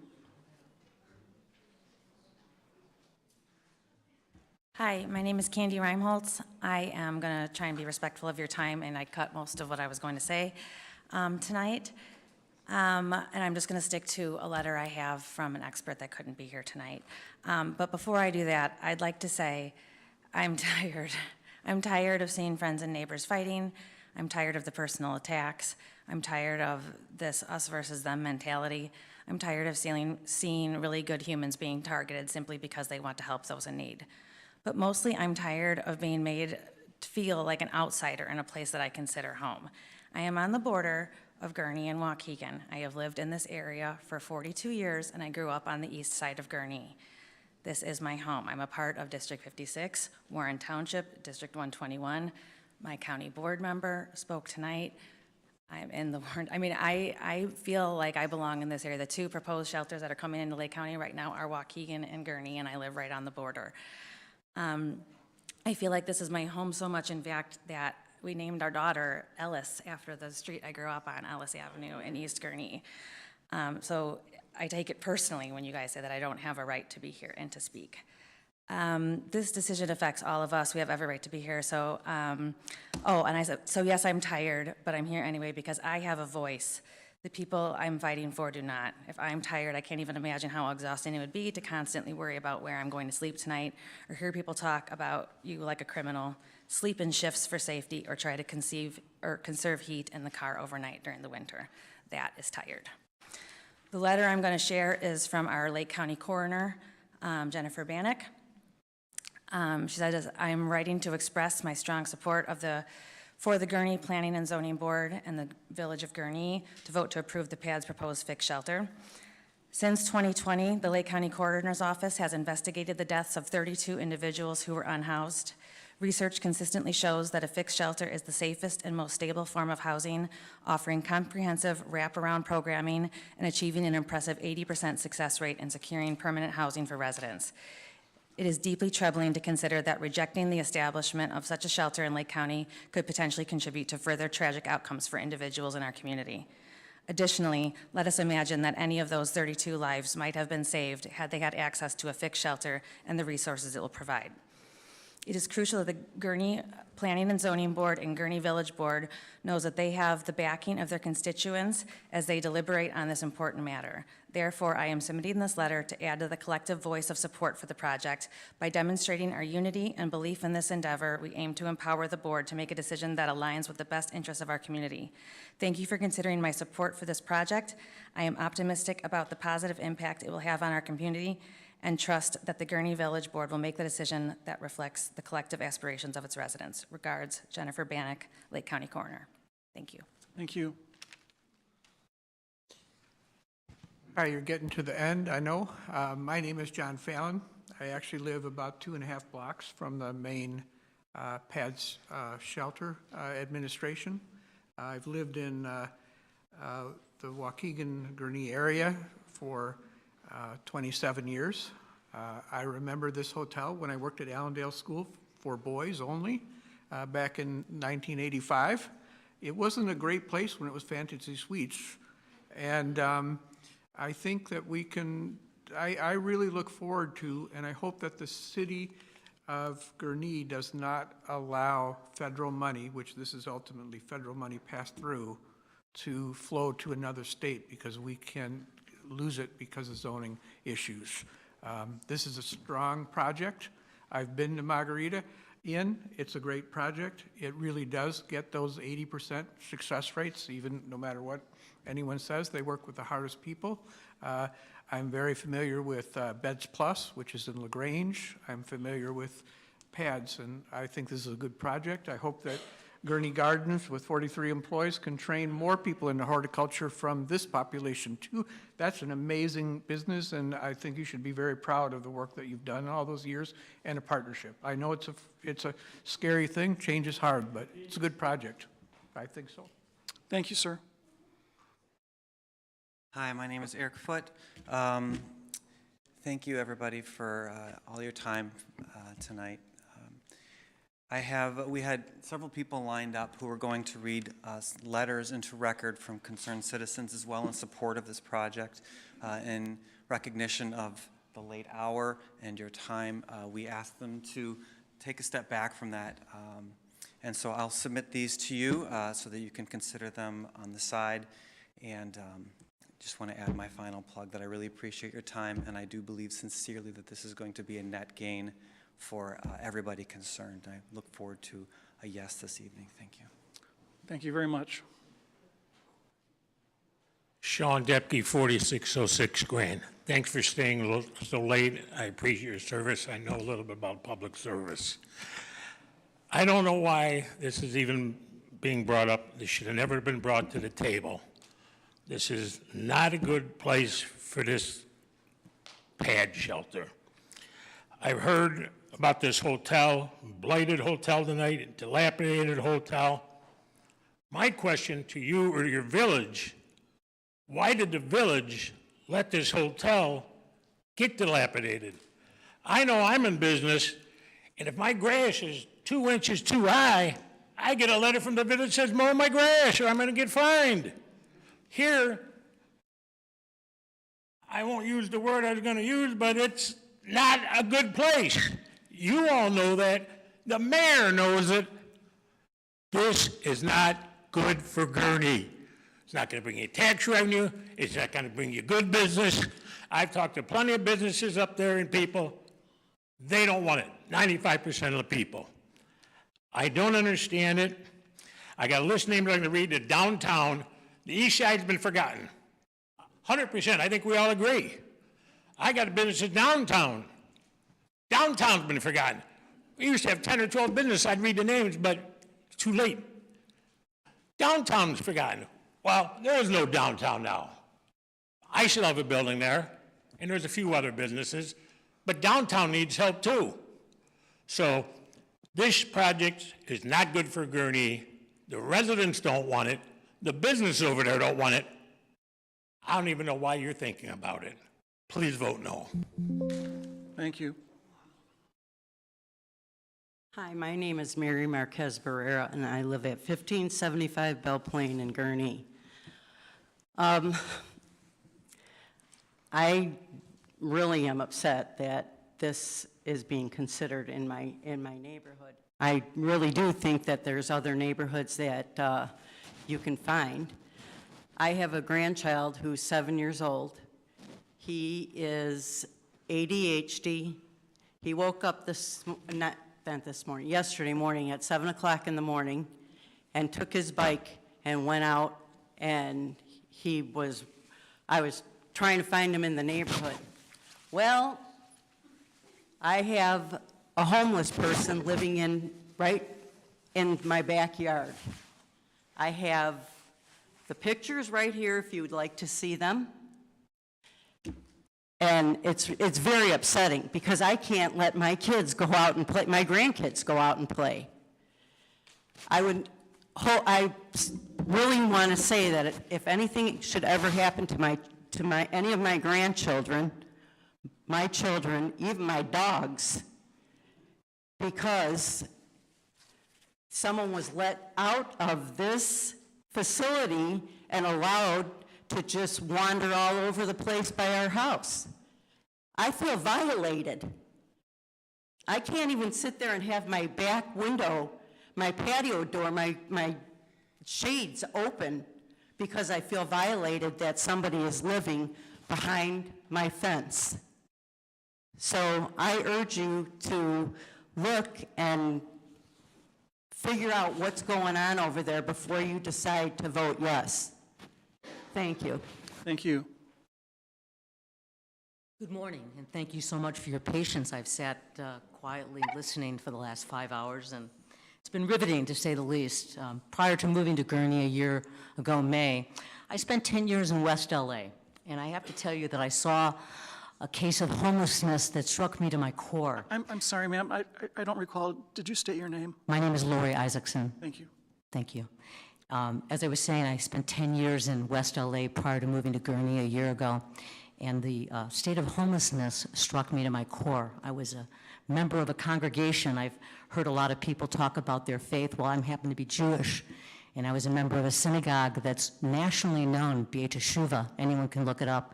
They have 150 beds for people that are homeless and also people that have life issues, whether it's addictions to drug, alcohol, sex, gambling, food, or they have issues with their person. They have problems with family, and they need a place, and they need help, and I volunteered. I also fed homeless people every month. My brother and my nephew and I were highlighted as giving the most food to families every Thanksgiving. Over 50% of them were homeless. So I stand here with tremendous compassion for homeless people. However, I've been listening to comments made tonight in favor of a homeless shelter, and I've not heard a single person say why this property and this location is the best interest for the homeless. This is not an argument about whether or not we need to find a solution to house the unhoused. If it were, this meeting would have been over long ago.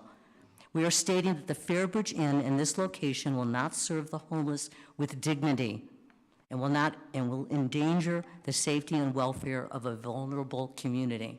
For all the reasons stated in our presentation, I don't believe that Gurnee is the right location for this type of shelter. As one of my fellow spokespersons, Jory, explained, this would be put to the only 2 major fixed site shelters for all of Lake County in one area and put an unsustainable strain on our community's resources. But for the people here tonight arguing in favor of a homeless shelter in Gurnee, we have an option that is much better for the homeless. PASS has also been sheltering their clients at the extended stay near the Olive Garden at 5724 North Ridge Drive. If we're going to house the homeless in a Gurnee hotel property, actually the extended stay is a much more suitable property for the following reasons. 101 guest rooms. PASS could house more unhoused people and in individual rooms rather than 3 to a room. Each room has a kitchenette. As we understand, the PADS facility will not provide a kitchen. All food will be brought in by volunteers. The hotel is a large laundry room. It is centrally located and has easy access to the Pace bus route. This hotel is 1 mile from the Bethel Lutheran Church, a group in favor of the Gurnee shelter. This would provide easy access for volunteers from that church. The extended stays total assessed value is $1,318,000. Its total market value is $3,957,000. PADS is paying $2 million for the Fairbridge Inn, and they've budgeted $3,252,000 in renovations to the architect. So PADS would actually save taxpayer money by purchasing the extended stay and saving on all those renovation costs. Similar to the Fairbridge, the extended stay is in a commercially zoned district, and there is a residential area behind the extended stay, but there is no direct connecting street to that residential area. There is no elementary school within a mile. The money that Lake County has provided to PADS for the Fairbridge shelter can be legally reallocated to a different location. Excuse me, ma'am, you're beyond the 3 minutes. And I have one final sentence, so I'm right on time. If the people here in Gurnee are in favor of a shelter and they truly want to house the unhoused with dignity, possibly this would be a much better option. Thank you so much for your time. Thank you. Hi, my name is Susan Squires, and I'm a resident of Gurnee, and I just wanted to ask a few questions. One, I was wondering if PADS or somebody on their team could address the issue of the 3,000 calls to the police or something in Evanston, since that was mentioned in the presentation earlier. I was also wondering if there's anything that PADS would be willing or able to do to help address the problem of unsheltered people who seem to be in the neighborhood right now. Is there any way that if this were passed, would PADS be in a position to help address the problem that currently exists in the neighborhood? And are there any examples of like neighborhood agreements or some way of like establishing an agreement between the neighborhood and PADS if this were to pass, so that they would be working together on what works for the neighborhood? That's all. Thank you. Thank you.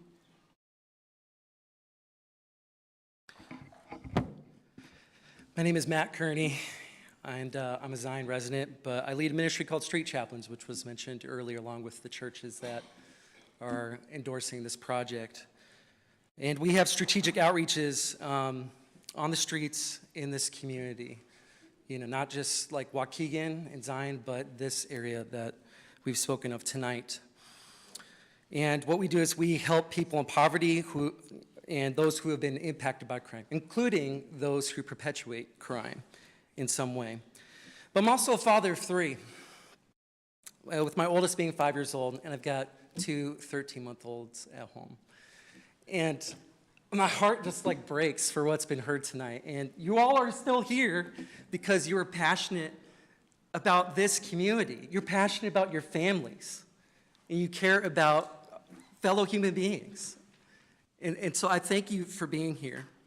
And when I hear the concerns about crime and safety pertaining to this project, that resonates with me because of my line of work and as a father. I care both for the residents of the neighborhood and those that are homeless, truly.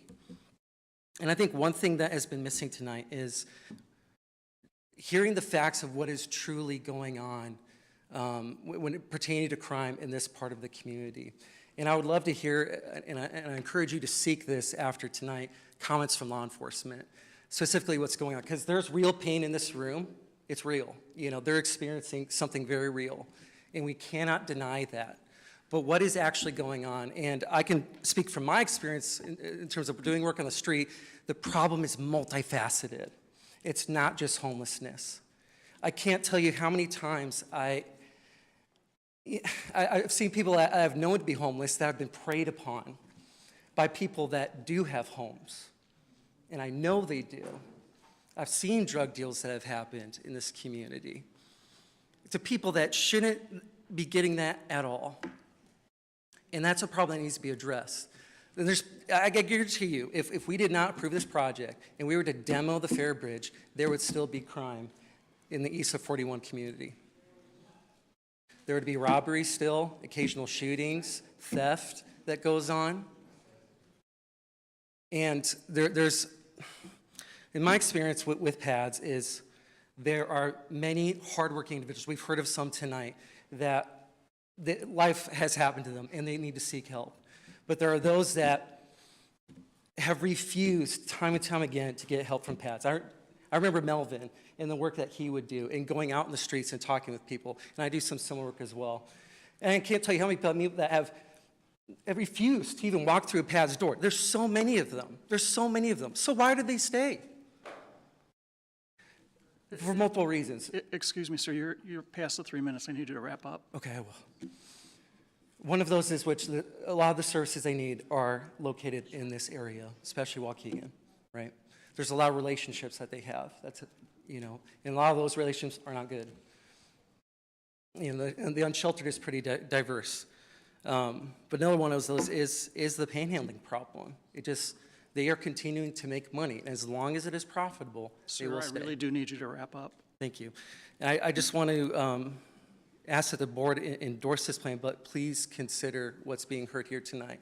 I don't know what that looks like. More patrols, substation from the police. I don't know, but please let's find a solution together where this can work. Thank you. Thank you. And it looks like, ma'am, you're going to be the last speaker this evening. Okay, I'm not real good on a microphone, so I'm going to tell you that right now. I did email this in, but I wasn't going to get up here, but I want to make sure that you received it and that you hear it. Okay. My name's Karen Razwadowski. I live at 1432 Belle Plaine Avenue. I have lived in my house for almost 37 years.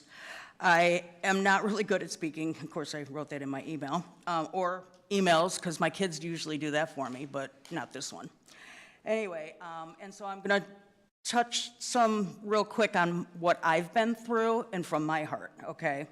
I was in a very bad abusive relationship for my first marriage, and I had always said, if you ever touch the kids, you're done, okay? Well, he did, and he was done, and I bought him out of the house, and I've lived there, like I said, 37 years, so I worked 3 jobs to be able to keep my kids in this District 56 school district.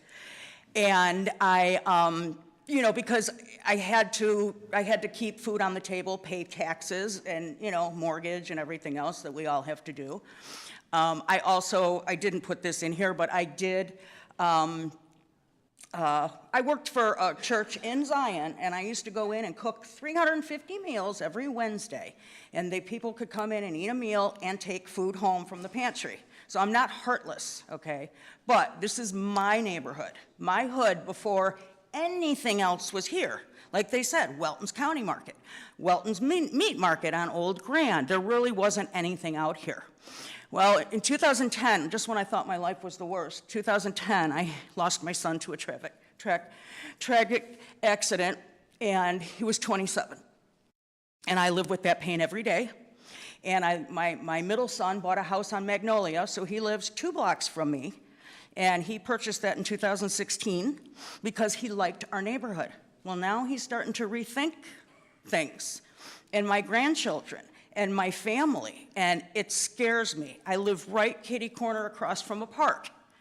And the things that you see is just nobody should see, and it's scary. And so I hope that you will take us all that live, we're living, we weren't handed this, and, the one doctor got up here last week or whatever and had said, we were privileged. No, I've worked hard, and I'm not saying people don't need a chance, but not in our neighborhood, please. Thank you. Thank you. At this time, I'm closing the floor to the public. Okay, one more. Okay, sir. Final one. Okay. I couldn't keep standing behind in the queue, so that's why I can kind of get seated. I'm sorry about that. My name is Mateen. I live on Waveland, just 2 blocks north of Fairbridge, and I'm very sleepy. I understand that. Let me ask, how many of us in the attendance are right now in 1 square mile of this property?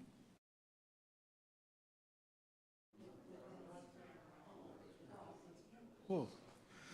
What felt like today is the immediate concerns of the immediate neighborhood were being overrun by what I felt guilt that I'm not compassionate, I'm not inclusive, I'm not diverse-minded, I'm not treating them as people. These are the things I heard. And also what I understood that Pastor told something about Islamic Foundation North is also pledging support. Yes, they can, but I live in that neighborhood. Islamic Foundation North doesn't live in that neighborhood. Why are we considering those things? Every congregation, whether Islamic, Jewish, or Christian, they will all support, and I support it, and every one of us here supports the same exact cause. What we are saying is, it's situated in an established residential neighborhood. Similar to what one of our fellow members said in here about the Tri-State Parkway. The plan from residential perspective was very good.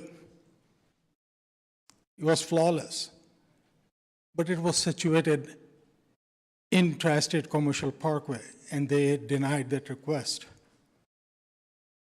Gotta have the heart. Consider the pain that is being shown from those people who are in that neighborhood. Just don't discard them as another piece of, policy or whatever it might be. From real estate perspective, somebody mentioned that the properties over here appreciated 46% as opposed to 30% in the west side of Gurnee. Think about that. The property values on this side of the Gurnee, you will not find it more than $350,000. On the west side of the Gurnee, it can go all the way to $2 million, so the math would not suffice over there.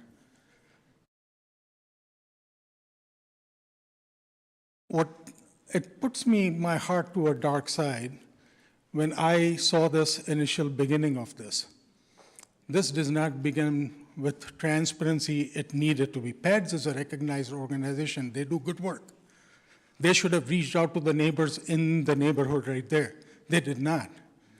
What began is residents calling each other and asking them, hey, have you heard about this? PADS is having a conversation in Warren about PADS relocating in Fairbridge Inn. Then we found out somebody else is associated, which is the trustee is on the village board. Then somebody else is. It puts us on a dark side, right? It doesn't feel right. It's a good cause. We should have started with the community first. Why are we bringing them last? And now what has happened is we have the roll up from those who are PAD volunteers, supporters, including I am a supporter. But I'm affected by it. Now you know why it's kept on seated. Thank you. Okay. All right. Thank you, everybody. I'm now going to close the floor to the public, and we're going to try to address, there was a lot of comments, but not a heck of a lot of questions, so we'll go through the questions. Yeah, Brian, I have several that Okay. I noted. Okay. Will undocumented immigrants be allowed to stay at the proposed shelter? And- Yeah, so. So you need to use the podium. You can, whoever best on the team can respond.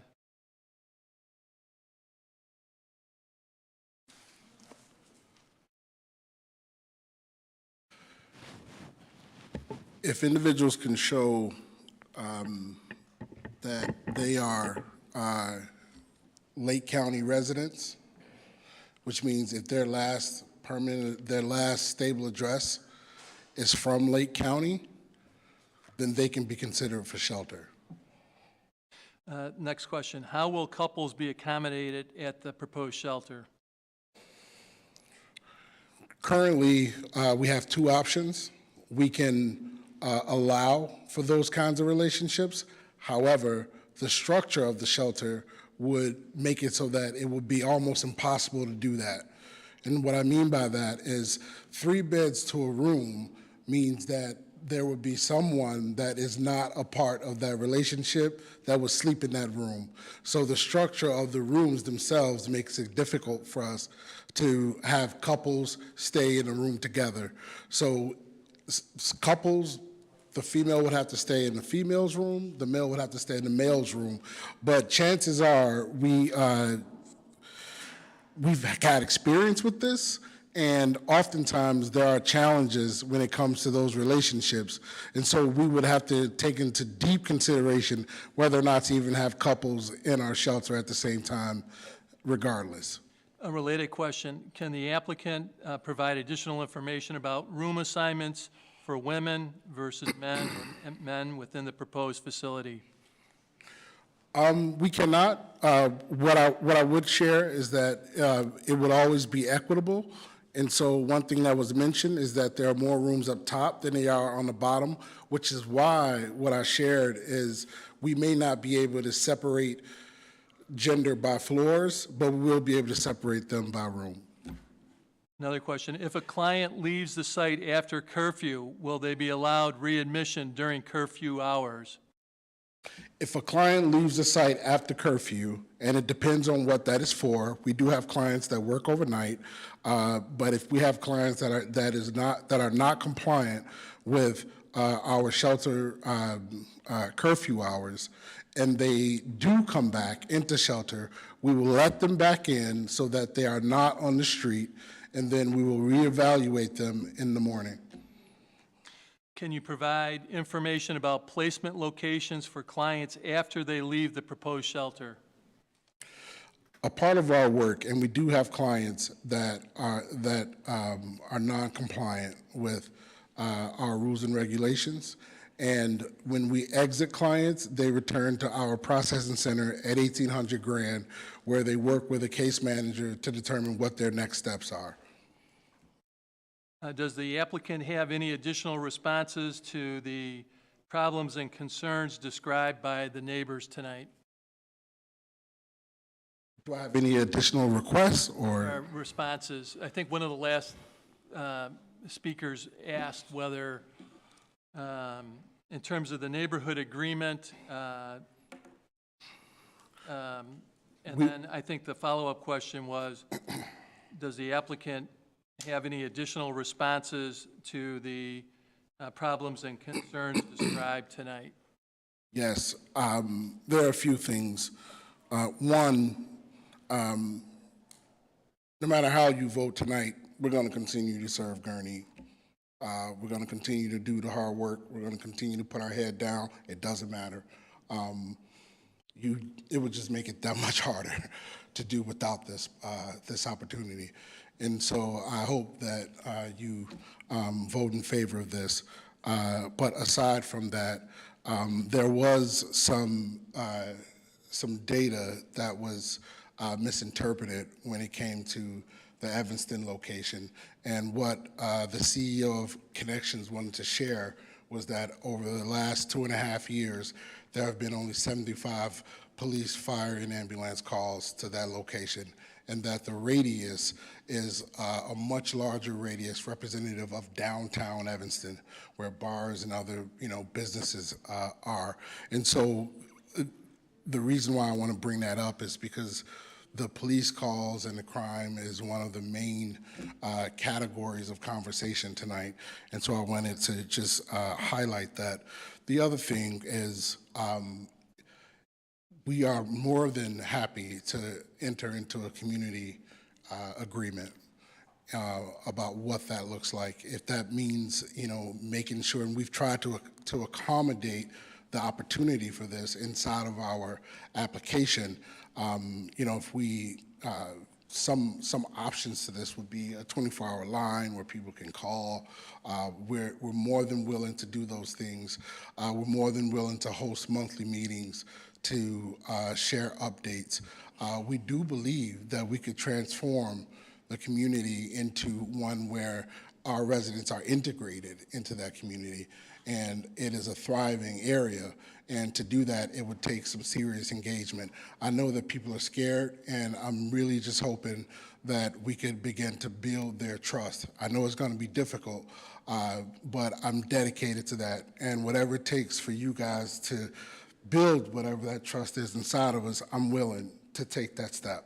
I know that, I heard the questions about this not being the right location. I hear that a lot. I've heard that in different cities. I've heard that throughout the county. But what I would say is you guys are the right people.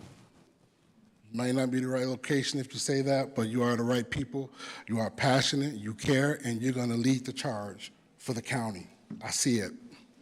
And there was another question that was directed perhaps more to staff, and that was, why hasn't the village closed the hotel at the site under emergency or other closure provisions? A hotel regulation ordinance was cited a couple times, and what I can say is that the village ordinance does reference nuisance incidents. However, under state law and case law, hotels cannot be strictly held responsible for the acts of third persons or their customers.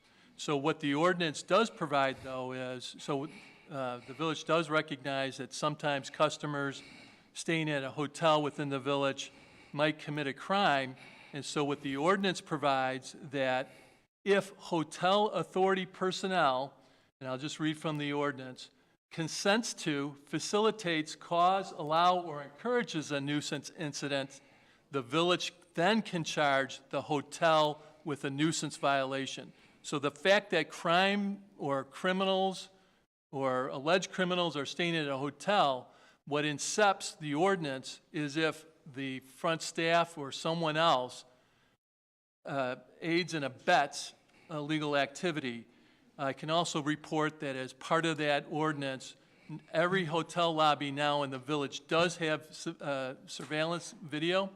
So if there is an incident, the police can demand to look at that video to see how their front desk and their personnel acted, to see whether there was any indications that somehow they were assisting in illegal activities. So just wanted to explain that there have been some violations pursued on that in the past through the village. It's a relatively new ordinance. I'll turn to Mr. Ziegler to see if there's any other questions, or to the chair. I'll let staff go first. Okay, I had a couple, the sex offender screening process, just a clarification that, you know, sex offenders would be disqualified from. Yes. Okay, thank you.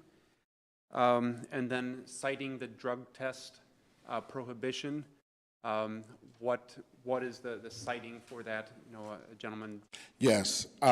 So per our funding, if an individual comes to us and states that they have a substance use issue, and we can identify that they have a substance use disorder, the disability is included within the American Disabilities Act, and our funding requires us to support them in that. You guys should know that, and this goes hand in hand, sometimes it's difficult for substance use individuals to participate in shelter operations because of the rules.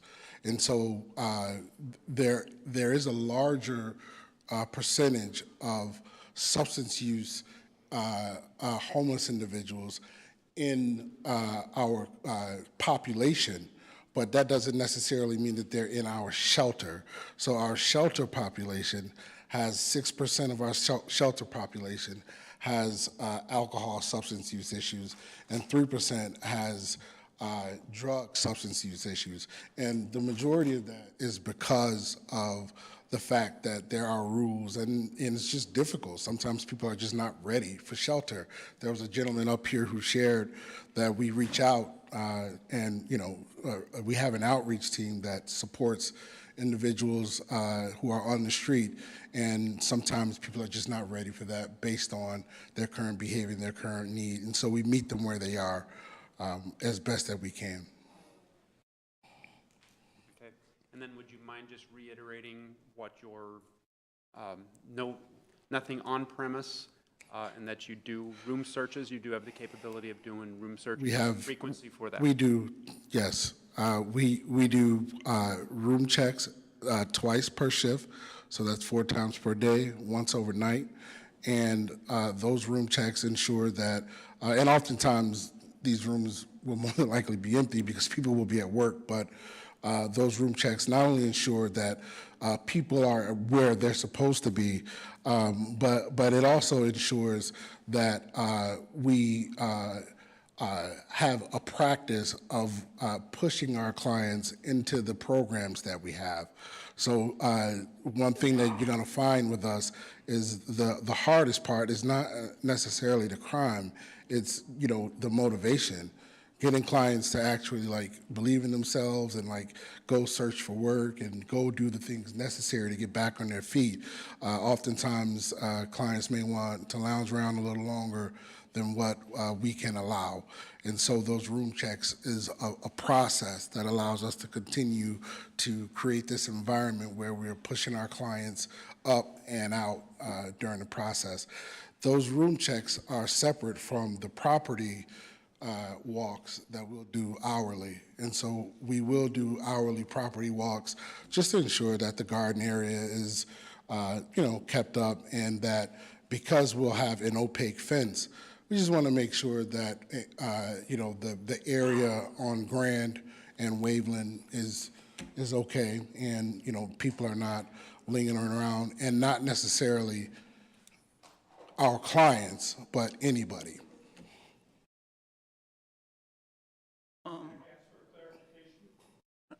Sure. I'll open the floor. I'll open the floor briefly. One question. Please go to the microphone, though. I can say it real loud. No, you have to use the microphone because we're recorded. It's for you. Once Once a client steps out on the sidewalk on Boydsland, you have no control over them. I suspect there'll be constant panhandling at several corners at Grand and 41. Who's going to address that? Okay, I'm closing the floor to the public. So we typically, like I shared in my opening statement, we typically don't see shelter clients panhandle. And what we've learned over the years is that not all panhandlers are homeless.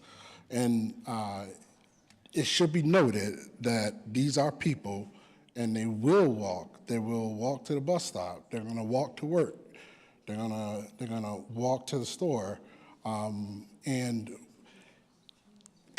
for you and any neighbor in this area, if there is ever a level of comfort that you are that is not happening, and where you think that one of our clients are the ones that's walking in your community aimlessly, we will be there to pick up the phone.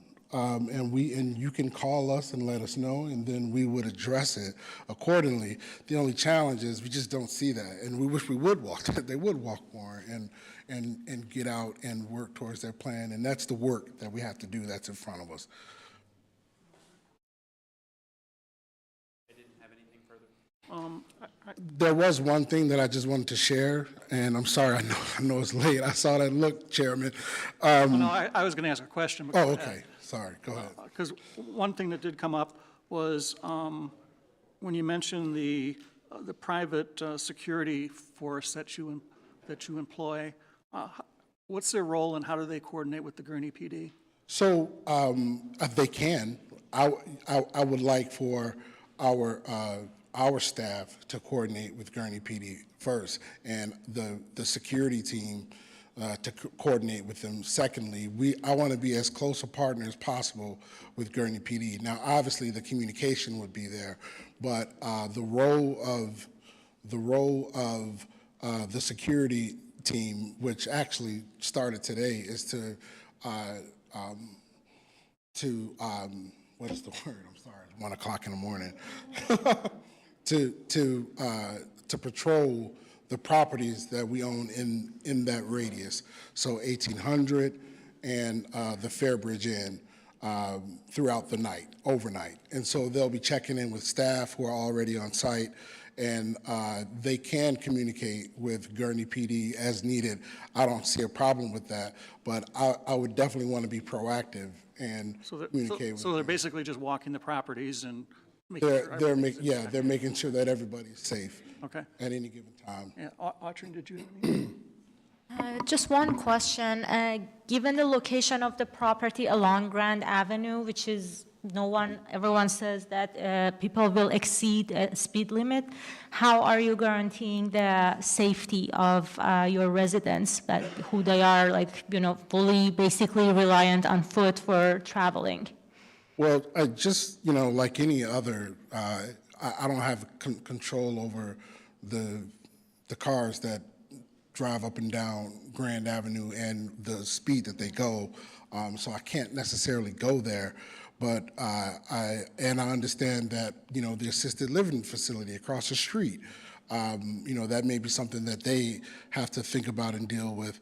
But our clients are not individuals who don't understand how to get around. They are adults, and they've used public transportation often, and they know how to navigate streets. And so if there's anything specific that we need to explain to them about safety in that specific area, like how to keep themselves safe from speeding cars, and I'm guessing that's what you're asking, right?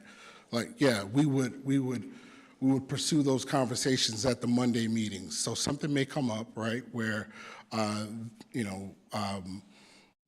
things are changing in the area and cars are speeding more rapidly. We would bring that up in the Monday community meeting and share, be a lot safer and maybe walk a certain way if need be. But I would think the same way that the assisted living facilities, across the street, and residents who walk in the area walk around. I think our clients can do the same. And then you said you wanted to add one other thing? Yeah, so there was a mention that that Lake County will descend upon Gurnee. And this is a very fixed shelter, which means that there is a finite amount of rooms. And we'll also have an overflow for individuals who need immediate shelter, and that would be a hotel overflow. So we'll have hotel vouchers that continue, not at the level that we're doing it now. We have 300,000. It costs us $300,000 a month to hotel the clients that we have, and that money is going away. But we will have funds to support the transition for roughly about 2 years. And so we want to be able to use those funds when necessary, when there are other people in need. Simultaneously, you guys should know that this is a part of a larger vision to have multiple a network of shelter sites throughout the community, throughout the county that meet the need. We know that sheltering 73 to 90 individuals won't continuously meet the need. But when you couple this with the family shelter site, because we saw a 75% increase in family homelessness this year, and we'll serve about 270 or so people in that shelter. And then if we're able to bring on a few more, which is what we would move towards next, we would have this network of shelter opportunities with co-located services and tight partnerships that would allow us to get our work done and to propel our clients out of the situation that they're in. And so Gurnee is a part of a larger vision, and I'm hoping that you guys would join us in that vision for the county. Okay, thank you. And there was one comment that was asking why we were dealing with this at all. And as a planning and zoning board, we're obligated to hear out any reasonable request and conduct hearings like this. I mean, we don't go out and solicit for something like this, but we're obligated to, see it through in terms of conducting a process to see whether something is warranted or not. Okay, did we miss anything? Okay. All right, so now we move on to the final deliberation by members of the Planning and Zoning Board.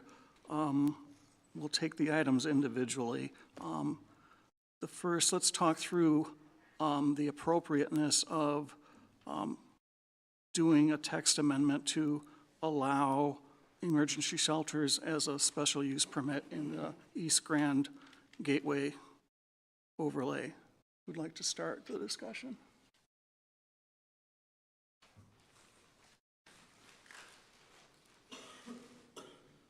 I'll start by saying that it's emergency shelter, it's getting 1 o'clock in the morning, is a broad term, and it just doesn't incorporate the specific proposal that we talked about today. It also opens up the door for other uses.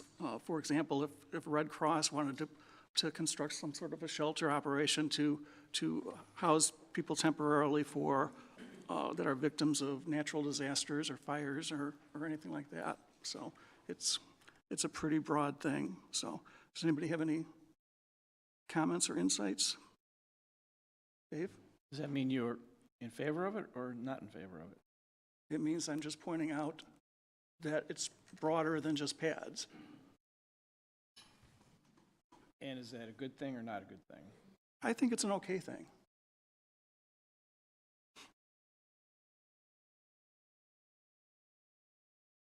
I agree. Okay. Todd?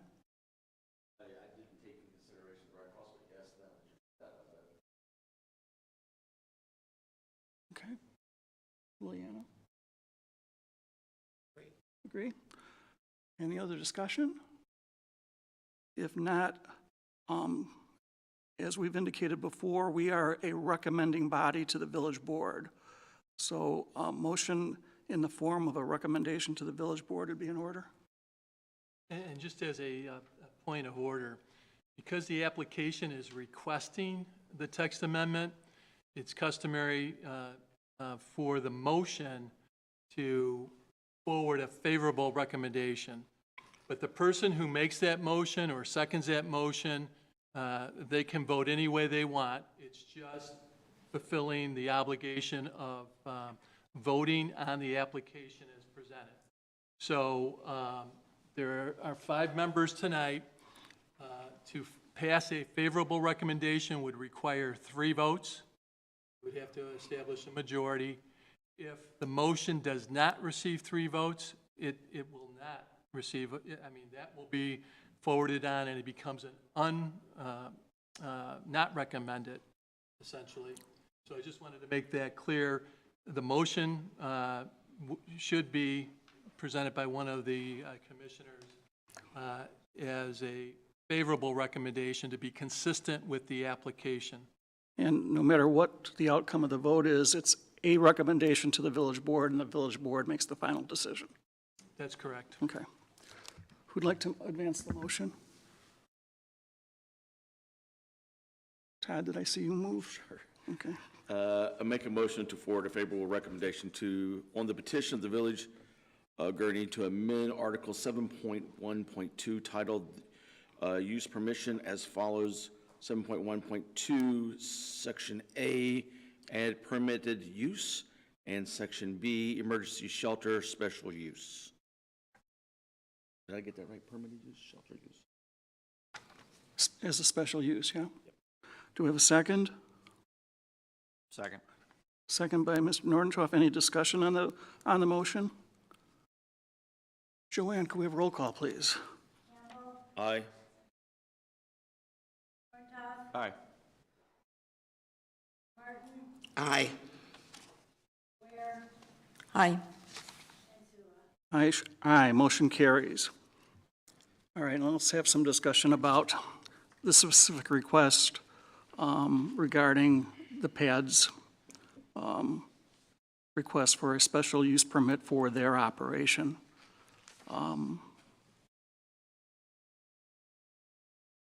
Who'd like to start?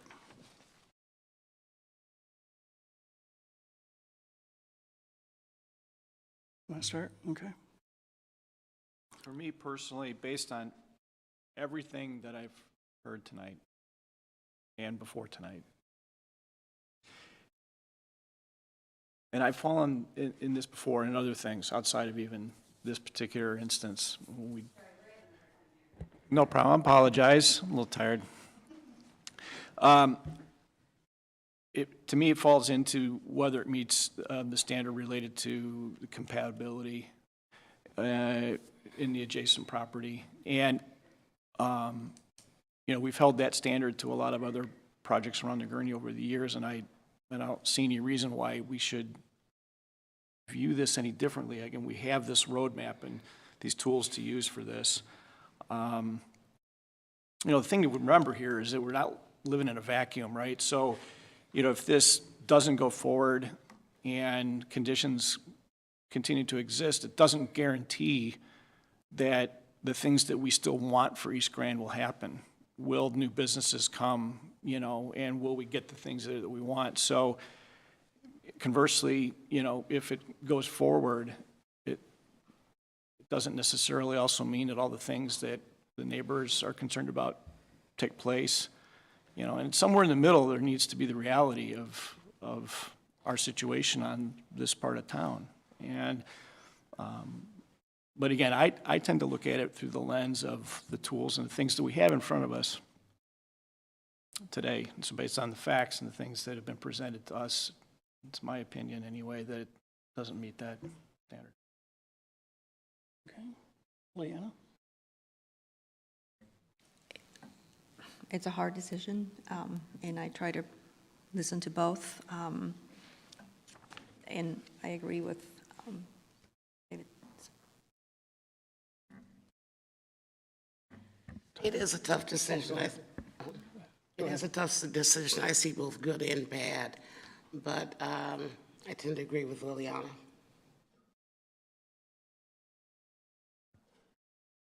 Todd? I think everyone on this commission is halted between two opinions.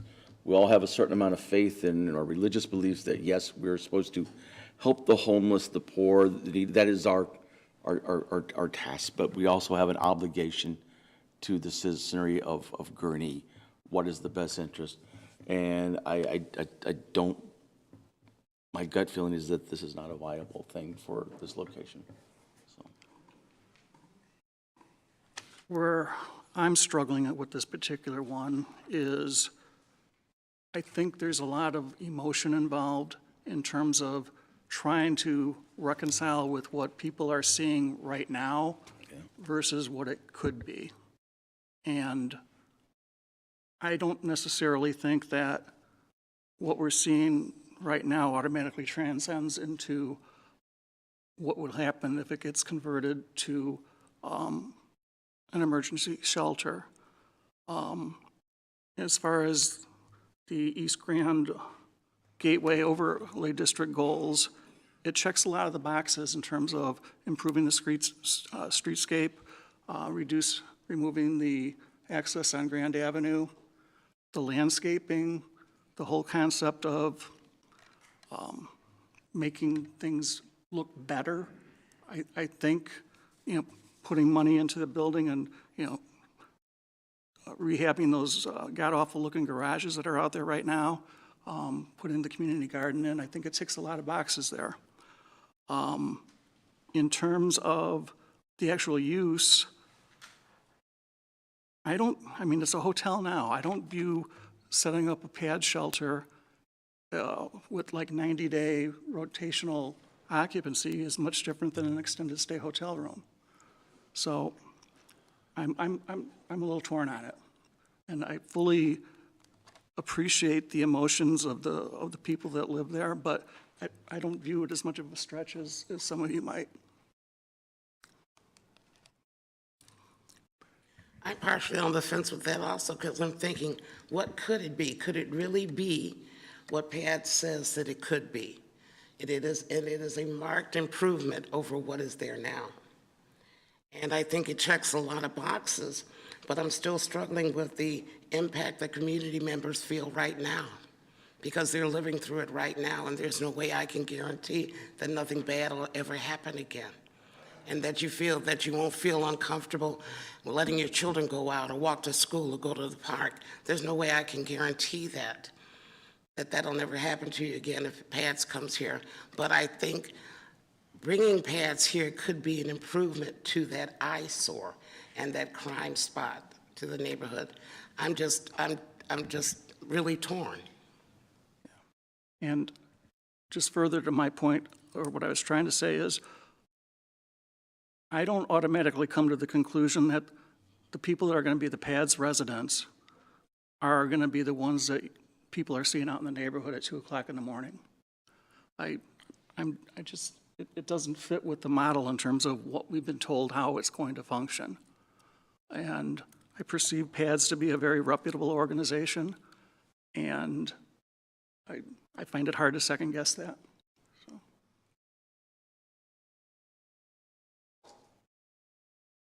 Any other?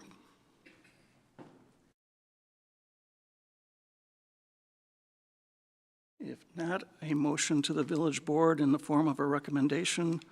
And as Brian had indicated, we always do those in the affirmative. Yes. If we do the motion, the conditions, do we want to add those to that? The 1, 2, 3 conditions? Yeah, I think. Let's document them. Let's verbalize them. Yeah, you'd have to make that part of the motion. Motion We need to discuss forward. those, though? No. Excuse me? I didn't know, do we need to discuss them, or? Oh, would you want to discuss? Yeah, the first one is the total number of building occupants is limited to the maximum permitted by the building code. I think there was a note in our packet there that we might want to consider that so that it will reduce the number of people in there. You're not going to have enough, based on square footage, if I remember right? Correct. So you will probably end up reducing the number of persons in a room by doing that. And then the second one is the shelter operates as a fixed shelter only, and any changes in PADS management that leads to conversion into a other shelter type requires a major SUP modification. and the resident's stay is limited to 90 days with a valid extension based on progress in finding housing and/or employment. Okay. I just wanted to get those out on the record. Sure. And make sure the petitioner agrees with all that. Okay. All right, now a motion to be ordered. Todd?